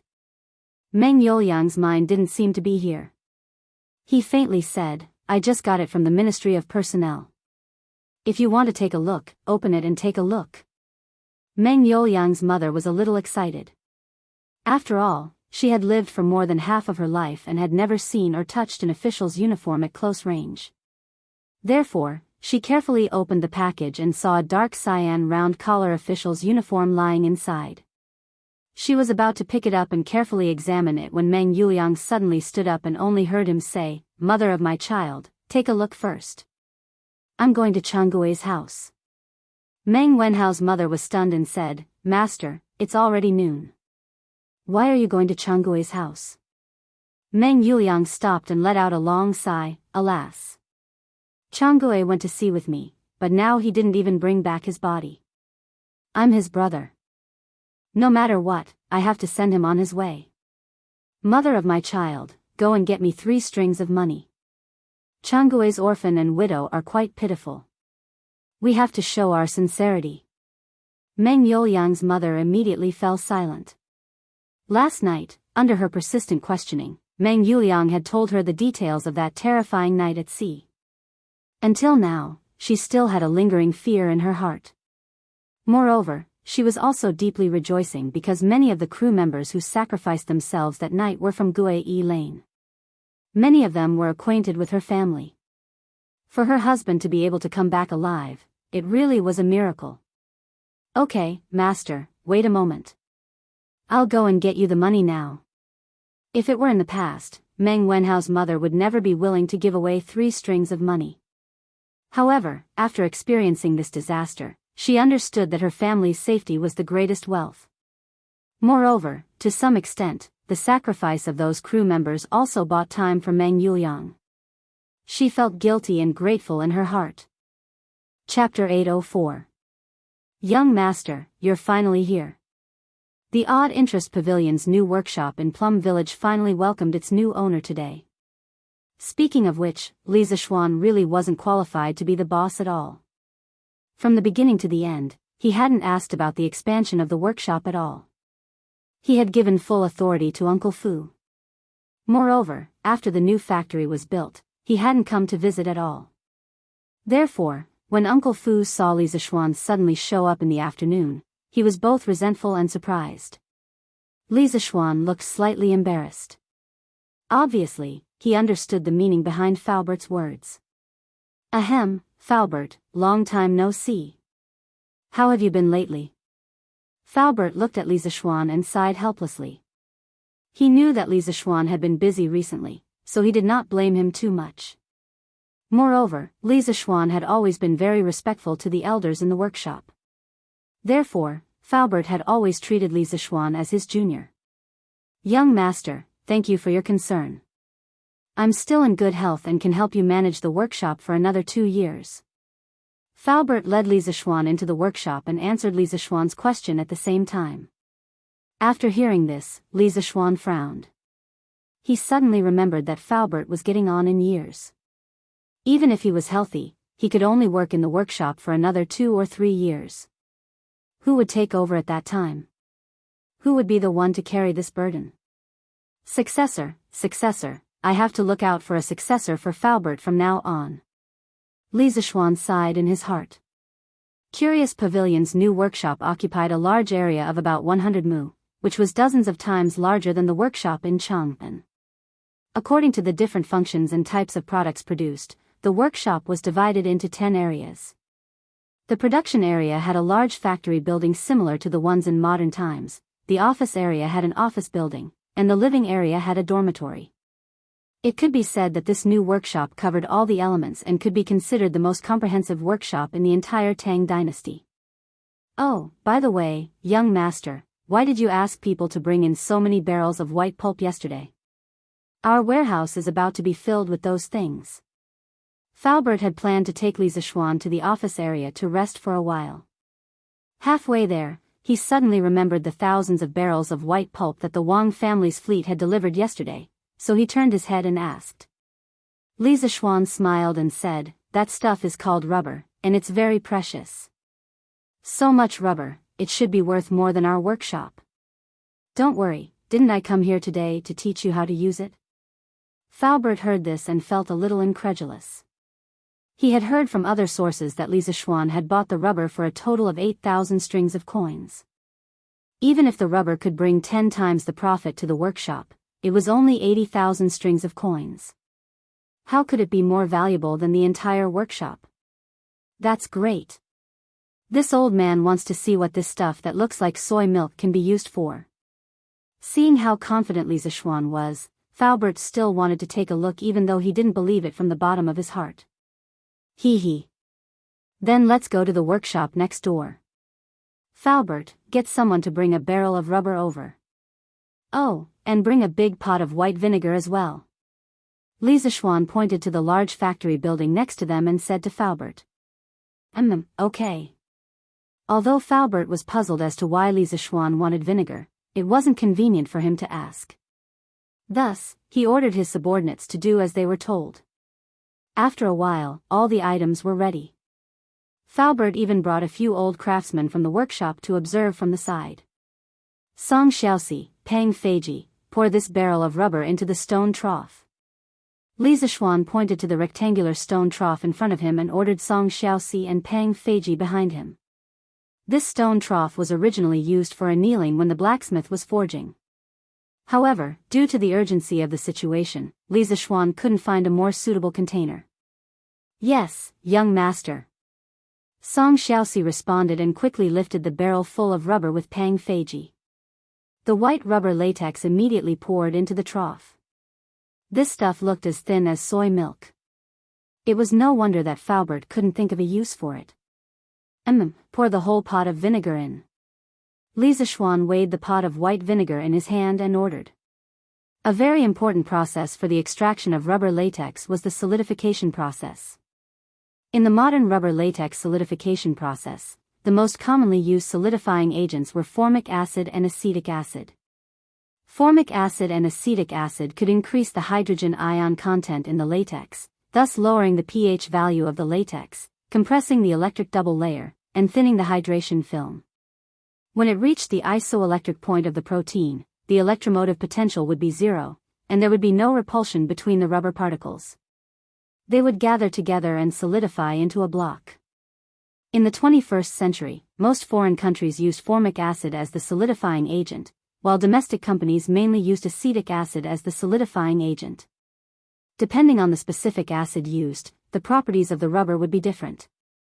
Li Zishuan had learned all of this from his rich classmate's family's factory in his previous life. Otherwise, how could he have known all of this? In the Tang dynasty, formic acid definitely didn't exist, but acetic acid did. This was because the so-called acetic acid had a very common name, and that was acetic acid. Vinegar contained a large amount of acetic acid. This was all thanks to the wisdom of our ancestors, who invented vinegar. Otherwise, Li Zishuan would still be making vinegar. The two of you, go get 2 hoe handles and wash them with hot water. Then, bring them over and stir them vigorously. Li Zishuan quickly ordered. Song Xiaoxi and Pang Feiji obeyed and left. After a while, the two of them each carried a smooth hoe handle and walked in. Under Li Zishuan's demonstration, they began to use the sticks to stir in the stone trough. Hey, master. It's solidified, it's solidified. It was like soy milk just now, but now it's turned into tofu. After stirring for about half an hour, Pang Feiji suddenly shouted in surprise. It's really turned into tofu.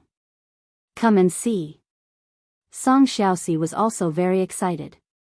Without needing him to say anything, Faubert and the rest of the craftsmen had already rushed over. Seeing that the rubberized latex had turned into tofu, Faubert could not help but click his tongue in wonder. Hey! This is really strange. Isn't it just pouring a pot of vinegar into it? How did all the rubber solidify? Yeah. This is too strange, it's like a magic trick.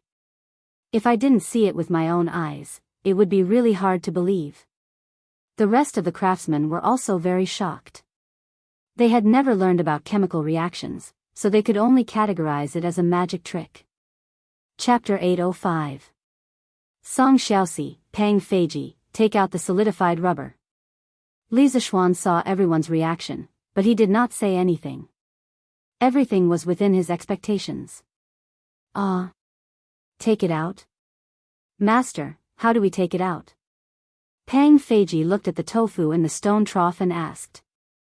To him, the solidified rubber latex was as fragile as tofu. Wash your hands and take it with your bare hands. Li Zixuan was speechless. After the rubber latex solidified, although it looked like tofu, it was actually much tougher than tofu. This was because the solidified rubber was sticky. Instead of saying that it was like tofu, it was more like a dough with a certain degree of toughness.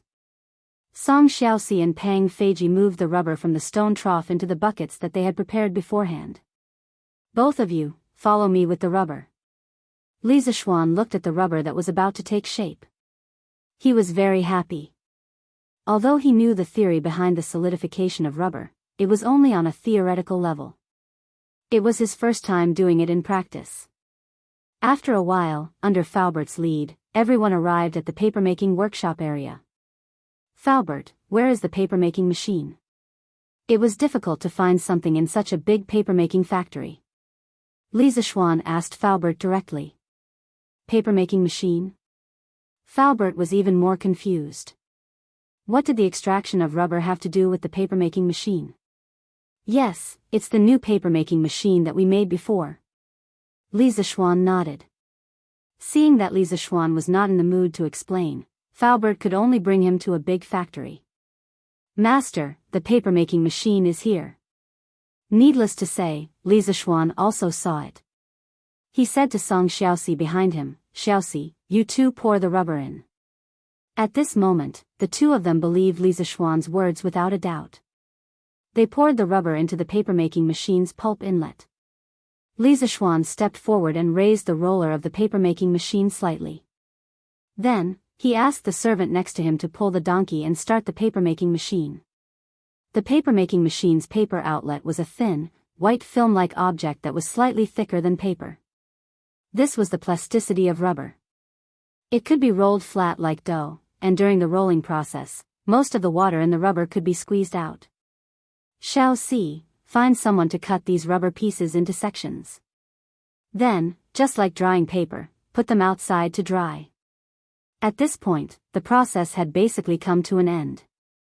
In the modern rubber production and refining process, it was generally only at this step before it could be compressed and packaged and sold all over the world. Yes, boss.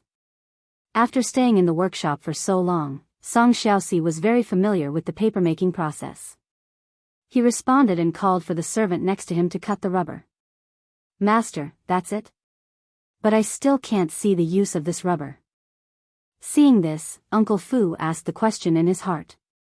Li Zixuan smiled and replied, it's not over yet. This is only the first step. Through the steps just now, Falbert, you must have seen that the rubber is very plastic. Its most important characteristic is that it can change its shape at will.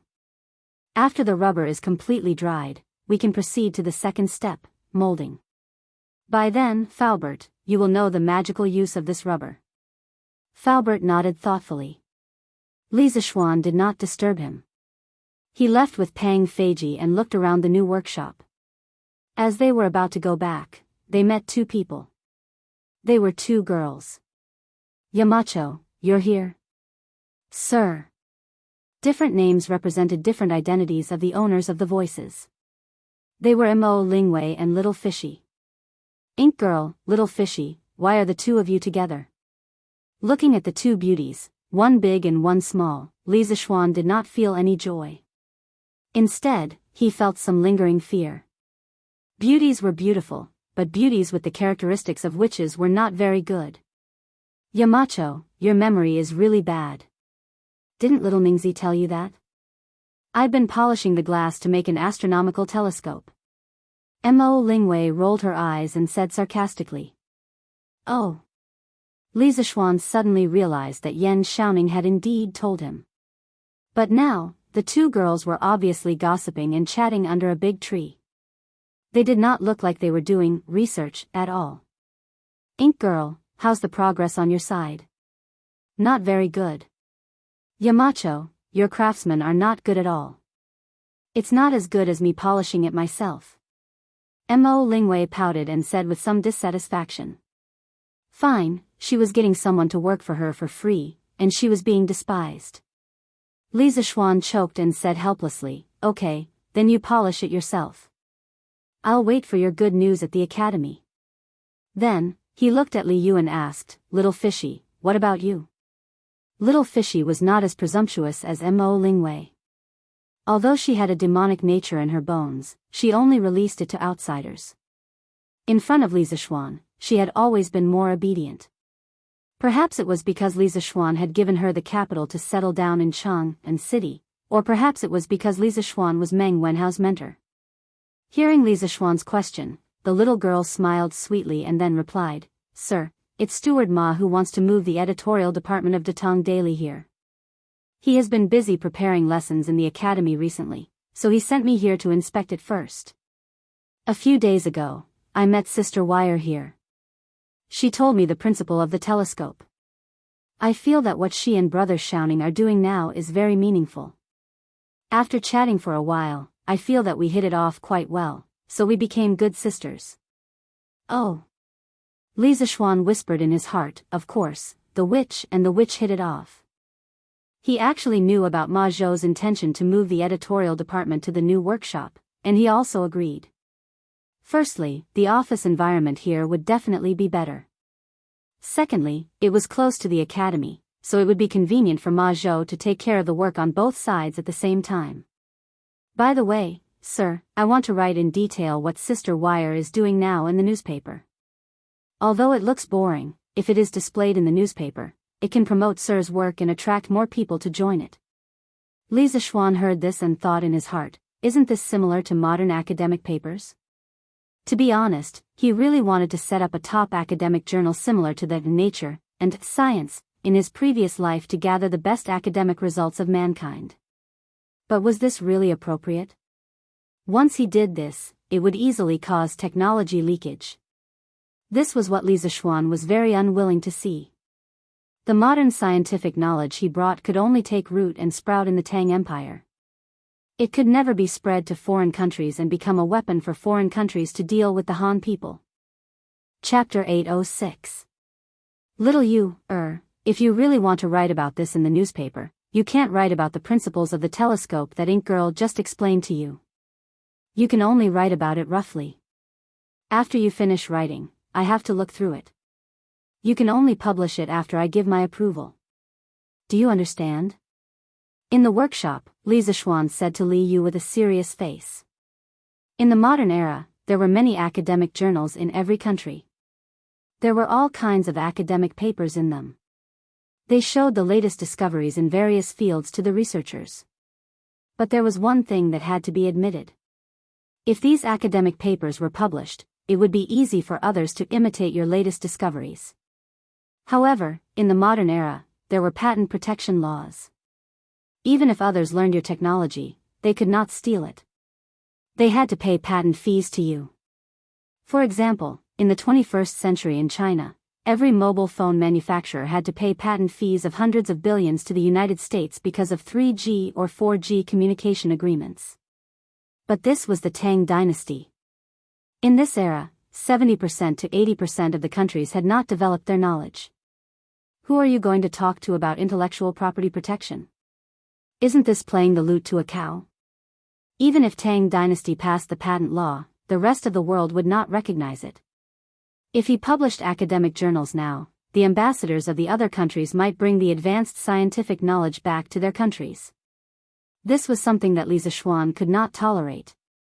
If patent laws were to be passed around the world, it would have to be in an era of peace. Right now, the only thing Li Zishuan could do was to monopolize the academic field. When the Great Tang became extremely powerful, only then would he consider the issue of academic journals and intellectual property rights. Yamacho, why is that? Although Li Yu was smart, she did not think of all these. So, she raised her head and asked. Li Zishuan looked at the little girl and did not explain further. He only said calmly, I just want Tang Dynasty to have fewer strong enemies. In this world, other than stealing money, books, and tombs, there is another type of thief that specializes in stealing knowledge. Little you, just do as I say. After saying that, he flicked his sleeves and left the workshop, leaving the two little girls in deep thought. Qingke, why are you still here? You haven't returned to the residence? Or did he come here again after returning to the residence? In the evening, with the sound of gongs and drums, the students of Yanhuang College were finally dismissed from school. At the same time, they also ushered in the long-awaited weekend holiday. Sun Zifen, who had been drilled by Qing Yaojin for an entire day, returned to the dormitory, exhausted. He wanted to change his clothes before going home, but he didn't expect to see Li Tai in the dormitory. He immediately exclaimed. Li Tai was half lying on the bed with his head resting on his arm. He was facing the sky, oh, no, facing the bed board above him, and replied, I'm sorry. I just came back from the prince's mansion an hour ago. I brought back the clothes that I wanted to change into, but as for the underwear, I left them here. I'm just waiting for you to come over and help me wash them. Haha. As soon as he finished speaking, there was a burst of laughter in the dorm. Haha. Zifen, you can be considered to have a good time now. Qingshue's underwear, TSK, no, I have to go quickly. Wait for me to leave before you wash them. Qing Chumo had a gloating expression on his face. He quickly took off his camouflage uniform and changed his clothes, wanting to escape as soon as possible. Although Li Qingxian and the others weren't as cheap as Qing Chumo, they also sped up their movements. Sun Zifen's face suddenly turned green and white. Qingke, can we change the conditions? After hesitating for a long time, Sun Zifen looked at Li Tai and said with a sad face. No. Don't you know that if you agree to a bet, you have to accept defeat? Zifen, don't tell me you want to go back on your word? Li Tai replied without thinking. In order to win this bet, he had paid a painful price. At the end of the day, how could he let Sun Zifen go? Damn. Qingke, we don't have to be so ruthless, right? During the military training, I helped you many times, didn't I? You should at least consider our old friendship. Sun Zifen said unwillingly. You can consider our old friendship, but you can't consider it on this matter. Zifen, just give up and help me wash my underwear. Li Tai said resolutely. Is there really no room for compromise? There really isn't. Zifen, quickly help me wash today's underwear. Li Tai said with a satisfied face as he lay on the bed with his legs crossed. This situation was exactly the same as when he pleaded with Li Zishuan in the morning. However, the person pleading was Sun Zifen, and the person being begged was himself. Li Tai felt an inexplicable sense of pleasure in his heart. However, when he thought of carrying 20 buckets of water tomorrow, a thick haze appeared in his heart. Damn. You win. So be it. I'm a man of my word. Once I've said it, I'll keep my word. Sun Zifen roared in grief and indignation. Then, he bent down to pick up Li Tai's underwear from under the bed. Suddenly, a stinky smell hit him in the face. Oh, my God, Qingke, with your underwear in our dormitory, the 5 poisons will be avoided, demons and devils will bow their heads, and we will still be alive, unparalleled in the world. Fortunately, I brought back soap operas from home last time. Sun Zifen quickly covered his nose, took 3 steps back, and said in a muffled voice. This guy was really funny. He actually said the stinky socks in such a literary way. The rest of the people in the dormitory who were originally disgusted by Li Tai's expired socks burst into laughter when they heard Sun Zifen's words. Pfft. Haha. Then Zifen, you don't have to wash them. In the future, hang Qingshue's underwear at the dormitory door. It can also prevent mosquitoes. Qing Chumo laughed loudly. If that's really the case, won't we be unable to enter the dormitory in the future? Yuchi Baolin took Ching Chumo's words seriously and said with a face full of horror. Li Tai immediately blushed and said, "Why are you talking so much nonsense? Ziffin, go wash them quickly." Big brother, Cho Nyo, Baolin, Huayu, aren't you guys going home? Haha. I'm going back now. I hope you two have fun, hee hee hee. Ching Chumo waved his hand and laughed vulgarly. Then, he dragged Qin Huayu and Yuchi Baolin out. Qingke, aren't you going back to Chang'an today? Li Qingxian, who was left behind, stood by Li Tai's bed and asked. I'm not going back. Big brother, you go first. Li Tai stood up and answered. He still had to fetch water tomorrow. Wouldn't it be a waste of energy to run back and forth?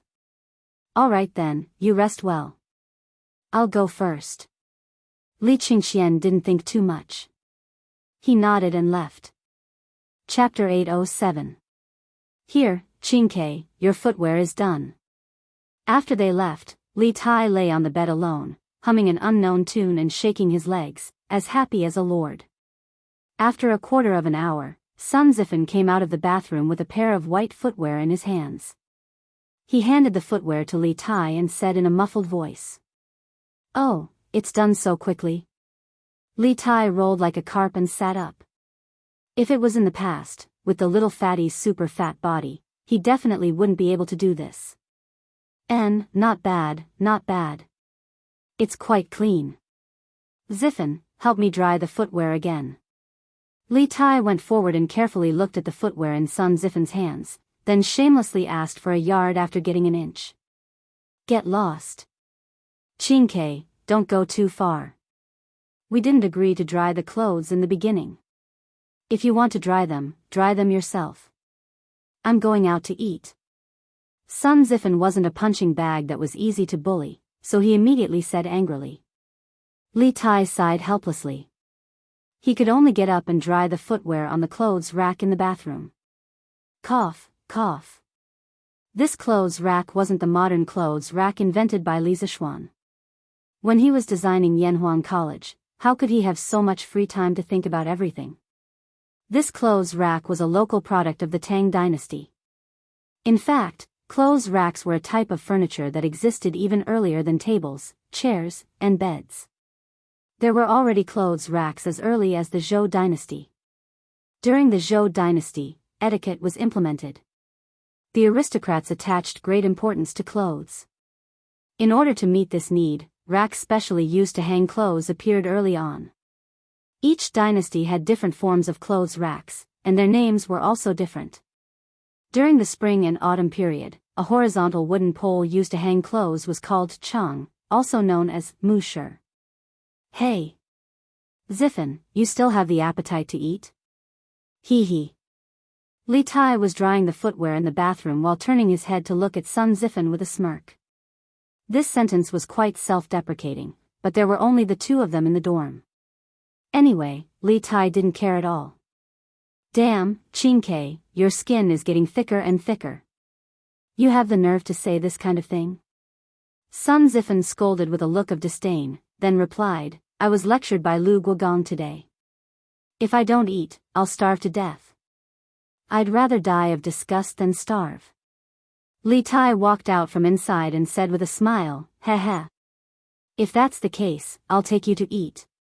Let me tell you, the food at the small restaurant of the Hu family at the foot of the mountain is delicious. Let's go there and try it. My treat. Sun Ziffin looked at Li Tai suspiciously and curled his lips. Han family manner? What kind of delicious restaurant could there be? Qingke, don't tell me you're trying to save money and trick me into going there? Li Tai sneered, nonsense. Save money? Do you think I, Li Tai, am such a stingy person? It's up to you. Go or not. Fatty wasn't lying this time. Ever since Yanhuang College started, more and more people came here. Some came to visit their children, some came to inspect the environment of the college, and some came purely because of its reputation. Many small restaurants appeared in Plum Village and Han Village, and some even started to sell accommodation. Compared to the restaurants and inns in Chang'an, the small restaurants and inns here could only be described as cheap. Hey, Qingke, I'll go. I'll go. Wait, I'll go wash my hands first. Sun Zifan finally realized that Li Tai wasn't lying. He quickly followed behind and shouted. Hee, Xiao Xian. Early the next morning, Qing Chimo actually appeared in front of Li Zishuan's house. Li Zishuan had already woken up and was eating breakfast with a bowl in his hand.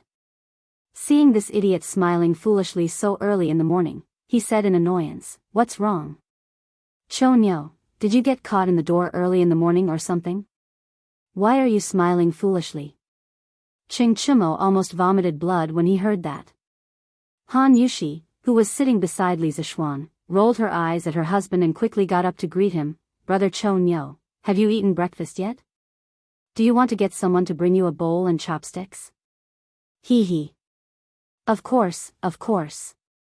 Sister-in-law is the best.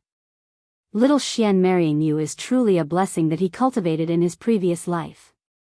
Hearing Han Yushi's words, Qing Chimo didn't hesitate for a moment. He immediately agreed and even flattered Han Yushi. After saying that, he sat opposite Li Zishuan without hesitation. Han Yushi smiled and asked someone to bring Qing Chimo a bowl and chopsticks. Hee. Sister Lan, long time no see. Do you want Brother Chonyo to bring you out to play today? Lan, was sitting beside Qing Chimo. He was a little embarrassed by the little girl's gaze that was obviously saying, "Are you here to freeload?" Hence, he deliberately changed the topic and joked. "Oh, I don't want to. Brother Chonyo, your face is so dark now. It's too embarrassing to go out with you. Lan wants to go with you." He didn't expect Lan, to be so obsessed with appearances. Her words instantly hurt Qing Chimo. This military training had caused all the students in the academy to be tanned. He wasn't the only one. Did he have to be so affected by Lan, Sister Lan, it's not right of you to say that. Previously, Brother Chonyo brought you out to eat a lot of delicious food. What porridge is this? Why is the color so strange? Why does it smell so good? Qing Chimo bantered with Lan for a while. At this moment, the servants brought him a bowl and chopsticks. The bowl was filled with a bowl of porridge that was slightly dark. There were also a few black things on top of it. He didn't know what they were.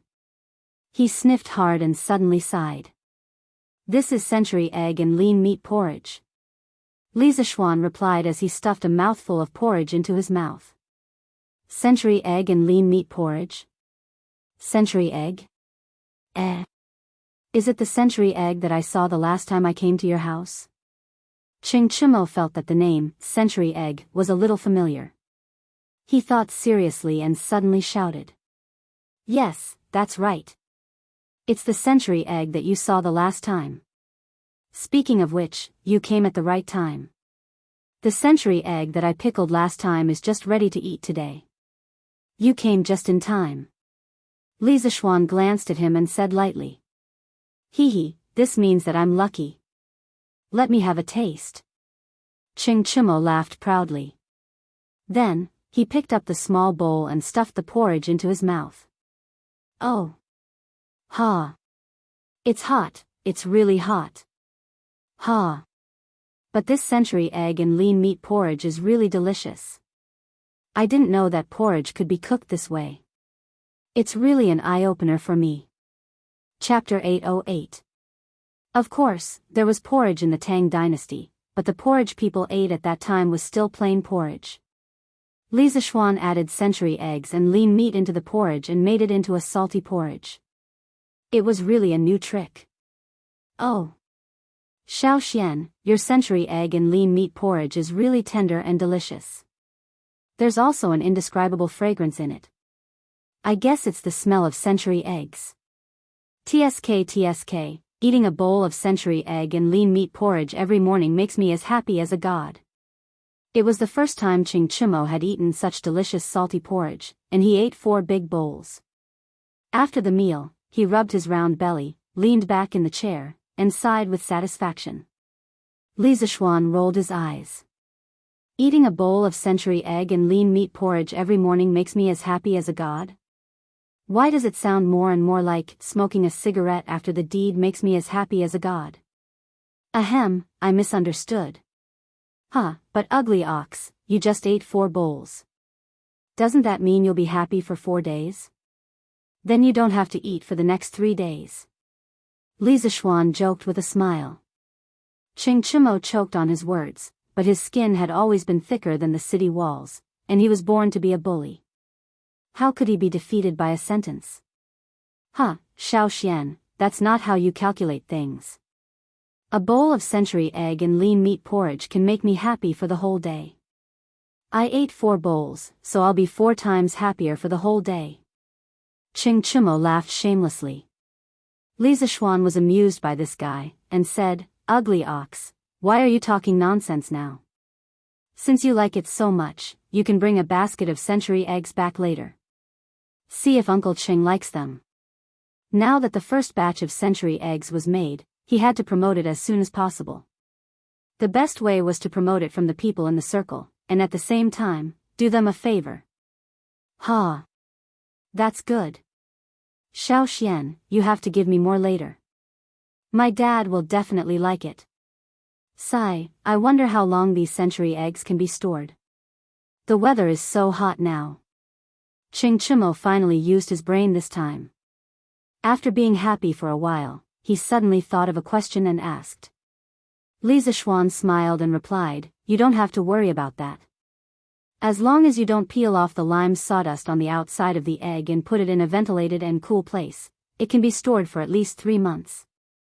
The taste and texture will not change, and it can be maintained for at most 5 months. Hee hee. That's good. I was worried that it would spoil before I finished it. Ching Chimo scratched his head and pretended to be relieved. Then he slapped his thigh and exclaimed, Hey! Something's not right. Little Xian, even if you give me century eggs, no one in my family knows how to make them. Li Zishuan said helplessly, What's so difficult about that? You can just cut up the century egg and cook it with the lean meat. Then, you can add some salt. Wouldn't it become century egg and lean meat porridge? Oh, there's another way to eat the century egg, which is to directly mix it with cold sauce. You can ask your cook to cut each century egg into 4 pieces, sprinkle some salt on it, pour some vinegar, and mash some garlic into it. Then, you can eat it directly. Do you remember? Ching Chimo frowned and said after a while, I roughly remember. I'll ask my cook to try it when I return to Chang'an. He was still living in the villa in Yunshan. He still had to bring the century eggs that Li Zishuan gave him back to Chang'an and ask his cook to process them. Li Zishuan shook his head and chatted with Ching Chimo for a while. Seeing that this guy had the intention to leave, he asked someone to fetch a basket of century eggs for Ching Chimo. Ching Chimo took it and left directly. Creak, creak, creak. Huff, huff. The morning of Yanhuang College on the weekend was quiet and peaceful. Only the sounds of insects, fish, and birds in the forest could be heard, as well as the squeaking of the shoulder pole and someone's panting. Li Tai was carrying 2 buckets of well water that had just been fetched from the well in the east of the college. He was staggering on the cement path with difficulty. The clothes on his back were completely soaked in sweat. He must have started fetching water a long time ago. Huff, huff. Damn, why did the college dig the well so far away from the dormitory? Isn't this a trap? Li Tai put the buckets on the ground to rest. The little fatty put his hands on his waist and panted heavily. He looked at the dormitory that was far away in front of him, which was estimated to be hundreds of feet away. He sighed and complained in a low voice.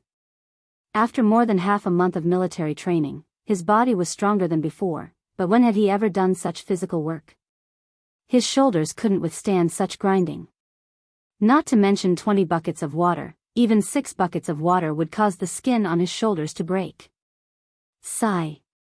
This can't go on. After a while, there will be more and more people in the college. If they see me fetching water, won't it be embarrassing? Li Tai wiped his sweat and muttered to himself. He had specially woken up early today to start fetching water while there were still fewer people in the college. He wanted to finish his work early, but he didn't expect that he would have to waste so much energy every time he fetched 2 buckets of water. He felt that his body was about to be hollowed out. Sigh. Isn't this Chin-K? I was wondering why you weren't in the dormitory so early in the morning. So you came here to fetch water. Did the sun rise from the west today? Our Prince Wei is actually fetching water for the college. Most of the time, what you didn't want would come to you. Just as Li Tai was sighing to himself, Sun Zifen suddenly walked over from the side. After seeing Li Tai and the 2 buckets of water at his feet, Sun Zifen was shocked at first. Then, he laughed evilly and walked up to them.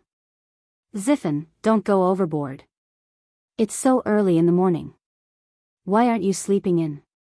What are you doing here? Li Tai's heart thumped wildly when he heard someone speak. However, when he saw that the person who spoke was Sun Zifen, he was slightly relieved, but his expression was still unnatural. Haha. Chin-K, why aren't you sleeping in the morning? Why are you fetching water here? Sun Zifen crossed his arms in front of his chest and stood to the side with an inexplicable smile. Li Tai didn't know how to explain. If he told the truth, he would definitely be laughed at by Sun Zifen. If that was the case, wouldn't he be happy for nothing yesterday? Haha. I got it.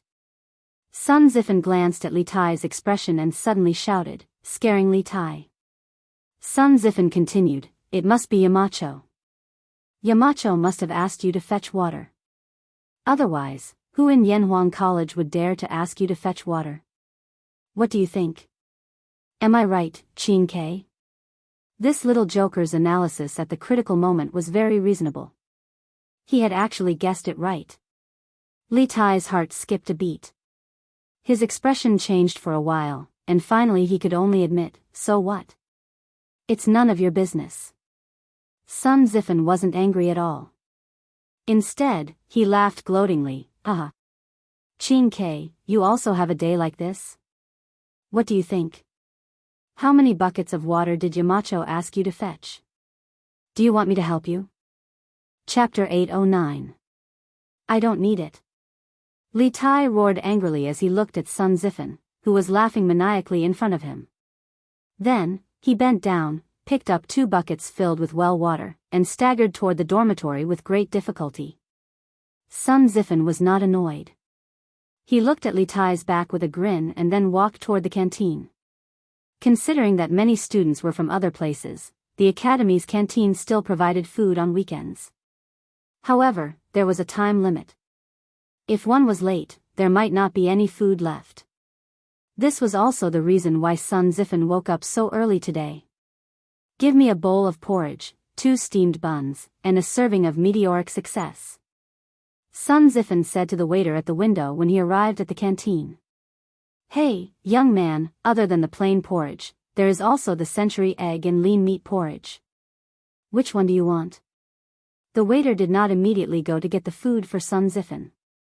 Instead, he asked with a smile. Century egg and lean meat porridge? What kind of egg is century egg? Why haven't I heard of it before? Sun Zifen asked curiously after he heard the waiter's words clearly. Century egg, it's, the waiter could not answer the question of what kind of egg century egg was. He stuttered for a long time, which made Sun Zifen a little impatient. Okay, give me a bowl of century egg and lean meat porridge. I want to try what it is today. Sun Zifen waved his hand and said loudly. Oh, okay. The waiter laughed and went to prepare the food for Sun Zifen. After a while, Sun Zifen took the food and found a seat to sit down. Looking at the dark porridge in front of him, he frowned slightly. This was because the porridge did not look as good as the plain porridge. It smells pretty good. Sun Zifen lowered his head and sniffed. He was a little surprised. Then, he picked up a small spoon and began to eat the porridge. As soon as the fresh, tender, and thick porridge entered his mouth, the unique fragrance of century egg spread in Sun Zifen's mouth and filled every taste bud on the tip of his tongue. Wonderful. Wonderful. Wonderful. Porridge can be so delicious. This century egg and lean meat porridge is amazing. Sun Zifan stuffed 3 or 4 mouthfuls of congee with pork and century egg into his mouth, and then kept shouting that it was delicious. At this time, many students had also entered the cafeteria. Under the promotion of the waiter, they tasted the first bowl of congee with pork and century egg in their lives. Wow! This porridge tastes so special. It's completely different from what I've eaten before. Oh, fragrant. It's really fragrant. Is this the fragrance of the century egg? That should be the case. But what exactly is this century egg? Why haven't I heard of it before? In this way, after Chingchumo, the students who stayed in the academy for the weekend were the first to taste the century egg. Most of the students were full of praise, but there were a few who were not used to the taste of the century egg. Ugh, why is there a fishy smell in the century egg and lean meat porridge? The smell is too strong. I can't stand it. No, I'd better eat plain porridge. It was normal for some people to not be used to the century egg for the first time. Fortunately, the chef of the academy was more skillful. The fishy smell in the century egg and lean meat porridge had been suppressed by a lot. Therefore, more than 90% of the students had a very good impression of this new porridge. In a few hours, the century egg would be officially unveiled in the Drunken Immortal restaurant. By then, more and more people in Chang'an City would be able to enjoy the century egg. Huff, huff, huff, the 8th bucket. On the other side, Li Tai's progress in carrying water had finally reached the 8th bucket. However, at this time, after he poured the well water in the bucket into the water tower, he suddenly collapsed on the ground and was too lazy to even move a finger. He had exhausted all his strength. It was all thanks to so many days of military training. Otherwise, he would definitely not be able to persevere until now. Thinking of his previous round appearance, it would probably be difficult for him to carry 1 bucket of water. I can't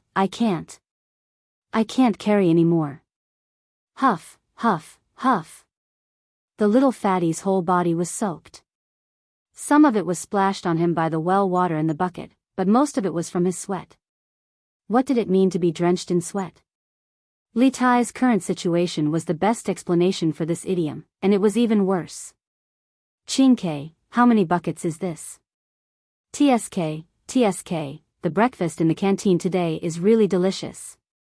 While Li Tai was sitting on the ground, panting heavily, he saw Sun Zifan, this little slut, walking towards him. Sun Zifan's words didn't make any sense. Yes, that's right. In Li Tai's eyes, Sun Zifan had been labeled as a little bastard. Hoo. Li Tai just glanced at Sun Zifan weakly and did not bicker with him because he was too tired to even move his mouth. Compared to the previous encounter, Li Tai did not have the mentality of being seen by others this time. At this point, his mind was only thinking about how to carry 20 buckets of water. As for what others saw, so what? If it was embarrassing, then so be it. TSK, Yamacho is really something. They actually let you carry so much water. Qingke, as your good brother, how can I just stand by and watch? I'll help you carry it. Seeing that Li Tai ignored his ridicule, Sun Zifan's eyes rolled, and then he changed into a righteous look, squatted beside Li Tai and said. Li Tai still did not speak. He glanced at Sun Zifan with doubt and confusion in his eyes, but more than that, there was disbelief. It was as if he was saying, how can you be so kind? I don't believe you. Sun Zifan instantly understood the meaning in Li Tai's eyes. He smiled, licked his face and said, hee, Qingke, you see, as a friend, I'm already so kind, then shouldn't you also express something? When Li Tai heard this, his face showed a look of understanding. His eyes suddenly became clear, and he probably already knew what Sun Zifan was going to say next. Yes, that's right. You see, I help you carry water. How about you? How about you exempt me from the punishment of washing your feet for this month? Who doesn't know that every time you come to the academy, you bring a lot of clothes back home and let the servants wash them for you on the weekends? If you agree to this condition, not only will you not lose anything, but it will also be greatly beneficial for you. What do you think? At this moment, Sun Zifan finally revealed the foxtail that he had been hiding for a long time. He analyzed with extravagant words. Li Tai did not immediately refuse. After all, today was different from the past. Only after experiencing it, did he know how tiring it was to carry water. The little fatty narrowed his eyes. After a long silence, he finally said weakly, "Okay. You help me carry 10 buckets of water, and the previous bet is written off." Haha. Deal. Chapter 8:10. Hey. That's not right. Yamacho seems to have said that no one else is allowed to help. Below the dormitory of Yanhuang Academy, after resting for so long, Li Tai finally recovered. However, he suddenly remembered something and his expression changed instantly. Sun Zifan, who was originally full of joy, suddenly looked sluggish. He scratched his head gloomily. Did he work so early in the morning for nothing? Did he have to wash Li Tai's smelly feet in the future?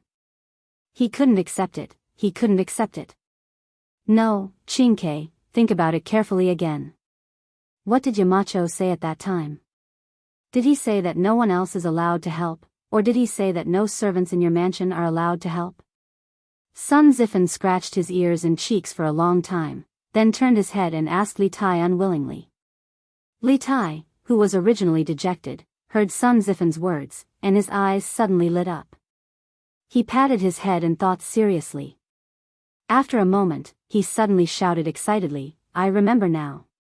The mountain leader told me before that I'm not allowed to spend money to hire people or ask servants to help. Zifan, you're not hired by me, and you're not a servant of my Wangfu. Logically speaking, you should be able to do that." Haha. Li Tai couldn't help but laugh. In the end, he also hoped that Sun Zifan could help him carry water. That's great. Since it's a deal, let's start picking now. This agreement was a win-win for the two of them, so Sun Zifan couldn't wait to make it happen. Zifan, you go first. I'll rest here for a while. Anyway, I only have 2 buckets left. You still have 10 buckets. Li Tai shook his head and said with a long sigh.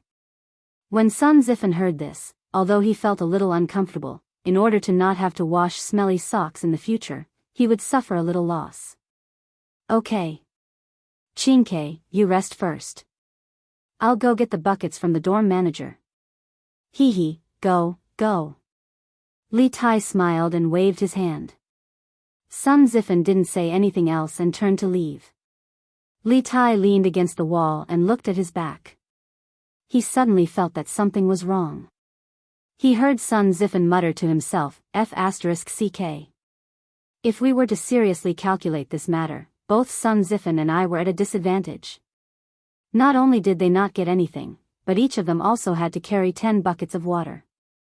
In the end, Xiao Xian was the only one who profited. Sigh, this king is really F***ed up.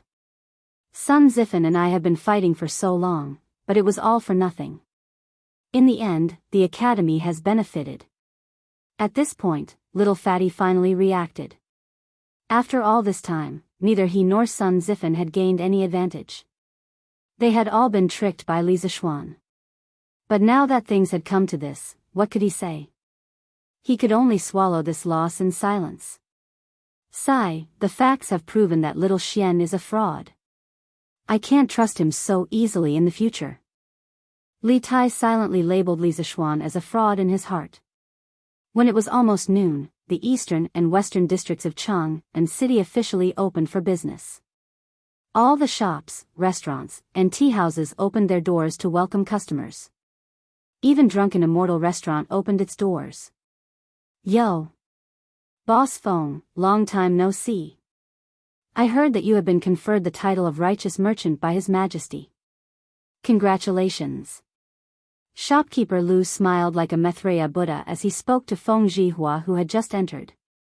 After nearly 5 months, Feng Zhihua once again came to the Drunken Immortal Restaurant. In the past, he was a regular here and would basically come for a meal every 3 to 5 days. The main reason was that he had been delayed for too long this time. Shopkeeper Lu, long time no see. It's all thanks to the Marquis of Yong, and that I went out to sea this time. Otherwise, I wouldn't have received such generous profits and the title of righteous merchant personally conferred by His Majesty. Feng Zhihua didn't put on airs. He walked up and cupped his hands with a smile. Although he had lost a group of crew members during this voyage, he still earned at least 100,000 strings of coins after deducting the compensation for the families of the deceased crew members. It was a huge profit. Of course, to Feng Zhihua, the most valuable thing was still the title of righteous merchant conferred by Li Er. It was an unexpected surprise and also something that couldn't be bought with money. Therefore, he was grateful to Li Zishuan for promoting the trade in the south. Hey, shopkeeper Lu, you have something new here today. Liao Shifan and Zhang Jingyang followed behind Feng Zhihua. Liao Shifan looked at the menu of Strange Taste Pavilion and was surprised to see that there were a few new dishes. Cold century egg tofu, century egg lean meat congee, meteoric success. This is really a new dish. I haven't eaten it before. Alright, I'll serve some of each of these new dishes today. Thank you, shopkeeper Lu. Feng Zhihua raised his head to take a look and said with a smile. Hee. No problem. Boss Feng, you guys go ahead and have a seat. The dishes will be ready soon. Shopkeeper Lu said with a smile. After a while, Feng Zhihua and the others served their dishes to the table. Sir, here are the 3 servings of congee with pork and century egg, 1 serving of cold century egg, 1 serving of tofu with century egg, 1 serving of gnawed chicken, and 1 serving of braised pork in soy sauce. If you have any more orders, please call me. The waiter said enthusiastically as he served the dishes to Feng Zhihua and the others. Feng Zhihua nodded, and the waiter left tactfully. Come, brother Liao, brother Zhang, try the new dishes of Zuaxian restaurant. Liao Shifan said with a smile, I've eaten a meteoric success before, but I've never heard of century egg and lean meat congee or century egg salad. Today, I'll have a good taste of what kind of egg this is. Everyone laughed kindly. Feng Zhihua used a small spoon to scoop up a spoonful of century egg tofu. Because this thing looked cool, he saw that the white tofu was dotted with some black and green. It looked pleasing to the eye. Wow! Fresh, tender, fragrant, and cool. This century egg tofu is amazing. It's a must-have dish for summer. A small spoonful of century egg tofu entered Feng Zhihua's mouth. First, a cool sensation filled his mouth, followed by the freshness of the tofu and the fragrance of the century egg. Feng Zhihua was full of praises. Brother Feng, this century egg lean meat congee is also excellent. I've never thought that thin porridge could be made into such a fancy dish. Zuaxian restaurant is indeed Zuaxian restaurant. The food here is always the best in Cheng and city. Haha. Liao Shifan savored 2 mouthfuls of century egg lean meat congee and praised. Haha. Brother Liao is right. The food of Zuaxian restaurant will never disappoint. This century egg salad is the best in my opinion. Zhang Jingyang had a strong taste and had a soft spot for century egg salad. At this moment, the other diners also came to eat. They also noticed the new dishes of Zuaxian restaurant. When they heard the praises of Feng Zhihua, Liao Shifan, and the other regular diners, they were instantly tempted. Moreover, the new dishes of Wonderful Taste Pavilion were very cheap this time. Century egg lean meat congee was only 20 copper coins, century egg salad was 80 copper coins, and century egg tofu was 100 copper coins. Compared to the previously gnawed chicken and red braised meat, it was much cheaper. Waiter, give me a serving of red braised meat and century egg tofu. Waiter, give me 2 bowls of century egg lean meat congee. Give me 2 servings of century egg salad. Chapter 8:11. The reason why the congee with pork and century egg, the tofu with century egg, and the cold-tossed century egg were so cheap was that Li Zishuan wanted to sell the century egg on a large scale as soon as possible. After all, if the normal consumption of the Drunken Immortal restaurant and the canteen of Yanhuang Academy were to be relied on, the century eggs made from the eggs that Li Zishuan purchased from the Han Village and Plum Village a while ago would probably not be sold out until next year. Therefore, the low price was one thing. More importantly, the Drunken Immortal restaurant had launched a takeaway event. Dear customers, everyone has tasted the delicious taste of the century eggs. Whether you like it or not, I'm sure everyone has a plan in mind. To be honest, the century eggs are the latest food invented by my family's marquis. They are made from eggs through 49 processes and 49 days. The process is not easy. Compared to unprocessed eggs, the century eggs can be stored for a longer time. They can be stored for at least 3 months and the taste will not change. In order to let more people eat this delicious food, the Zuaxian restaurant will sell an unlimited number of marinated century eggs to the public. It only costs 5 copper coins. After buying it, you just need to peel it, cut it into pieces, and mix it with seasoning before eating it directly. At the same time, Soaring Success will also provide an unlimited supply. And this month, the Zuaxian restaurant will open 3 branches in Cheng'an City. In the future, we will open branches in other provinces and counties outside Cheng'an City. At that time, you may be able to eat the delicacies of the Zuaxian restaurant in your own shops. After about half an hour, shopkeeper Lu saw that most of the diners in the restaurant were almost done eating. He walked to a table and announced to the crowd with a smile. When the diners heard this, they were all overjoyed. This was the first time that the Zuaxian restaurant sold its food to the public. Some of the businessmen among them were tempted. 5 copper coins for a century egg was not expensive. It was very profitable to sell it in other places or as a dish in other places. Oh. Only 5 copper coins for a century egg? And it can be stored for more than 3 months? Good, good, good. Shopkeeper Lu, please help me pack 100 of them. I'll bring some for my wife to try when I leave later. Feng Jihua said with a smile. Shopkeeper Lu, pack 100 century eggs for me too. While you're at it, pack 2 servings of Flying Meteoric Success. Shopkeeper Lu, pack up 50 of them for me. Drunken Immortal and is opening a branch? This was good news. If only it could be opened near Chongren Square. At that time, I won't have to come here in a carriage just to eat. Huff, huff. Not bad, not bad.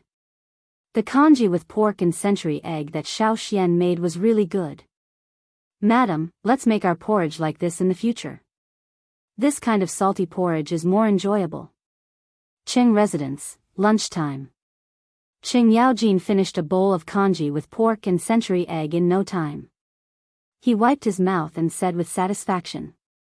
Madam Qing rolled her eyes at Qing Yaojin and said, "Look at you, insisting that the kitchen make this congee with pork and century egg in the middle of the day. Which family eats porridge for lunch? But this cold congee with century egg is not bad." Qing Yaojin touched his nose embarrassedly. Actually, he couldn't be blamed for this. It was mainly because after Qing Chimo came back, he bragged that the congee with pork and century egg that he ate at Li Zishuan's house was one of a kind. That was why he ordered the kitchen to make congee with pork and century egg for lunch. Ahem. It doesn't matter. The important thing is that Madam thinks that the century egg is delicious. Madam Qing sighed helplessly. Suddenly, she seemed to have thought of something. By the way, old master, I heard from Chou Niu that the Duke of Yong'an's family is buying eggs from their farmers in large quantities.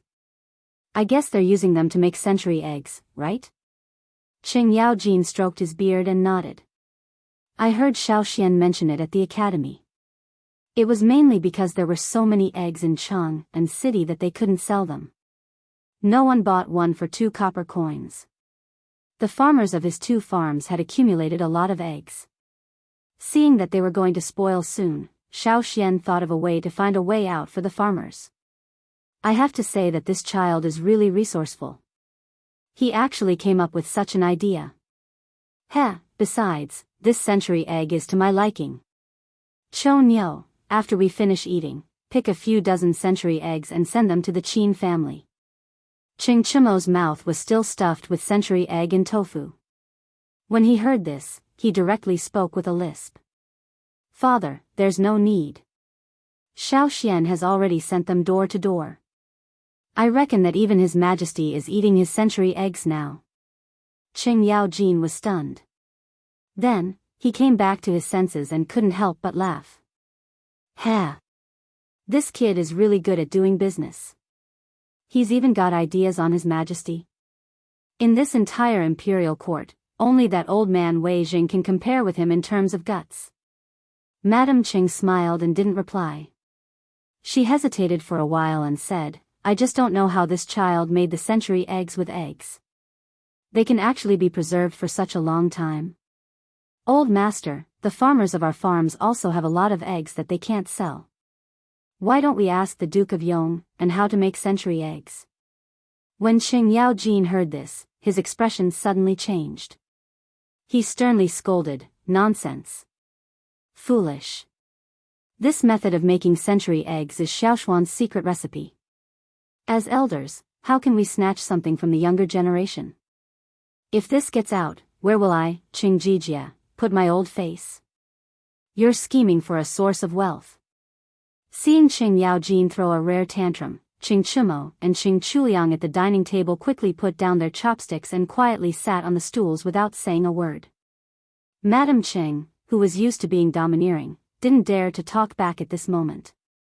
In the end, Qing Yaojin was the backbone of this family.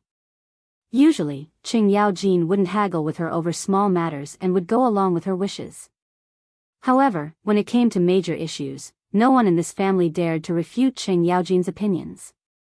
Old master, I didn't say that I want to snatch the Duke of Yong'an's secret recipe. I'm just asking you if we can cooperate with the Duke of Yong'an. After all, our farm is rearing a lot of chickens this year. Madame Qing paused for a moment before opening her mouth to explain. Qing Yaojin's expression softened slightly. He thought for a moment and said, Don't think about snatching Xiaoshuan's money. Xiaoshuan's winery has already brought us a lot of income. One must be content with what one has. Our family doesn't have to worry about money now. However, Madame's question is reasonable. This old man will go back and talk to Xiao Xian. Let's see if he can buy all of the eggs in our farm. And that's fine too. This year, the farm's grain production has decreased. This way, it can be considered as an additional source of income for the farmers. Madame Qing nodded and said softly. Qing Chimo and Qing Chuliang didn't care about this. When the two saw that their mother had reconciled with them, they lowered their heads and began to eat fiercely. To them, delicious food was the way of the king. Chapter 8:12. Qing Chimo was right. Not only did the Qing family receive the century eggs from Li Zishuan, but the Qin family, Niu family, Yuqi family, Li Jing family, Li Shaogong family, Fang Xianling family, Zhangsun Wuji family, and Wei Jing family all received hundreds of century eggs and a recipe for making century eggs. Some of these people were delivered by Li Zishuan himself, while others were delivered by his guards. Poor Pang Feiji and his team of marquises. They were originally civil servants in charge of maintaining the security of Chang and city, but now they had become delivery men for Li Zishuan. Although Li Zishuan had given away so many century egg recipes, he was not worried that others would learn how to make century eggs and cause the loss of customers from Zuaxian restaurant. That was because the most authentic way of cooking was always in the hands of Zuaxian restaurant. Just like crayfish and hairy crabs in his previous life, the recipe could be found on the internet. But why were there so many people willing to eat in restaurants? Food was not something that could be made delicious just because you knew how to make it. Therefore, not only was he not afraid of others learning, but he also encouraged others to learn. Only when everyone knew how to make century eggs and tasted the delicacy, could his task of promoting century eggs be completed. At the same time, in the palace, the great Emperor Li Er also received the century eggs from Li Zishuan. Of course, Li Er did not receive them personally, but they were sent by Li Qingqian. this century egg tofu is a good dish. It's refreshing and tender. Tell the imperial chef to keep this dish for lunch every day for the next month. Li Er, who was overwhelmed by a pile of troublesome matters in the morning court, suddenly felt refreshed when he ate the cold and refreshing century eggs with tofu at noon. He praised and then turned his head to instruct the palace maid next to him. Yes, Your Majesty. The little palace maid bowed and slowly retreated. Empress Jongsun covered her mouth and laughed. Since autumn, Your Majesty's appetite has not been very good. I didn't expect that the century egg with tofu would suit Your Majesty's taste. It seems that I should thank Marquis Yong'an. Li Er laughed and said, Guanyin maid, this is not because of that guy, but because of your good cooking. I heard that you went to the kitchen 2 hours ago to prepare. Thank you for your hard work. Empress Jongsun shook her head and said with a happy face, as long as Your Majesty can eat well, everything I do is worth it. The Tang Empire cannot be left without Your Majesty. Li put down his chopsticks and patted Jiangsuan's small white hands. And his wife and couple had been together for more than 10 years. How could they not know each other's feelings? After a moment's silence, said, in fact, my poor appetite was not because the food was not to my taste. This year's drought caused the people's farmland to be reduced. In order to reduce the burden of the people, I forcibly reduced the burden. Later, the tax collection situation submitted by various states was calculated by the Ministry of Civil Affairs. It was found that it was not even 70% of last year's. In addition, last year, because of the Turkic army, the Chang and treasury was empty. I was worried that if there was another natural disaster in the Tang Empire, the treasury would not be able to continue. But fortunately, the fleet led by Xiao Gong came back at this time. Not only did they bring back a huge amount of food, but they also brought back a huge amount of wealth. The financial strain of the imperial court was greatly relieved. And just this time, the business tax collected from the civilian caravan was a total of 400,000 strings of coins. Guanyin maid, you didn't see it. After that old man Xiao Yu saw the results of the statistics, he laughed from ear to ear for a quarter of an hour. How can I not be happy? At the end of his speech, Li Er's mood became high, and a long-lost relaxed smile appeared on his face. Empress Jongsun looked at the man in front of her with a complicated mood. She sighed and said, Your Majesty is wholeheartedly for the country and the people. You are happy for the world, but also sad for the world. This is the blessing of the Tang Empire's people. But I hope that Your Majesty will take care of your body. Your Majesty is not only the Majesty of the world, but also the Majesty of Qingxian, Qingke, and Chang'e. Li Er understood the meaning of Empress Jongsun. He smiled and said, Don't worry, Guanyin maid. I understand. Empress Jongsun smiled. She pulled her small hand out of Li Er's big hand and then used a small spoon to scoop a spoonful of century eggs and tofu for Li Er. She said, Your Majesty, eat quickly. The century eggs and tofu won't be fresh in a while. Li Er naturally enjoyed the service of the beauty with a clear conscience. He heard Empress Jongsun continue, I heard that the century eggs were a new trick invented by the Marquis of Yong, and to help his farmers solve the backlog of eggs in their hands. This child has a lot of ideas. I don't know how many things are in his head. But this way, his farmers can earn a lot of money, and the other farmers are still worried about how to sell their eggs. Li Er had never heard of this. He frowned and asked, What? Are the eggs in Chang'an worthless now? Empress Jiangsuan's brows showed a hint of worry and replied, Your Majesty may not know, but since the imperial court issued a decree to reduce the burden of raising chickens this year, not to mention the other states and counties, in Chang'an and the nearby farms, basically every household has at least 70 to 80 chickens. Now, more than 4 months have passed. The chickens raised by the people have long started to lay eggs. These eggs can't be stored for long and will spoil in less than 10 days. In order to sell the eggs as soon as possible, the farmers are desperately trying to lower the price. As a result, the price of eggs has fallen again and again until it's difficult to sell them now. Li Er was silent for a while and then said, This is indeed a problem. But now that Li Zishuan has thought of this method of making century eggs, it depends on whether he's willing to impart the method of making century eggs. If he's unwilling, we can only let him expand the production scale of century eggs. I think it should be able to alleviate the current situation. When the weather gets colder, the production of eggs will also decrease. At that time, the price of eggs will stabilize. What he said was indeed reasonable. Letting Li Zishuan make century eggs into century eggs could, first, expand the sales and second, prolong the preservation time. It was already autumn now. When it was late autumn or after winter, due to the decrease in temperature and light, the laying rate of chickens would obviously decrease until the production stopped. Hey! But this kid is really good to his farmers. In the end, Li Er added another sentence. Speaking of which, this time, Li Er didn't have any intention of getting Li Zishuan's secret method of making century eggs. The main reason was that this sea trade had fattened the imperial court.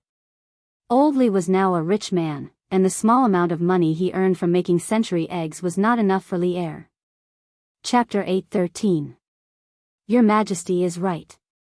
The Marquis of Yong'an treats the people well. Who in Chang'an City doesn't know about this? Your Majesty has given Lantian County to the Marquis of Yong'an. I heard that some of the farmers in the villages close to Lantian County all sighed when they heard the news, regretting that their villages were not the Marquis of Yong'an. From this, it can be seen how kind this child is usually. In the Lijing Palace, Empress Zhongsun heard Li Er's words and chuckled. Kind? Hearing this, Li Er suddenly smiled mysteriously and said, "This kid has never been a kind person. Guanyin maid, you don't know, but the day before yesterday, this kid was still spouting nonsense in the morning court. He said that the peace of the Tang Empire was not obtained by blindly giving in, but by the soldiers using their blood and fists. The Tang people need to have pride. The Tang people are not afraid of war. Even if the entire world attacks the Tang Empire will be able to break through. Listen to this. Sometimes, this kid is filled with killing intent. At such a young age, he has so much hostility. It is really unbelievable. Right now, he has already been labeled as a traitor by many officials in the court." Hearing this, Empress Zhongsun was silent for a while. Then, she smiled and said, "This kid's personality is probably what Your Majesty wants, right? And what this kid said is not wrong at all. The peace of the Tang Empire today was obtained by Your Majesty leading a group of generals using their blood." After being with Li Er for so many years, how could Empress Zhongsun not understand the true thoughts in Li Er's heart? She could tell at a glance that even though Li Er was criticizing Li Zishuan in all sorts of ways, his words were filled with admiration. Haha. Guanyin maid understands me. That's right, although this kid is often muddle-headed, I admire the spirit and sharpness in his bones. In the future, when I am old, the generals of this generation will not be able to lift their swords. I hope that this kid Li Zishuan can take up the heavy responsibility and help Qingxian well. Just like the title I gave him, Yong'an, protect the Tang Empire forever. Li Zishuan naturally did not know about the conversation that happened in the palace. Li Er also did not know that his precious son was being tortured fetching water in Yanhuang College. If he knew, his conversation with Empress Zhongsun would probably be to scold Li Zishuan and not praise.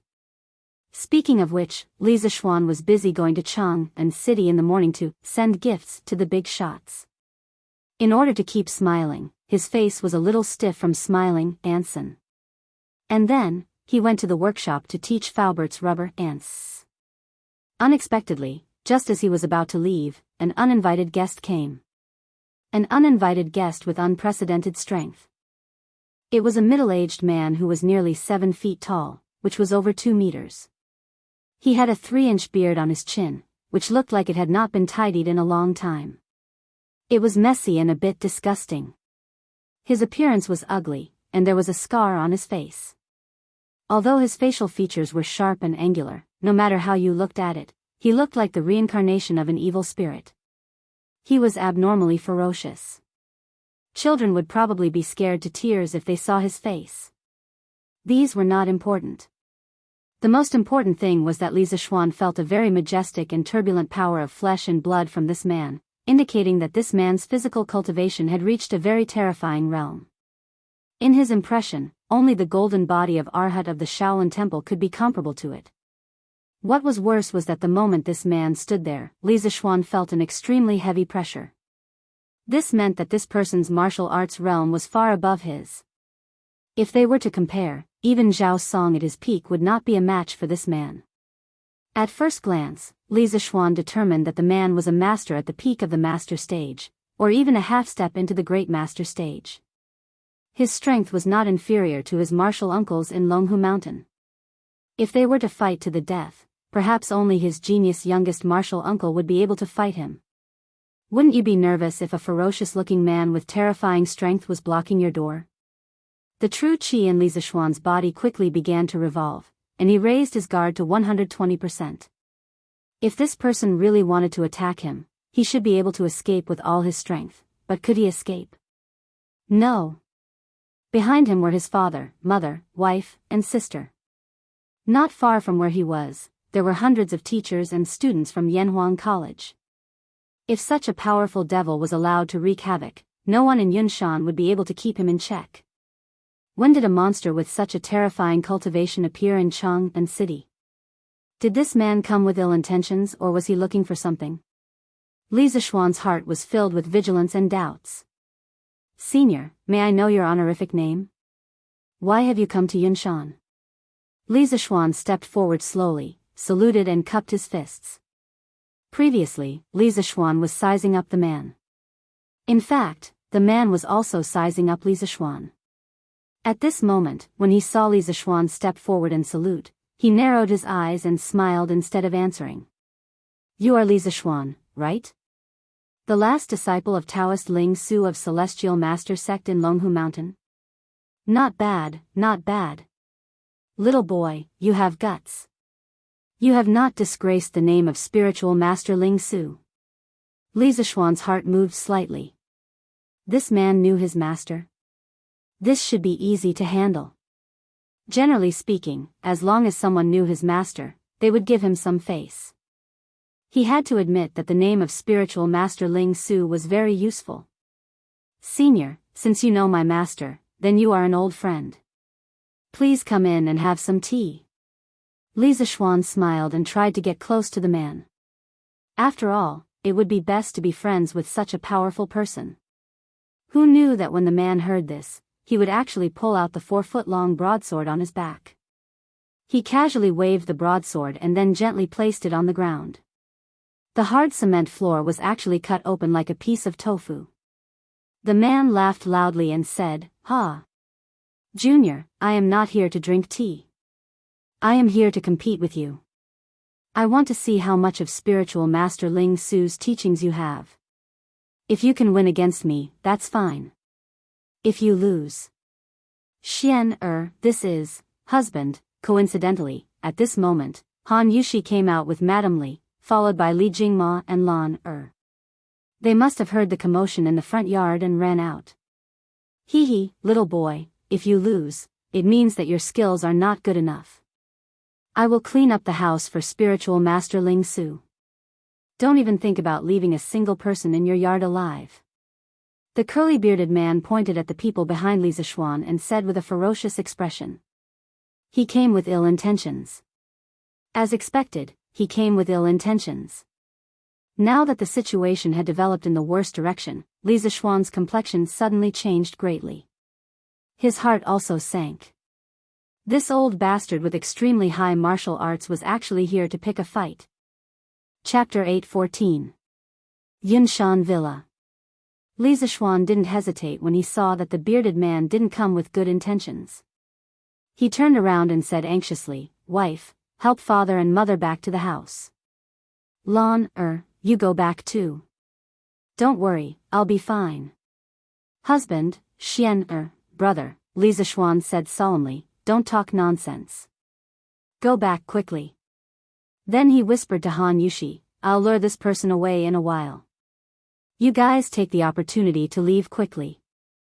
Otherwise, I'm afraid I can't beat this person with my worries." If you really want to help me, you can go to the academy or Chang and to get reinforcements. Don't be so wishy-washy. Mrs. Li muttered unwillingly in a low voice. Li Jingma pulled her away and said, Madam, it's useless to say more. We'll only be in the way here. Xian is right. If we really want to help him, we should hurry up and escape to get reinforcements. Seeing that his father was decisive at the critical moment, Li Zishuan felt relieved and turned to deal with the bearded man. In fact, he was bragging a lot. Even if his family left and he had nothing to worry about, he still wasn't sure he could beat this person in front of him. Although he had fought Yin Batian, a master at the peak of the Grandmaster realm, to a draw, he had worked together with the two brothers of the Dugu family to achieve such a result. Moreover, Yin Batian was obviously not on the same level as this bearded old bastard. Li Zishuan felt that this person in front of him could fight 3 Yin Batians at the same time. This showed how terrifying this person's strength was. Who are you, sir? Li Zishuan, who turned around, looked at the bearded man with a gloomy face and asked. Ha! Kid, you'll only be qualified to know my identity after you defeat this old man. The bearded man said with a haughty face. You're King the best. Li Zishuan cursed in his heart when he heard this.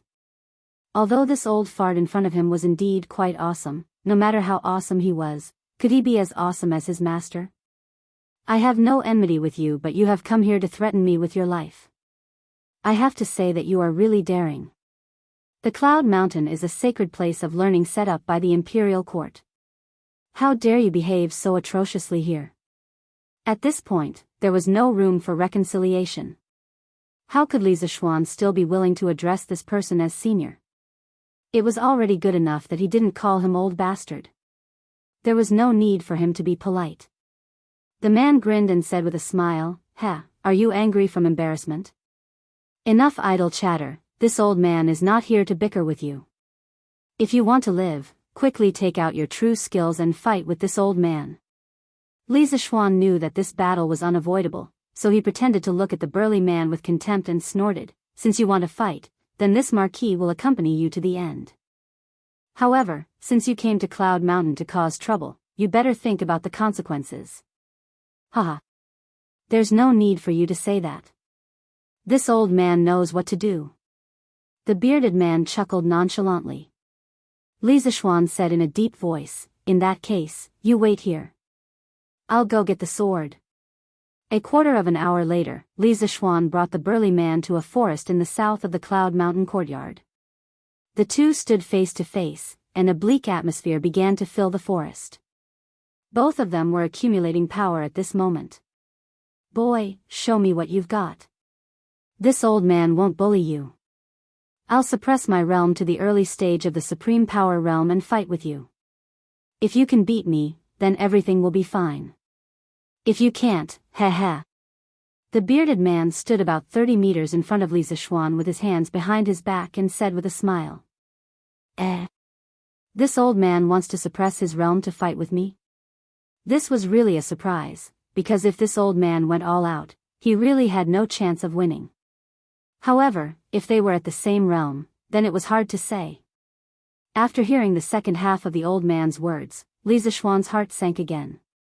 Although the old man wanted to suppress his realm, he could only suppress the amount of genuine qi, but not his experience and reaction. In other words, he was facing a master at the early stage of the Supreme Power realm with the experience of a half-step to the Supreme Power realm. He did not have the advantage. Old man, since you want to suppress your realm, why don't you seal part of your meridians? Otherwise, I'm afraid that if I beat you until you cry, you'll be shameless and forcibly raise your realm to make trouble for me. Li Zishuan figured it out. It was better for the old man to suppress his realm than not, but he was afraid that the burly man would contradict him. In his impression, there was indeed a way to seal part of the meridians in Jianghu, so he said so. Oh. Boy, you're so arrogant. Well, I'll seal it. This acupoint can be maintained for an hour. In this hour, whether I want to or not, I'll only be at the early stage of the Supreme Power realm. But even at the early stage of the Supreme Power realm, you're not my opponent. the bearded man sneered. Then, he used his right hand to tap on his own body 3 times, and his aura suddenly dropped. The first move of 9 Taishian swords, ride the wind to the 9th heaven. When Li Zishuan saw that the bearded man had finished sealing his acupoints, he took advantage of the fact that the bearded man was unprepared and used the first style of the 9 Taishian swords to launch a surprise attack. At this time, he didn't have the time to talk nonsense with this old thing. 9 Taishian swords? Oh. You deserve to be his last disciple. Immortal Lingshu actually taught you the supreme sword skills derived from Taishian Sutra? But your master certainly doesn't want you to use these sword skills to make a sneak attack, right? In the face of this sudden sword from beyond the heavens, the bearded man's face did not show any signs of panic. He sneered and unhurriedly lifted up his enormous scimitar from the ground. His entire body skyrocketed, and his large scimitar fiercely chopped towards Li Zishuan's unexpected sword. Seeing that the man's scimitar had been formed in the blink of an eye, Li Zishuan knew that it was not good, because the man's reaction speed was far beyond his expectation. Moreover, the man's scimitar was obviously powerful, and he could not take it. Moreover, his wind-chasing sword might be damaged because of this. At this time, it was too late to withdraw the move. Li Zishuan had an idea. He lifted his long sword and changed his move temporarily, using pushing the boat with the current. The expected collision between the scimitar and the sword did not happen. The wind-chasing sword was like a magnet and firmly sucked the scimitar in the bearded man's hand. Then, Li Zishuan's wrist moved slightly, and with 2 twists of the sword, the tyrannical force on the scimitar was immediately deflected. Sacrificing oneself to follow others, failing to lead in, pulling 1,000 pounds with 4 tails. That's right, this guy changed his move to Taiji sword at the last moment. Using this method to fuse 9 Taishian swords and Taiji sword together, one had to say that this could be considered as learning and applying it flexibly. This is not 9 Taishian swords. Kid, where did you learn this sword skill from? The bearded man raised his eyebrows in surprise and asked. Chapter 8:15. The second style of 9 Taishian swords, Fleeting Swan, Soaring Dragon. The third style of 9 Taishian swords, Snow Treading, leaving no trace in the snow, Swift as a swallow.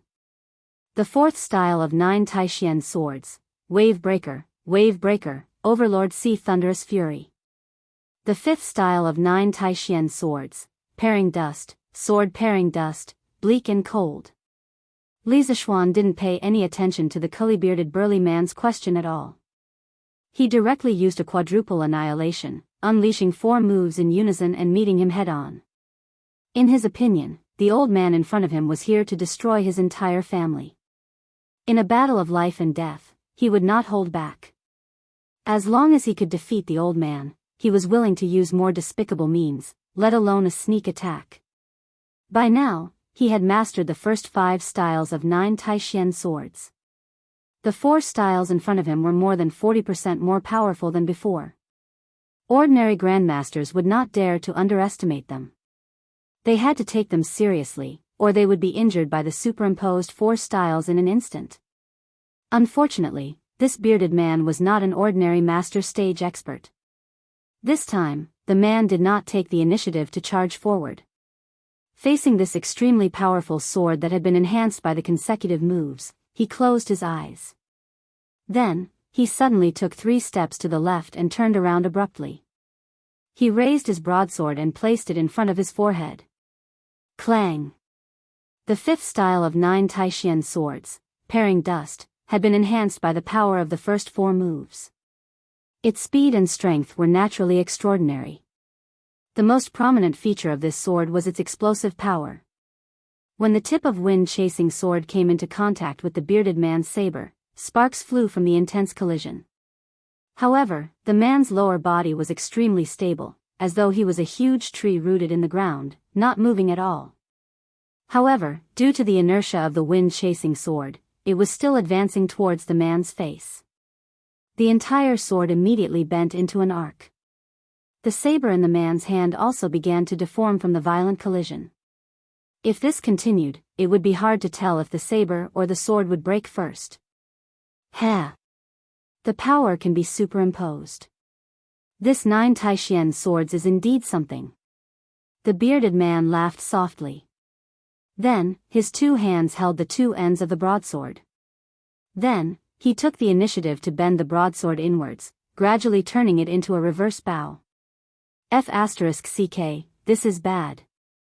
In the sky, Li Zishuan suddenly felt that something was wrong, and a deep sense of vigilance rose in his heart. Just as he was about to escape, the curly-bearded burly man suddenly attacked. Ha! Kid, go back to where you came from. Li Zishuan saw the bearded man use the saber in his hand as a bow and arrow. He directly rebounded the saber and struck the blade of the wind-chasing sword. Li Zishuan was instantly sent flying along with his sword. Blood Sea Tyrant Saber. How could the bearded man let go of such a good opportunity? He let out a low roar, and his saber moved like a shadow. This saber carried a huge amount of power, and it flew in the direction that Li Zishuan had been sent flying. One advance, one retreat, this was truly unavoidable. At this time, Li Zishuan wanted to use the 6th movement of the Taishian 9 swords again, but it was useless. He had no time or opportunity to mobilize the genuine qi in his body. But was there really no other way? Of course not. The current Li Zishuan was no longer the young boy who had just left the mountain. He had a lot of trump cards. 9 solitary swords, broken blade style. At this moment of rapid retreat, Li Zishuan suddenly used a very profound sword technique, but this sword technique did not seem to be very powerful, and one could not even sense how much true qi was flowing inside. This was why the 9 solitary swords was so powerful. The Duga 9 swords focused on sword moves, and the key point was the sword intent. It did not have much of a requirement for qi, and even a person without any qi would be able to unleash the power of the Duga 9 swords as long as he could feel the sword intent within it. Li Zishuan was now using the 3rd movement of the 9 solitary swords, broken blade style. This was a special move that was specially used to break the saber techniques of single saber, double saber, lancet, ghost head saber, machete, and zamadeo. When the curly-bearded man saw that Li Zishuan had actually used this kind of soft sword technique that was devoid of true qi, he couldn't help but laugh contemptuously. The broadsword in his hand slashed towards Li Zishuan with an indomitable will. But what shocked the bearded man was that Li Zishuan's soft sword technique had actually dissolved his heavy saber attack in an instant. What was even more incredible was that this saber attack had been infused with his strong inner qi, but after just touching Li Zishuan's sword technique, the inner qi that he had infused into it dissipated into nothingness. The bearded man was stunned for a moment. Presumably, he had lived for decades, but he had never encountered such a strange thing. In fact, this was also one of the biggest characteristics of the Duga 9 swords. No matter how strong the opponent's inner qi was, it would all be useless in front of the subtle sword technique of the Duga 9 swords. Moreover, the Duga 9 swords was stronger than the opponent. If the opponent's kung fu was not high enough, the essence of the Duga 9 swords would not be used. The opponent that Li Zishuan was facing right now was one of the top masters in the world. His kung fu was so strong that it had reached an unimaginable level for ordinary people. Once he activated it, the subtleties of the Duga 9 swords could be unleashed incisively and vividly. If Duga Qiubai came back to life, or if Feng Qingyang came back to life, they would be overjoyed to meet such an opponent. In order to use the Duga 9 swords, apart from being familiar with the sword technique, it also relied heavily on the swordsman's spiritual understanding. Once the swordsman reached a level where he could freely use the sword without any rules, the more intelligent the swordsman was, the better the swordsman's kung fu would be. Every competition was like a great poet who was inspired to write a good poem. The bearded man poured a large amount of genuine qi into his saber. Li Zishuan used the saber-breaking style one after another. Relying on his strong mental calculation ability, he countered the attacks one by one. After more than 40 moves, the genuine qi in the bearded man's saber had already dissipated. And in this situation, Li Zishuan had enough time to inject his inner strength into wind-chasing sword and launch a counterattack. The 6th style of the Duga 9 swords, drifting cloud.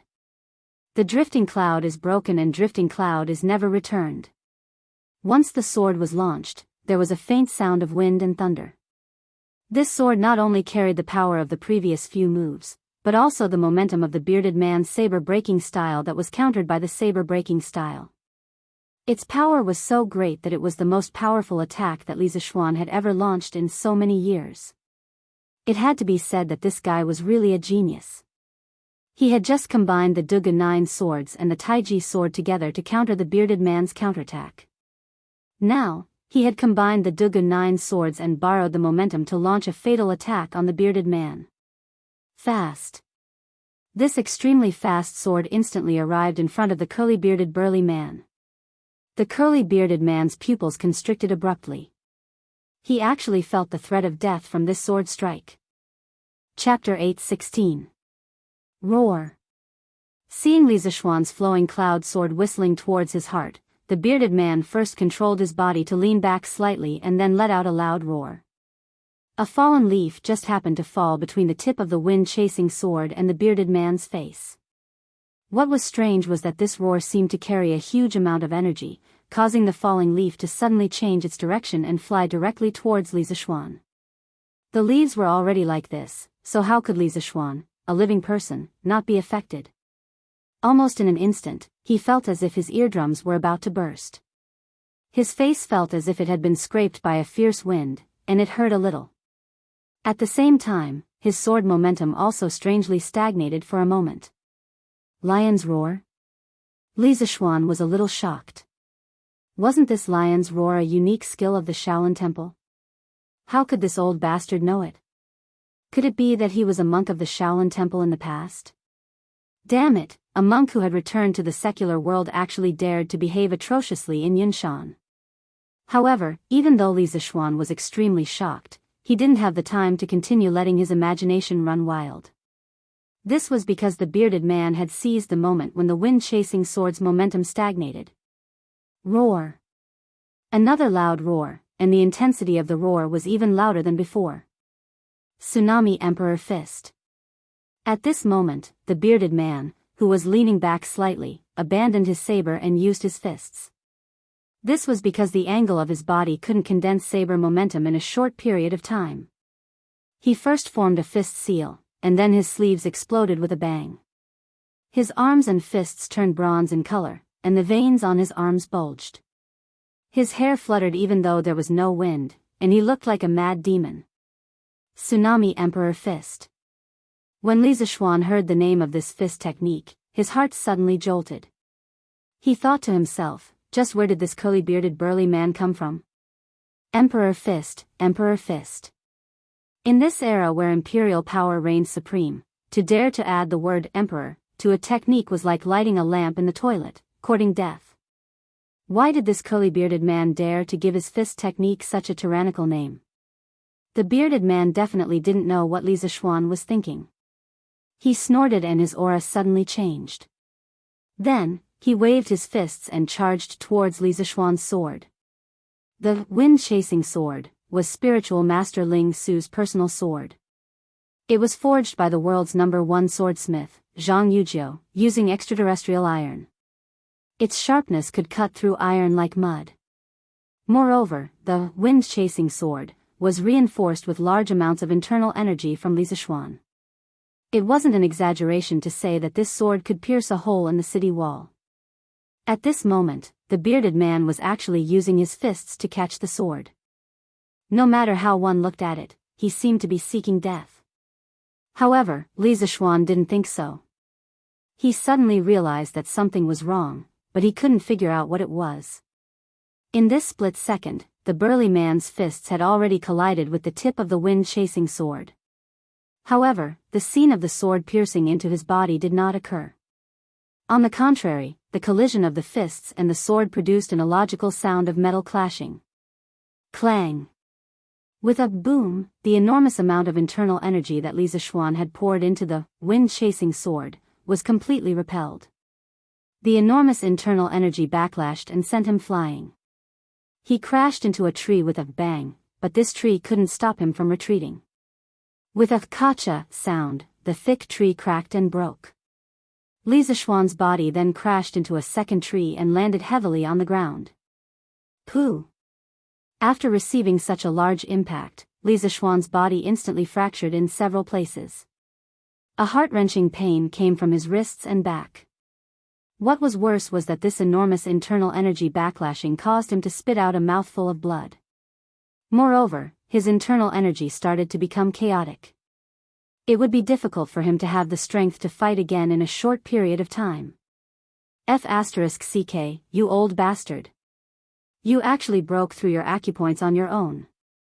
You said that you would suppress your realm and fight with me, but now you went back on your word and launched a sneak attack.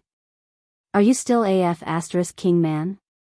Although Li Zixuan was well aware of the terrible condition of his body, he still couldn't help but point at the curly-bearded man and scold him. Even if he was going to die, he had to scold him to his heart's content. Only now did he realize what was wrong just now. It turned out that the bearded man had used his internal energy to break through his acupoints at the last minute. He had completely unleashed the strength of a peak grandmaster. Oh no, it should be the strength of a half-step grandmaster. Li Zixuan was now very sure that the bearded man was a half-step grandmaster. The difference in strength was too great. Moreover, the bearded man was not like Yin Batian, who came from a small sect. Although his realm was high, his strength was low. The bearded man's skills were all top martial arts in the Jianghu. He definitely had the guidance of a famous master. Li Zixuan knew that he had lost. The bearded man's strength had now recovered to the peak. If he attacked him now, he wouldn't be able to resist at all. His internal energy was still in disorder. If he didn't immediately sit down cross-legged to recuperate, he would definitely run the risk of qigong deviation. The bearded man had already put away his fists. It was impossible to see how he moved his legs. With a series of movements, he appeared in front of Li Zixuan in an instant. Unexpectedly, in the face of such a good opportunity, he didn't kill Li Zixuan. Instead, his old face turned red. Yes, that's right, his old face turned red. Li Zixuan didn't know why this big man's tanned face would turn red. Was it his imagination? Cough, cough. Boy, you're really good. The Central Plains is indeed full of talents. It's been decades since someone pushed me to this point. The bearded man stood in front of Li Zixuan with his hands behind his back and said with the posture of an expert.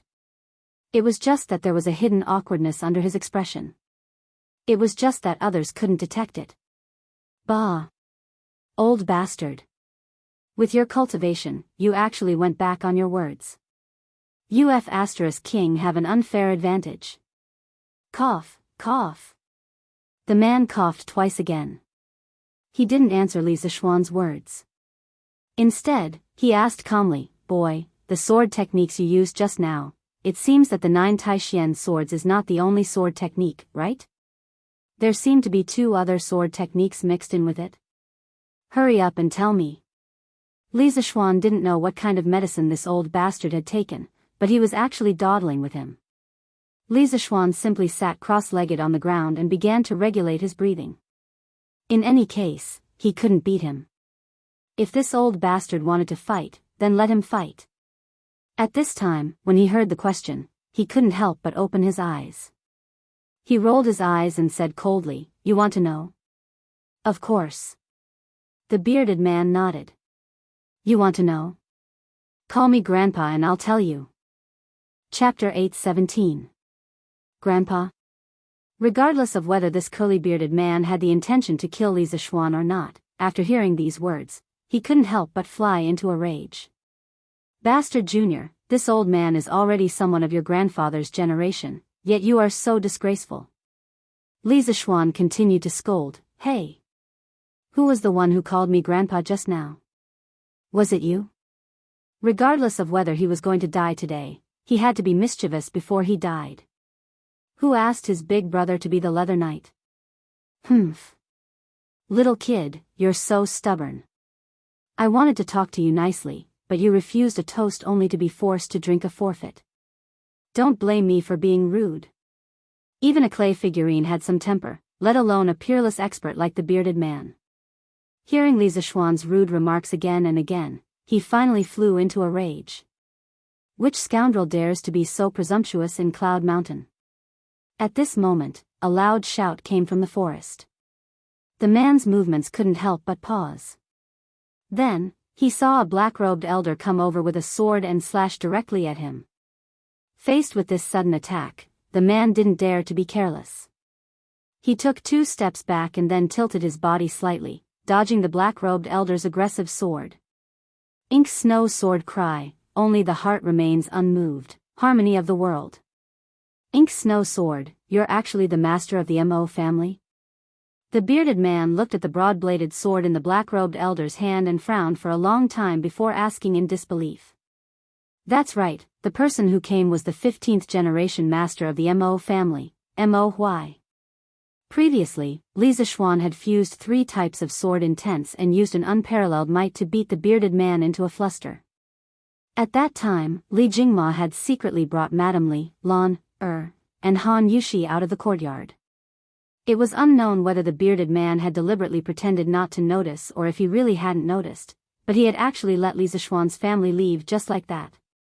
The first reaction of the 4 who had escaped was of course to get reinforcements, but where could they get reinforcements? Chang'an City? There were many masters there, and Li Zishuan was familiar with the crown prince. After explaining the situation, he could ask the imperial army to help. But Chang'an was too far away, and Li Zishuan didn't know how the battle was going. The longer they delayed, the more dangerous it would be. Thinking of this, Li Jingma decisively brought Mrs. Li and the other 2 to Yanhuang College. The guards of the academy naturally recognized Li Jingma and the other 3. Furthermore, Pang Feiji was also in the academy. He had been working as an instructor in the academy and had been living in the academy's dormitory. Although he was Li Zishuan's personal bodyguard, ever since Li Zishuan moved to Yunshan Villa, he could no longer stay by his side. That was because there was no place for guards to stay in the villa. After hearing Li Jingma's explanation, Pang Feiji turned pale with fright. He hurriedly called for his subordinates, Mo Zhong, Mo Yun, and the rest of the followers of the school of Mo. He wanted to rescue Li Zishuan together because he knew that the strength of these followers of the school of Mo was much higher than that of the martial marquises. However, Mo Zhong shook his head and asked him to wait here. Then, he ran into the academy's Guanghua building. Just as Pang Feiji was scolding Mo Zhong for being a coward, ungrateful, and cowardly, Mo Zhong walked out behind Mo Hui. Pang Feiji's eyes widened. He wanted to pull Mo Zhong over and ask him why he had brought a weak old man here. However, Mo Hui urged, let's go. Brotherly, tell this old man first, where did the mountain elder get into trouble? Li Jingma naturally answered truthfully. However, everyone only felt a gust of wind blow past them, and then Mo Hui's figure disappeared. Pang Feiji and the other martial marquises could not help but be stunned. None of them had thought that this seemingly ordinary little old man was actually a hidden martial arts master. It was simply too unbelievable. In the small forest. At this moment, after hearing the words about the inky snow sword from the bearded man, Li Zishuan, who was sitting cross-legged on the side, was even more surprised. He thought to himself, it's fine if this old man is extraordinarily powerful, but the Mo family has been living in seclusion for 700 or 800 years. How did this bearded man know about Mo's keepsake, the inky snow sword? This old man knows too much, doesn't he? Just based on his knowledge, he is definitely not an ordinary person. Of course, compared to this, what surprised Li Zishuan even more was that Mo Hui was actually a martial arts master at the peak of the Grandmaster stage. It was not that he had not thought that Mo Hui, as the head of the Mo family, would definitely have superb martial arts skills. However, Mo Hui had been in the academy for so long and had not revealed his talents. Furthermore, he had secretly tested him and concluded that Mo Hui did not know martial arts. However, the scene in front of him clearly told him that Mo Hui was not only skilled in martial arts, but was also a great master at the peak of the Grandmaster stage. It was simply shocking. Humph. No matter who you are, since you dare to come to Cloud Mountain to cause trouble and harm the Yamacho of Yanhuang College, you must give an explanation. Mo Huai was not surprised that his attack missed. He slowly turned around, holding his sword in front of his chest, and looked at the bearded man coldly. The corners of the man's mouth twitched slightly, and he could not help but say, "Nonsense. I just want to. Forget it, forget it. I have traversed the world, why do I need to explain my actions to others? I didn't expect that the Mo family, which had been in seclusion for many years, would suddenly appear. What's more, I didn't expect that the head of the Mo family would actually help a 14 or 15-year-old child on Cloud Mountain. Interesting, really interesting. Li family's brat, this old man has underestimated you. Head of the Mo family, you're not bad. Fight with me for a few rounds. It's been a long time since I had a good fight. Roar." Without waiting for Mo Huai's reply, the bearded man used the lion's roar technique again. However, this time, he released it at full strength, and the momentum was several times stronger than the previous 2 times. Li Zishuan, who was sitting cross-legged on the ground, could not help but interrupt his breathing and quickly cover his ears. This old fellow was really deadly when he roared crazily. Blood Sea Saber. This lion's roar technique was obviously just the bearded man's first move. Immediately after, he leaped to the spot where he had thrown the saber earlier. With a lift of his toes, the saber immediately landed in his hand. Then, he swung the saber, rose into the air, and slashed at Mo Huai. Li Zishuan was currently regulating his breathing while paying attention to the situation on the battlefield. He saw that the bearded man was using the exact same move as the one he had used against him just now, but the difference in power was like heaven and earth. This was clearly the true strength of a half-step grandmaster. Although this old fart is quite despicable, a half-step grandmaster is still impressive. When I reach this realm, I'll hang you up and beat you up every day. Sigh, I wonder if old man Mo will be able to withstand this slash. Li Zishuan's thoughts ran wild. He was envious of the bearded man's great strength, but he was also worried about whether